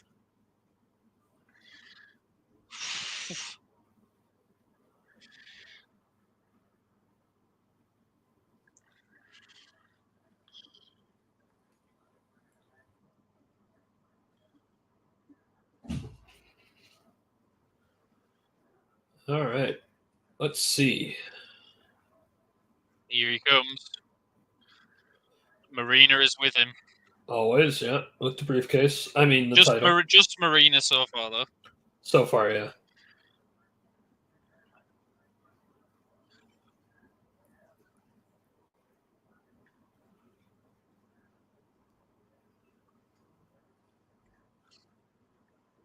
We all know Mox fears Willow. Who doesn't?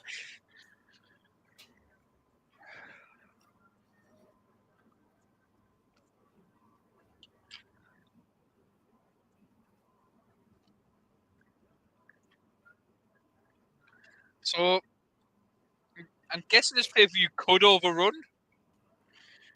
So we are Probably. like 14 minutes from time. Yeah, because we're at 4 hours right now.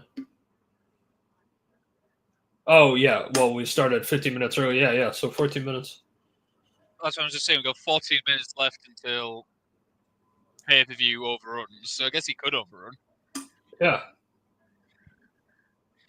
They tend to be pretty good at sticking to the 4 hours, so we'll see. I don't know, maybe it's a 10-minute quick slugfest. I don't know. Beats, yeah. I mean, unless it's an I'll be amazing pissed 10 off minutes, but I would he's be taking pissed his off if time. Swerve lost in 10 minutes. Hmm. If Swerve wins in 10 minutes, you know what? Fuck it.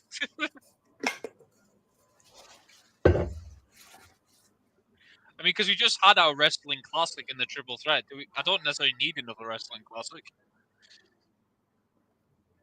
Yeah, if it's just going to be brutality, then yeah, it can be quick.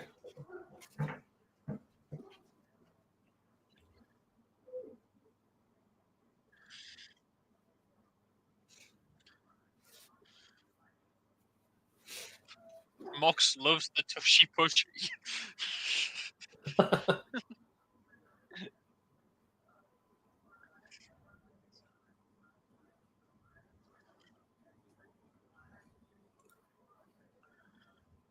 I wonder if Willow will make an appearance at some point to go after Shafir.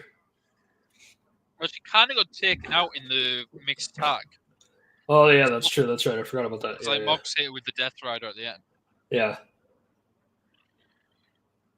Just to make sure we forgot, in case we forgot he was a heel.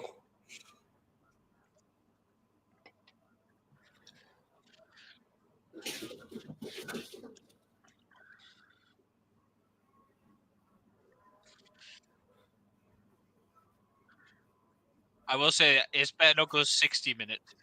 Oh, God. Yo, yeah. I do need to go to bed.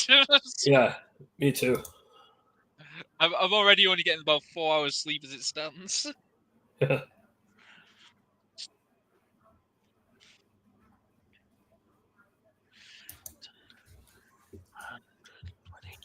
£120.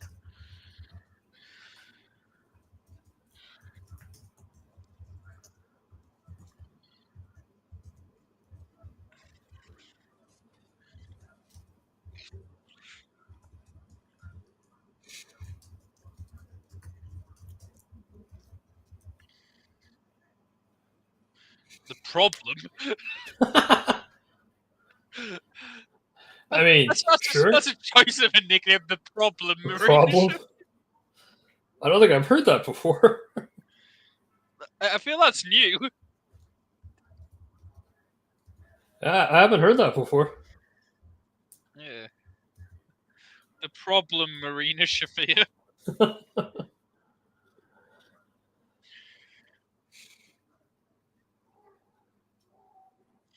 Man, what a problem.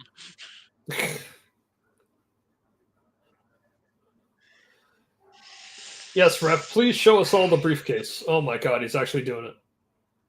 It's strapped closed. That also feels new.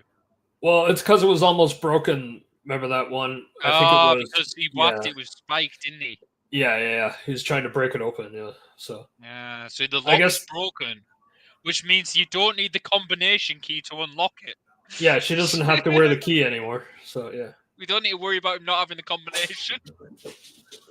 Also, they're very cheap that they didn't just buy a new briefcase. Look at like Mox's back. No blood until now. Yeah, maybe Steven. They might do color all over the place. AEW having blood? That's a WWE thing nowadays. Yeah, WWE has less restraint than AEW has lately.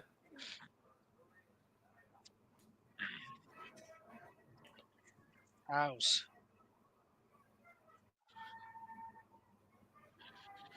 Well, the crowd is still awake, so that's nice.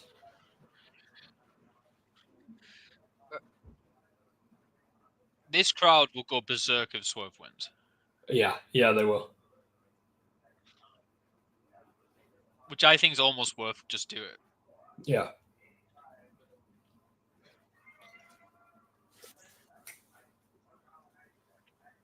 Mox would never bleed.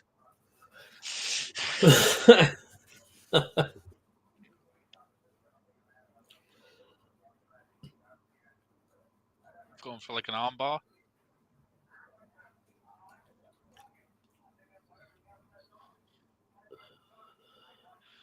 Now it's a cross arm break. Taz, you don't know what you're talking about.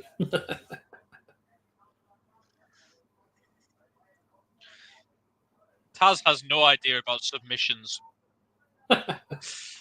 Just the one. Yes, he's Taz, the machine of one submission. Taz mission, yeah.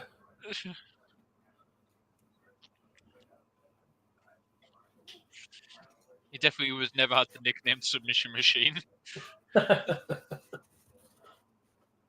Oh, there's the one sign. If Mox wins, we riot. There we go. I think that I said if LOL Mox wins. Oh, I missed that. LOL Mox wins.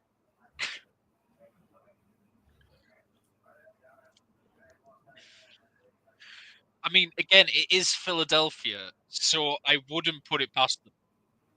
That's true. You never know. Like most of the time, those signs are talking nonsense. Right. But it's Philadelphia, so maybe they might actually riot.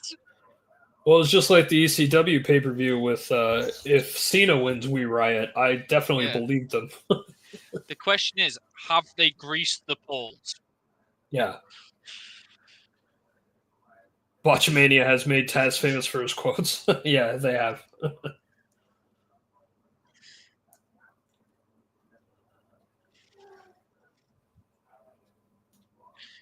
Get him, Swerve!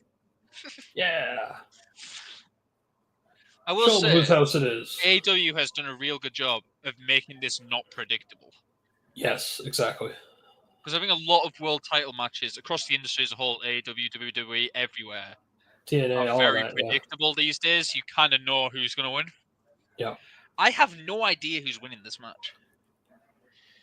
That honestly, that's just like the triple threat with Punk, Roman, and Seth. I have no idea who's going to win that. No, not a clue.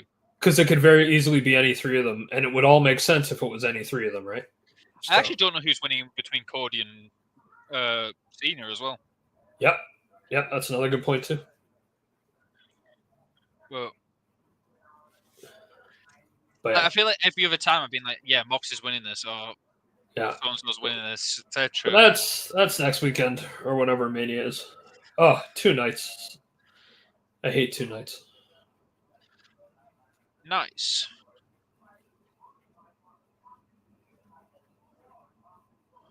Nice.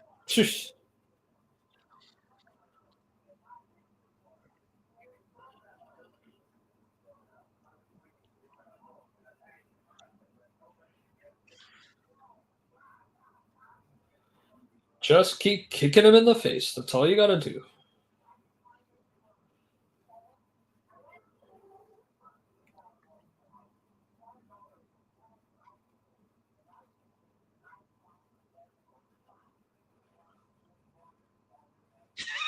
Time to get some more money. Okay, Nana, sure. Does Swerve have a championship bonus in his contract? I think so. Uh-oh.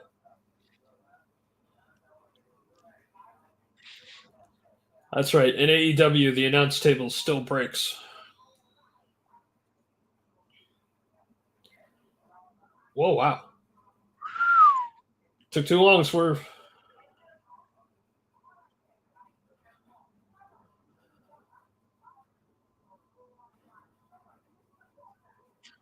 She just about stood on him. Somebody in the crowd. What the hell was that? I guess they didn't time the ref not looking. Yeah.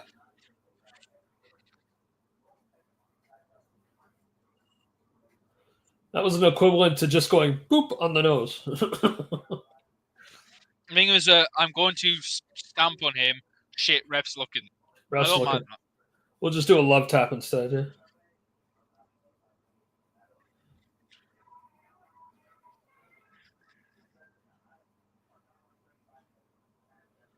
Marina's like, hey, I was standing here already. I didn't do nothing.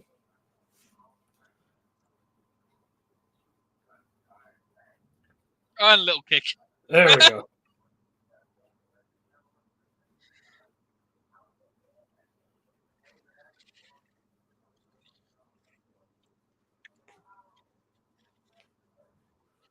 An opportunist.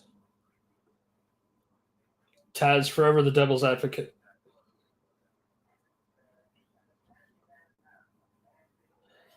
Prince Nana, is she crazy or something?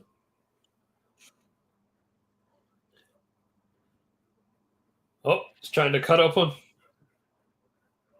Yeah.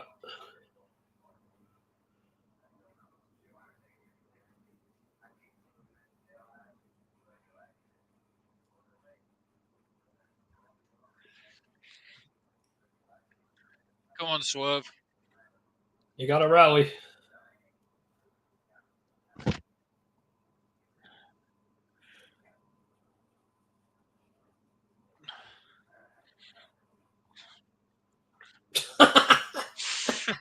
I think that was Shivani. Excalibur got yeeted. One of them definitely went, oh shit. Yeah, I think that was Shivani.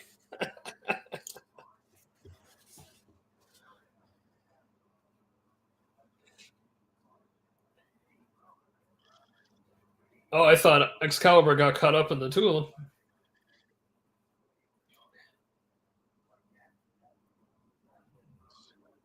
Swerve's bleeding. Yeah.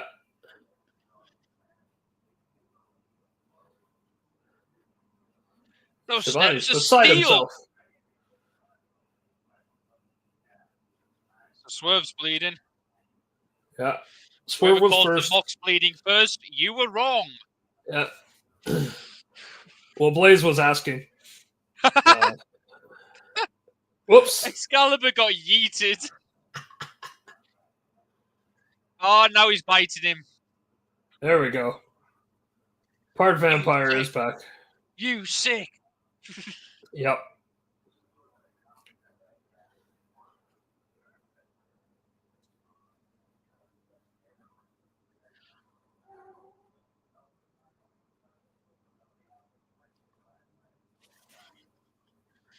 I bite him again. Yeah. Bite him, Mox. Bite him. All right, calm down, you bloodthirsty maniac.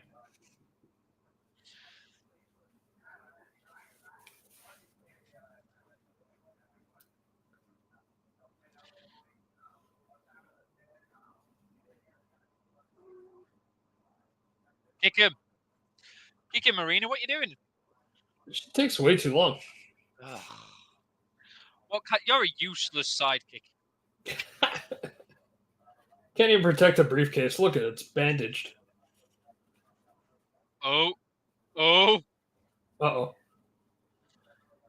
We're going for the Death Rider on the steps. Oh, okay. Yeah.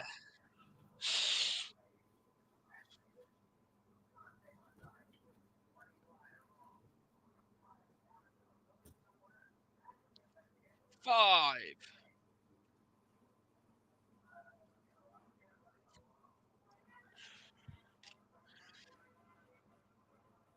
Marina's just going to have a seat. This is feeling more and more like a Swerve underdog fighting from back. Yeah. Yeah, Swerve's better than this. 9. Yeet. Imagine one of the wrestlers just slipped doing that. I'm sure it's happened. Trying to beat the 10 count and just slips as he's meant to do it. Yeah, I'm sure it's happened. Does the ref have to do the 10? Knowing it's not meant to happen? Yeah. I mean, probably wouldn't matter so much on a mid card match, but when it's your main event Main event title title, match. yeah, I'm just thinking there, like Swerve, he like did like a little backwards jump in. yeah. Like if his foot just gave way, his slip just fell to the outside. Or he just missed. He hit the side of the ring. Just Why is like Mox's hand is more bloody than Swerve's head? yeah.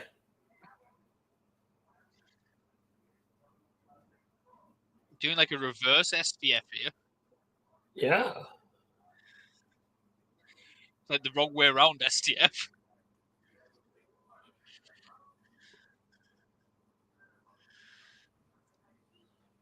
Now going to a standard STF? Nope. Pushed him back.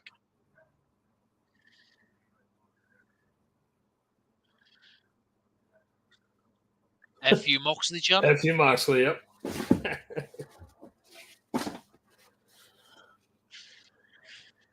This is very much Moxley like dominating the match at this point. Yeah.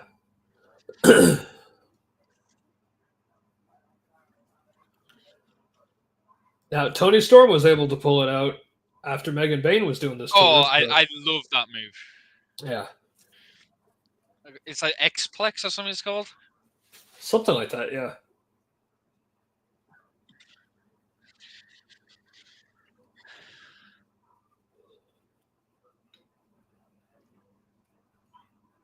But I think Swerve hasn't got a single bit of offense about the last 5 minutes. Yeah, I think it was very early on, and then that's it. Any returns tonight? Yeah, in the pre-show, Blaze, Anthony Bowens returned to beat the crap out of Max Caster. Yeah. Well, that's the only real. That's the only one, yeah. We obviously had Okada come out to stare down Omega. Yeah, that wasn't a return. It was just, yeah. Yeah. He's been off for a couple of weeks, but yeah. Yeah, but not like prolonged injury or anything like that. He's just a bit of time off.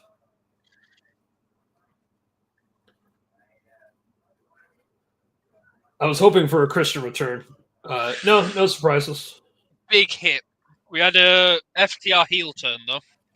Oh, yeah, that's true. Yeah, FTR, when they lost the trios fight, they turned on Edge, beat the crap out of him. 2 concertos and a shatter machine and an assisted pile driver onto the chair. So FTR is full heel now. Yeah. And even mocked Edge needing a neck brace as well. Yeah, that was great. And then he was on the stretcher, and Dax faked or mimed the defibrillator.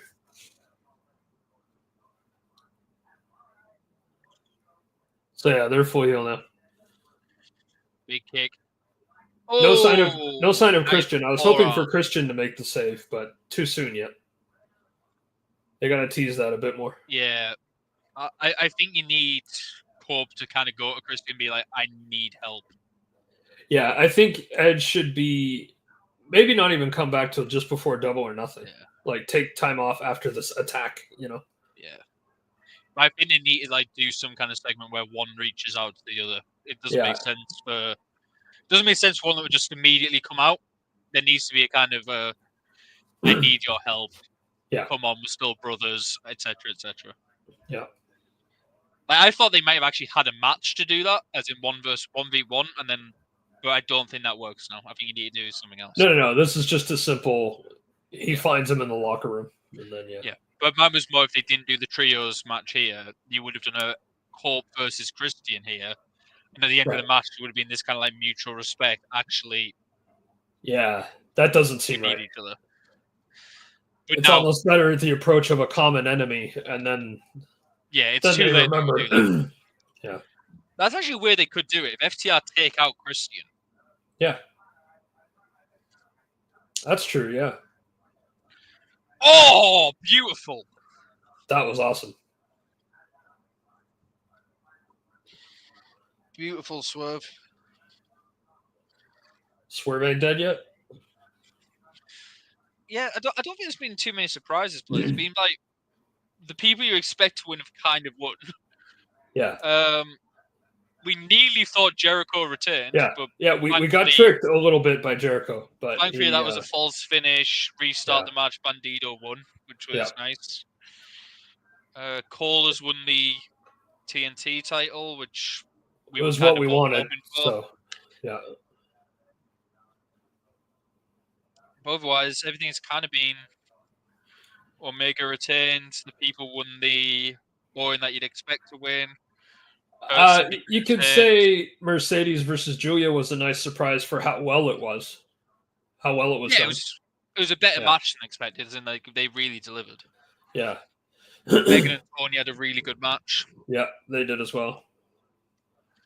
Yeah, Megan looks even more like $1 million than she did before. So, and Tony retains, of course, but just by the skin of her teeth. Kevin Knight put in a really nice show against Ospreay. Yeah. Honestly, it's just been a really good show, top to bottom so far. Yep. Yet another solid pay-per-view, but we will see how this ends. Maybe the ending is so terrible it ruins everything. I don't think so, but it could happen. Say the triple threat is the standout, really good thing, and just some good to very good matches on top, and then nothing particularly bad. Yeah. Especially if you're like me and you had no idea how good Speedball Mike Bailey actually is. And now I know. So that was a nice surprise. But not exactly a surprise. It was just ignorance. I had no idea. I feel like this show is just, if you like straight up just good standard wrestling, this is the show. This has just been a show for you. It's been just very good in-ring wrestling. Yeah. Oh, Bulldog choke locked in.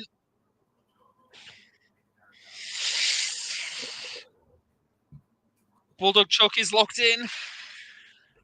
Not looking good. Come on, Swerve. I do like that this is just an effective submission finisher. Like, it makes sense. But... Oh, no. He's still moving. Roll back. Pulled him back. Yeah. Come on, Swerve. Fight through. Yeah, any possible surprises, Blaze, they might save for Dynamite. But I don't know what any of them would really be.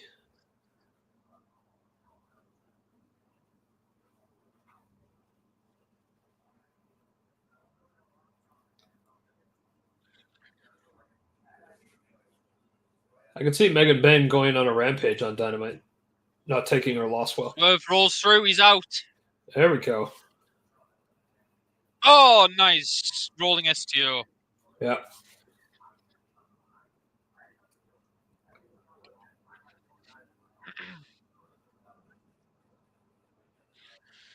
House call? House call! House call. There we go. 1. No. 2. No. He's not winning the belt one a house call.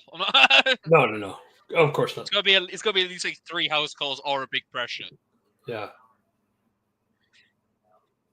No go for another one. 2 house calls. 2 house calls.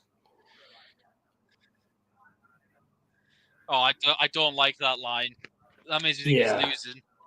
Yeah. She's gonna bring some line just makes me think he's losing. Yeah, I'm with you there.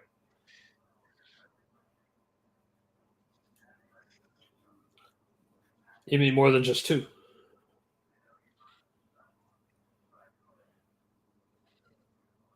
Don't call your shots. Yeah.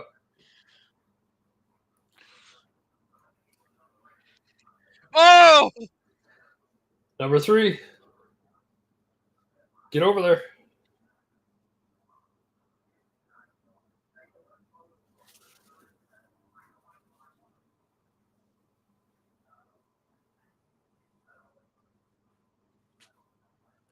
Here she comes.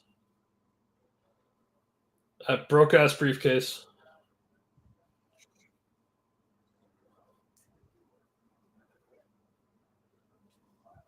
Oh, the mystery opponent for Heyman? Yeah, we'll find that out in the weeks to come, though.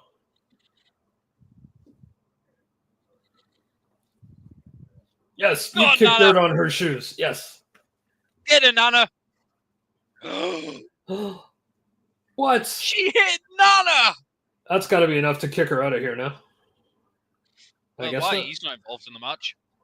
Still, she's obviously an agitator. She's the problem, don't forget. Oh! Cut her on Marina! I did not see that coming. Death Rider! Paradigm shift. 1, 2. Oh! Thought he had it. He wasn't going to win with that. I thought he had it for a second. Nah, he wasn't going to win with that. No sign of the Death Riders yet. No, that's true.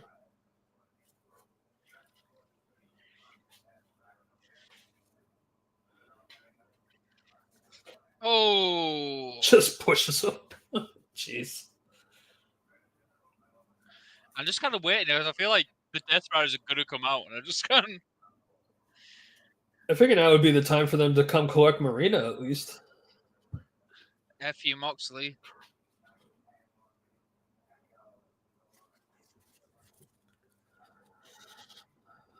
A ladder? Okay. Okay. I didn't realize this was a no DQ match. Well, I mean, you can climb a ladder. It's true. You just can't use it as a weapon. But why would you climb the ladder?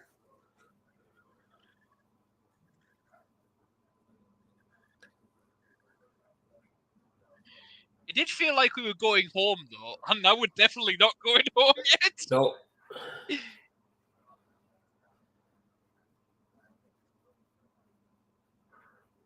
What are we? I feel like Swerve stomp through the table. Maybe? I just feel like Mox doesn't hit moves off ladders. No. I'm just trying to think what move could it be. I guess maybe a Swerve stomp.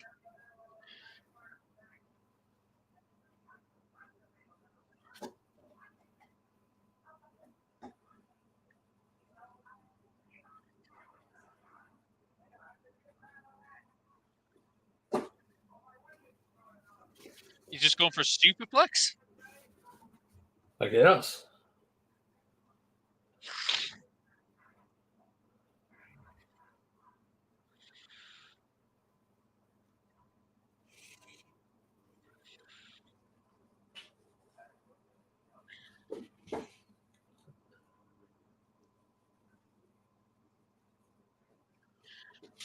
Oh, he's going for a superplex. Yeah, I don't know what's going on here.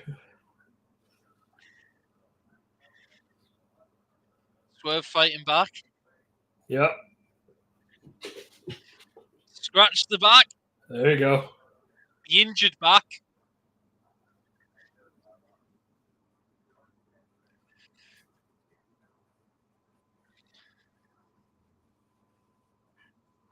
Push. Fighting him back. Anything you can do, I can do. Just as well. It's going to be a Swerve stomp. Oh, no. Yep, Meteor. Wow. The Swerve stomp through the table. Yo. Are they both okay? I think so. It didn't look like a. I'm more worried about Swerve than Mox. Mox is fine. Yeah, I have to see the It's replay more like to the see leg how going his knees down. do. Yeah. Yeah, Mox would be fine. I don't know which fan it was, but he just went, "How'd that ladder work out?" Oh yeah, no, he landed back on his butt. He's all right. See? It's the left leg though. I wasn't sure about when it goes down. Yeah. No, I think he's okay. Yeah.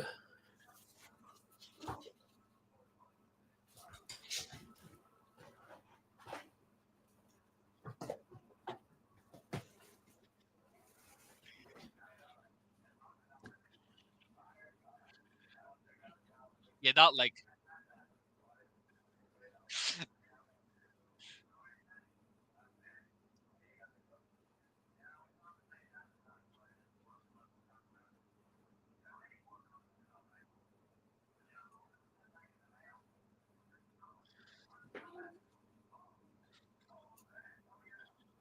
Oh, briefcase is still there.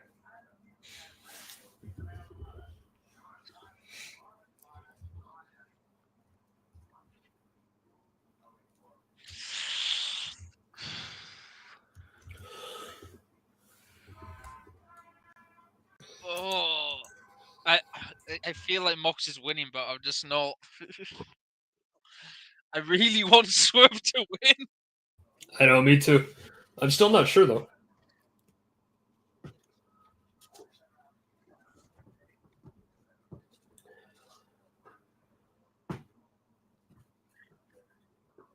I mean, if Mox wins, there's going to be a rematch. They're going to do a couple matches.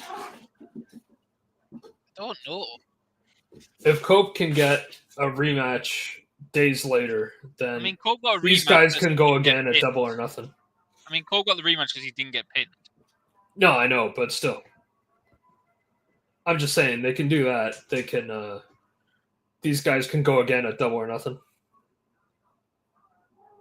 I kind of feel it's going to be Anarchy in the arena for the Death Riders at Double or Nothing. Yeah, it could be.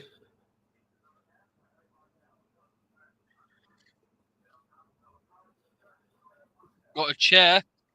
Yeah. I mean, there's no way the ref's not going to see that. Is he going to hit the ref? Yeah. There it is. Death Riders.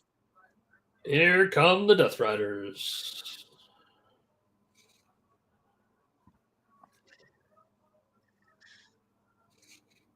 And he should have. Vertebreaker. Yeah.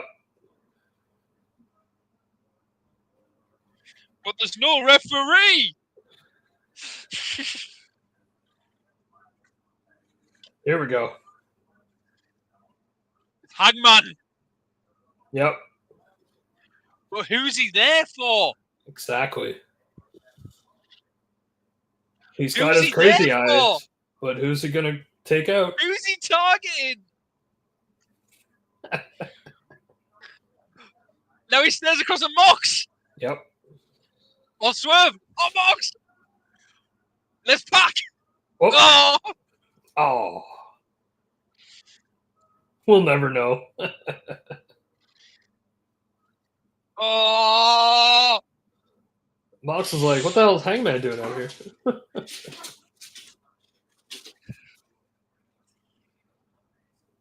Well, now Swerve and Hangman have a common enemy.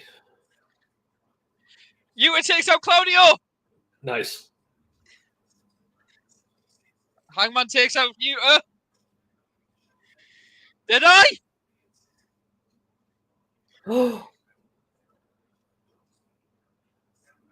Hangman takes Claudio.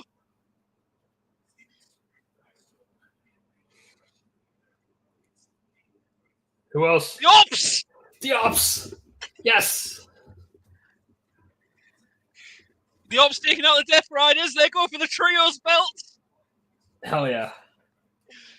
They want the Trios belts. Hangman is still out there. Philadelphia loves it. They want this. This is great. But Hangman is still out there.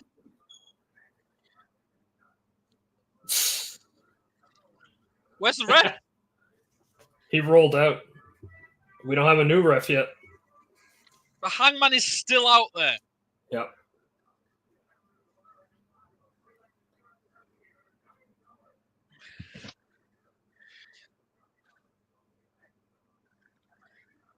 Where's the ref? We got to get Bryce out here or Aubrey. I'm worried Hangman's going to cost him now. I don't know.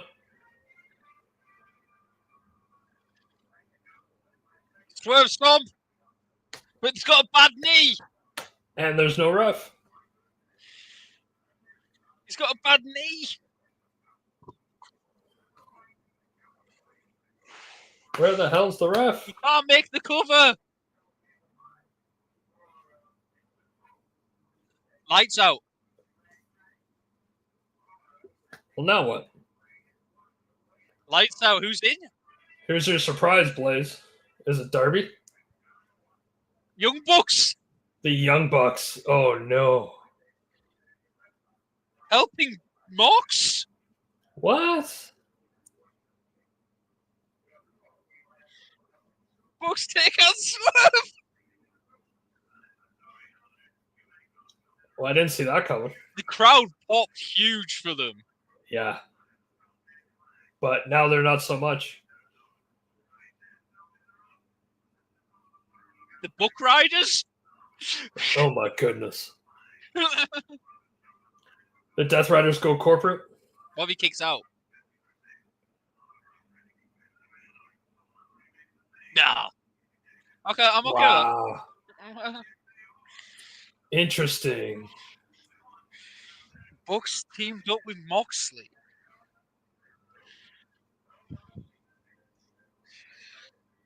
Interesting. Very interesting.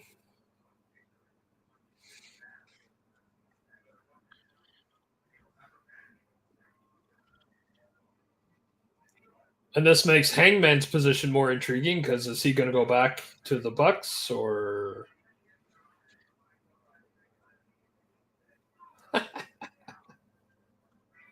I don't know what. I'm very curious what the reaction to that is. The crowd kind of popped. Until they attack Swerve. I don't know what to think. Did that ruin the pay-per-view for you? It didn't ruin it for me. Oh, no, not in the slightest. Okay.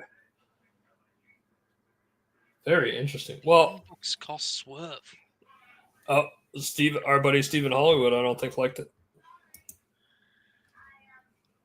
I don't even know what I think of it. I'm not sure. Yeah, I'm not mad at it. I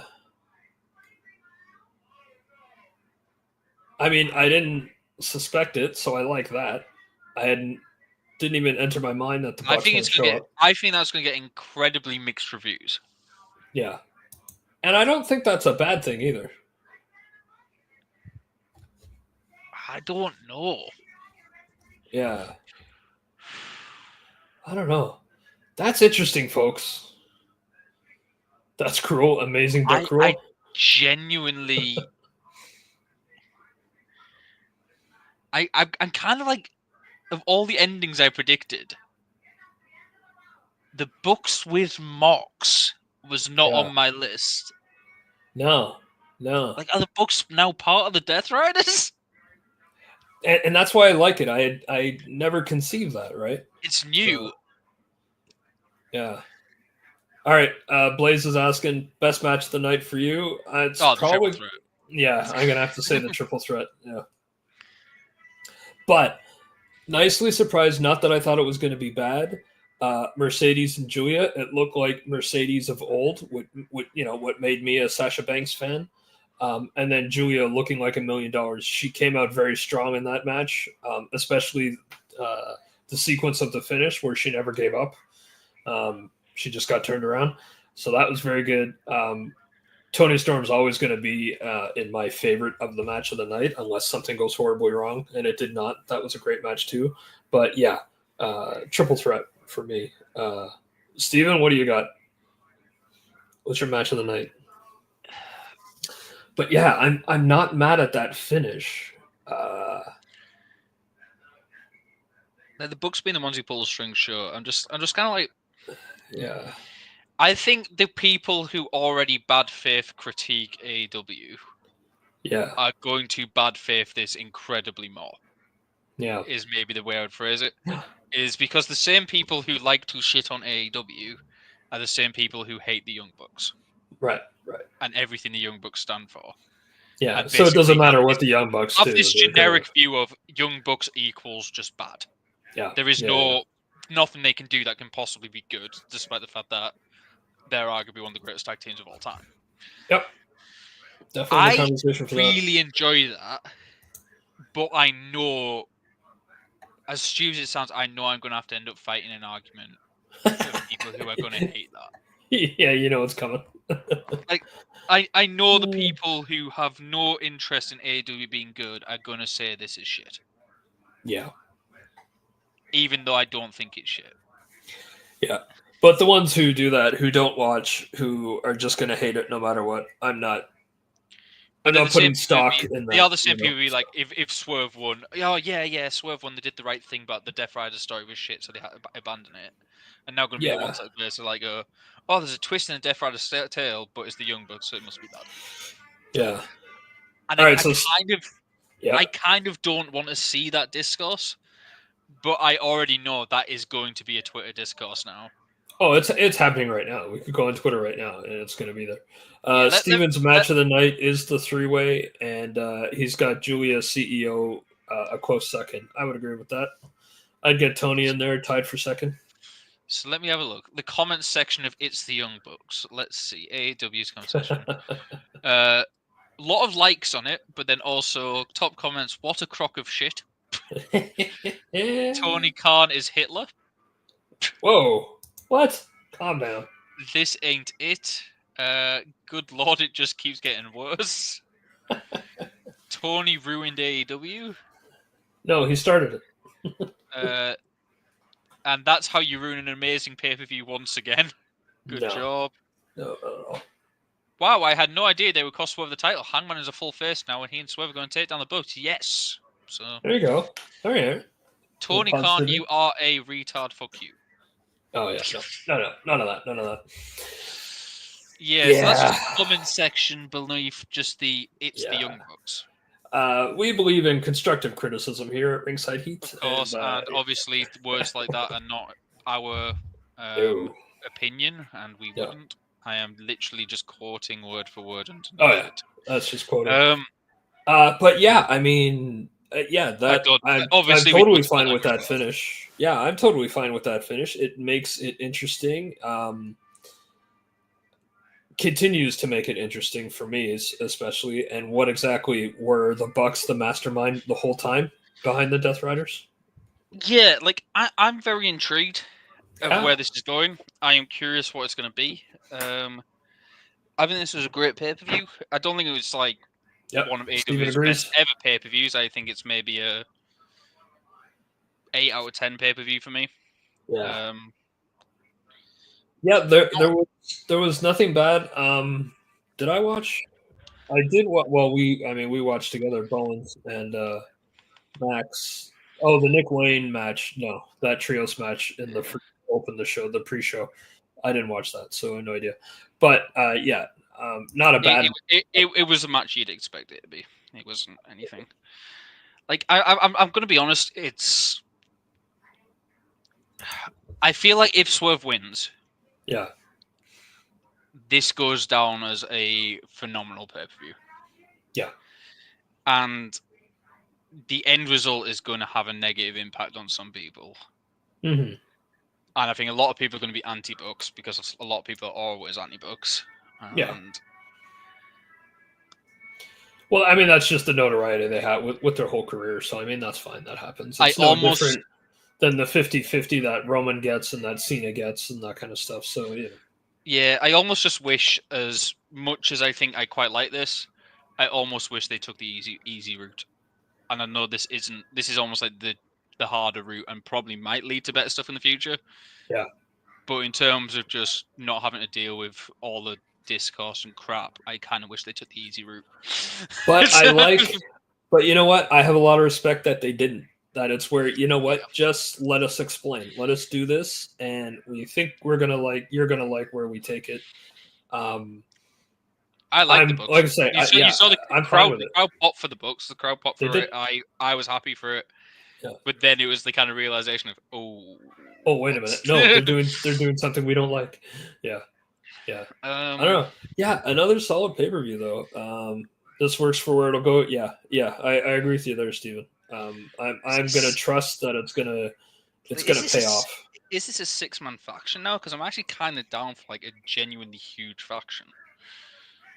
Well, at least if it's not 6, then like change out some people. But I think we need like fresh people in Death Riders or something. No, I like the idea of it becoming like almost like Chaos, Bullet Club, those type of levels of just If they go into a Bullet Club route, that's fine. I deathly afraid of it being another NWO. I don't think we're anywhere near that possibility, but this is where I think if there's like all of a sudden 18 people, That's like the first hour of NWO Nitro is where everybody walks to the ring. It takes 10 minutes, 15 NWO minutes was for everybody to fine walk down. Yeah. until we ended up with NWO Wolfpack, NWO Hollywood, NWO White and black, 2000, NW this, NWO. LWO, this WO, that WO. I'm happy with it for as long as all of the people are linked together. Yeah, and it makes sense. Yeah, it's not just, oh, you don't have an NWO shirt yet? Yeah, come out to the ring. Yeah. I don't know. I liked it. It's, again, another very solid pay-per-view, top to bottom. Yeah. Right. It's another good one, folks. So, yeah, for those keeping tabs, we don't do Elite Report episodes when it's pay-per-view week because everything I'm going to say, I just said it. And I've been saying it for the last almost 5 hours with good friend of the show here, Peter Atkinson. Thank you once again for joining with me. I don't know what happened to Lex. He showed up for half a second in the chat, and then he never came back. So I'm sure he's fine. If he was smart, he went to bed early, which is something I wish I did. But, hey, AEW. So programming is as normal this week. We've got the show, the radio show will be on Wednesday. It's going to be all WrestleMania hype. I will be back with the live reaction for WrestleMania. I will probably be by myself because everybody has arranged parties and stuff, and I'm an entirely different province than all the other guys. Steven, thank you very much for hanging out. Blaze, good to see you. People keep an eye on Blaze this Thursday, 5 Central. He's doing fundraiser stuff for St. Jude, which we love. In the link there, I've got my ongoing campaign for Sick Kids Toronto. That's always there, my Extra Life campaign. Stop by for that. Friday nights, I do my streaming. Risen72 on Twitch. So that's my business. But of course, Ringside Heat. What do we got? We've got YouTube, Instagram, Twitter, Facebook, TikTok, Patreon, and Threads. Look at that. I did it. And Peter, he is busy. He's not going to be night 1 and night 2. He might drop into the chat just to see if I've gone crazy with all these wrestlers I don't know about. Yeah, I'm also more of the AEW. I'm more of an AEW guy than WWE these days. And yeah. Even though I will probably be watching Mania, it's likely going to be on my own time and my own speed and all that type of stuff. I don't. No, I made a promise to the boys I would come back to WWE this year, and I have, and I'm regretting it because it's a 2-night pay-per-view, and I think that's ridiculous. I would rather a 5-hour pay-per-view than 2 nights of filler. Fair. But yeah, and also, I might see you for Double or Nothing though. That's yeah, Double or Nothing. I'm definitely going to do. All In Texas, definitely going to do that, and of course, Forbidden Door in August, and then if Wembley happens next year, well, whatever All In is next year, we'll do that too. But yeah, again, folks, thanks for stopping by. I think that we got up to 77 at one point. That might be our record. Most people, I think, were coming in via Twitter, so thank you very much for following us there. Ringside_Heat, and then, of course, Ringside Heat here on YouTube. That's where you're going to find my All Elite report. But again, keep in mind, no new one this week because we just did it. But yes, we will be back Wednesday. That video podcast will go up on Friday, and it's going to be all WrestleMania. And then I think WrestleMania is next weekend or the weekend after.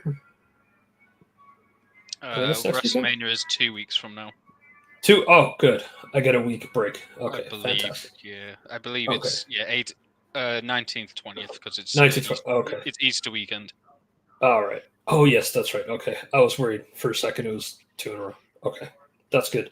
That's what happens when you watch more than one promotion, folks. It's dangerous, but that's what I'm doing now. Again, thank you very much, Ringside Heat. Thanks for coming out, Peter. Thank you once again for joining us.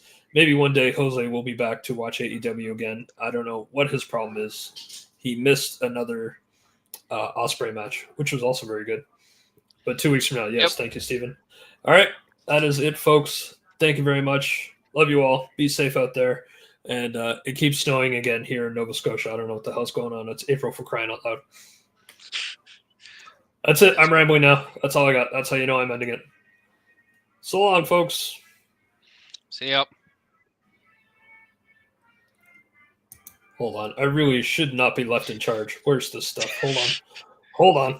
The end stream button's usually. I know the end stream buttons. It's all over here. As you can see, no, we are incredibly professional about our professional Right? colleagues to help us.